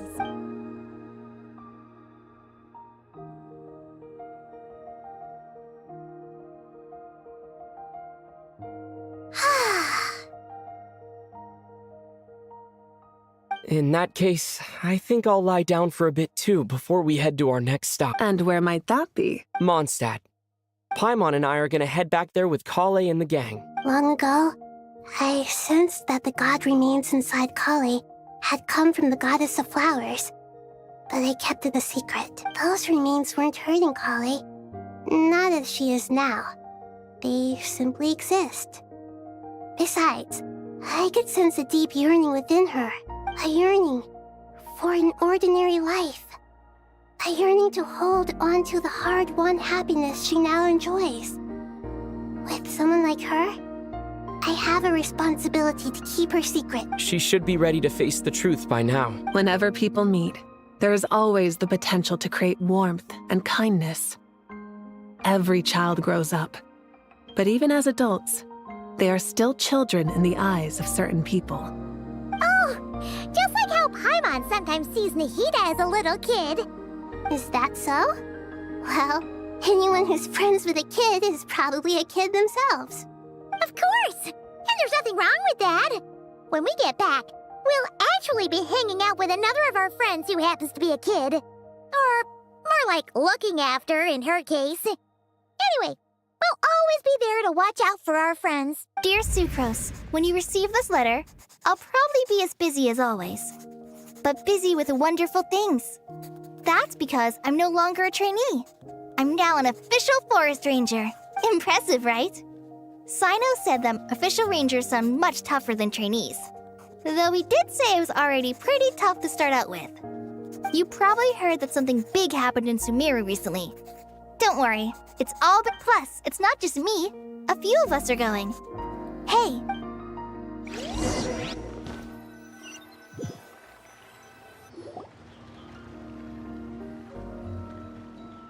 Dainari, is that... Don't you say it! Is that the great Vayu-Vyastra? Behold, the great Vayu-Vyastra, General Mahamatra. How times have changed. I wasn't expecting you to beat me to the punchline. You've changed. You've really upped the aggression in your battle against Sino's jokes. Kale, how did you know what I was going to say? For the love... Hey! Traveler! Paimon! You're right on time! I hope we haven't kept you waiting. Kale! Sucrose! It's been so long! How have you been? I've been well. Everything's going great. What about you? Are you still busy? Not at the moment. Oh, right! That juicer you gave us works amazing! Farzan loves it. Seriously? That's wonderful. I don't suppose you drew up a detailed test report. Oh, what fruits did you use? How's the texture of the final product? Sucrose, you might want to try asking your questions one at a time. Albedo! Paimon didn't see you there! It's been a while since all of us were together like this. How about we follow the same plan as last time? Good idea, my friend. You never disappoint. So, what are your identities this time? Don't remind him. First things first. Allow me to introduce our very own official Forest Ranger Kale. The rest of us are simply her humble travel companion. This sounds like one of those mushy stories that gets people hooked on some corny, heartwarming premise. Oh, is our story not heartwarming? If I recall correctly, there was even a scene like this in King of Invocation. Besides being heartwarming, our story's also about tough, impressive-sounding job titles. At least that's what I think.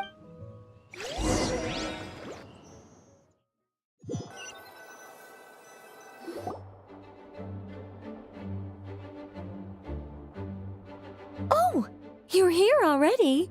I'm still giving Dotoko a little trim. I won't be a moment. A trim? Does Dotoko need haircuts too? Of course. It's important to know how to take loving care of the apples of your eye. All of these trivial matters get left to me. It's because I'm an angel, and angels are, in a way, the guardians of all Teyvat. Oh, right! Well, that's definitely an impressive sounding job title. What are you writing? I'm just brainstorming some cool sounding lines. Oh, write them on these card backs. Of course. Clearly, my lines are pretty amazing, wouldn't you say, Miss Nicole? Kale? You seem a little nervous. I was just wondering, who was the person you mentioned who needed their wish fulfilled? Wish? What do you... Miss Nicole asked if we could meet up in Mondstadt once everything was over. She said a friend of hers had a wish that needed my help to come true. Well, you never mentioned that before. All we knew was that you'd arranged to meet in Mondstadt. But we thought it had something to do with the God Remain. To be fair, everything I told you was true. Anyway, my friend is waiting. Come on, let's pay her a visit.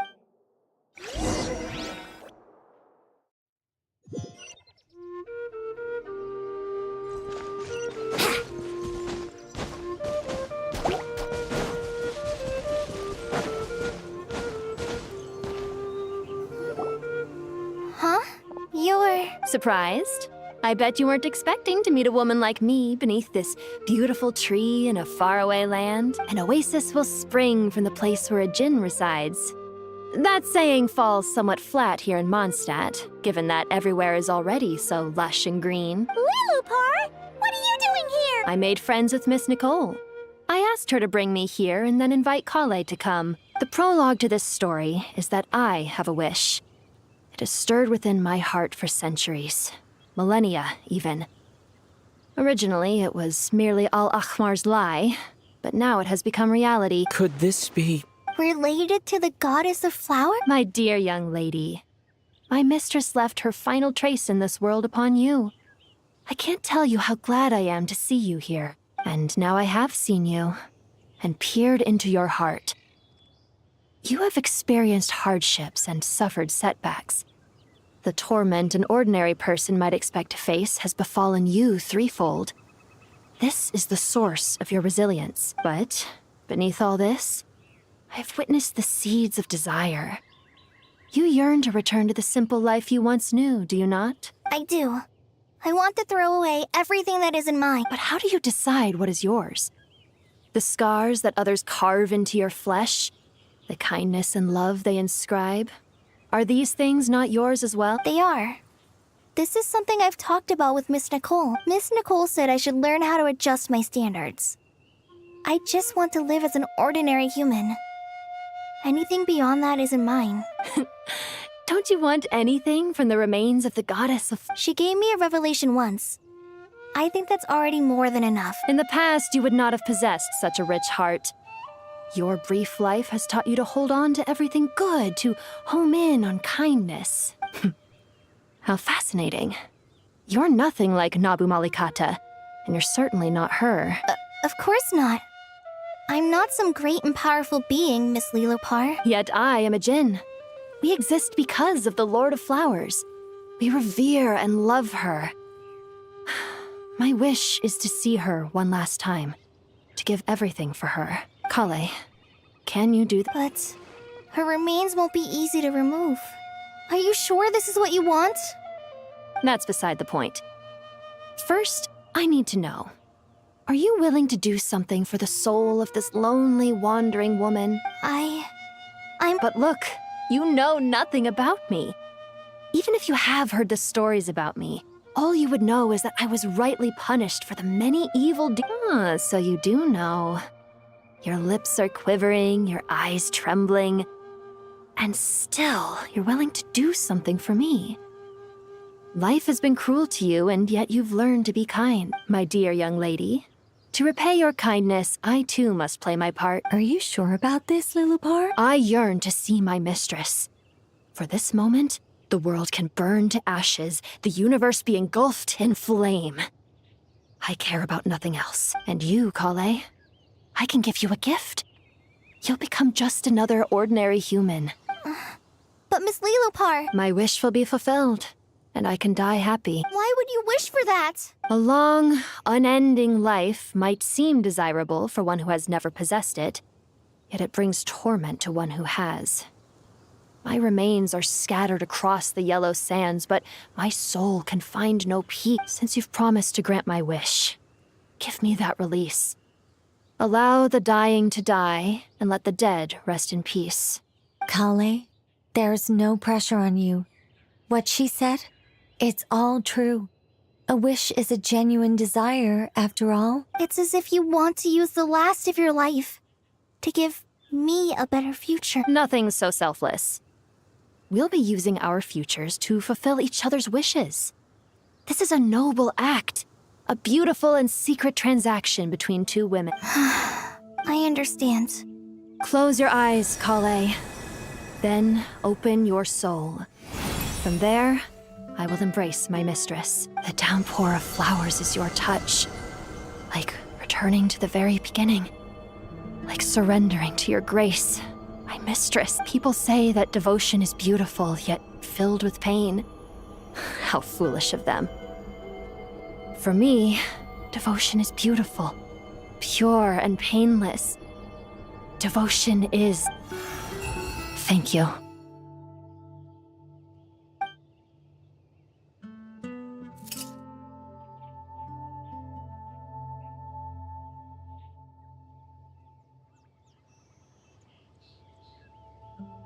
Lilopar! She left, carrying the blessing of flowers. Kale? I'm fine. Now that the remains are gone, I don't actually feel any different at all. Those remains weren't hurting Kale. Not as she is now. They simply exist. Besides, I could sense a deep yearning within her. Kale must have already received what she was yearning for. I'm doing fine. Then my wish has come true, too. To become ordinary? That's just one of my wishes. Actually, I have a few more. For instance, I want to protect the people I... So between Miss Lilopar and me, you fulfilled 2 wishes all... Wonderful, isn't it? Oh, I feel so fantastically happy. I guess that settles things here. So what's next? What do you want? Kale, look who I've brought to see you. Hey, Kale! I heard you guys were holding some kind of secret event. How come you started without me? Huh? Oh no, it's nothing like that. We were just saying goodbye to an old friend. Really? Who? Me. The old me. So that's what this is all about. Did you come all the way to Mondstadt for that? Because we knew the old you so we could witness the change? Exactly. The old me is gone. I puffed her into the air, and she became a fluffy pink cloud, floating into the sky, before disappearing forever. Do you think, maybe up in the sky, she has friends waiting for her with test tubes, flasks, and bows? Oh, when you put it like that, it doesn't sound so bad after... What do you think, Miss Nicole? I think maybe that's right. At least, if it were up to me, I'd consider that a happy ending. Dear Sucrose, even though my childhood ended long ago, these past few days have really felt like growing up again. I've become stronger, and I feel like I can finally accomplish things by myself. Surely someone as mysterious as you will find a friend like this fascinating? Always growing, always thriving like a plant. I came to say goodbye to my old self. I know that after this, she'll be gone. Thinking about it makes me feel a little lonely. I know the weakness that kept me company will one day leave me too. But somewhere in my heart, I feel a great sense of joy. It feels like I've always wanted to take this step. To walk towards the new me.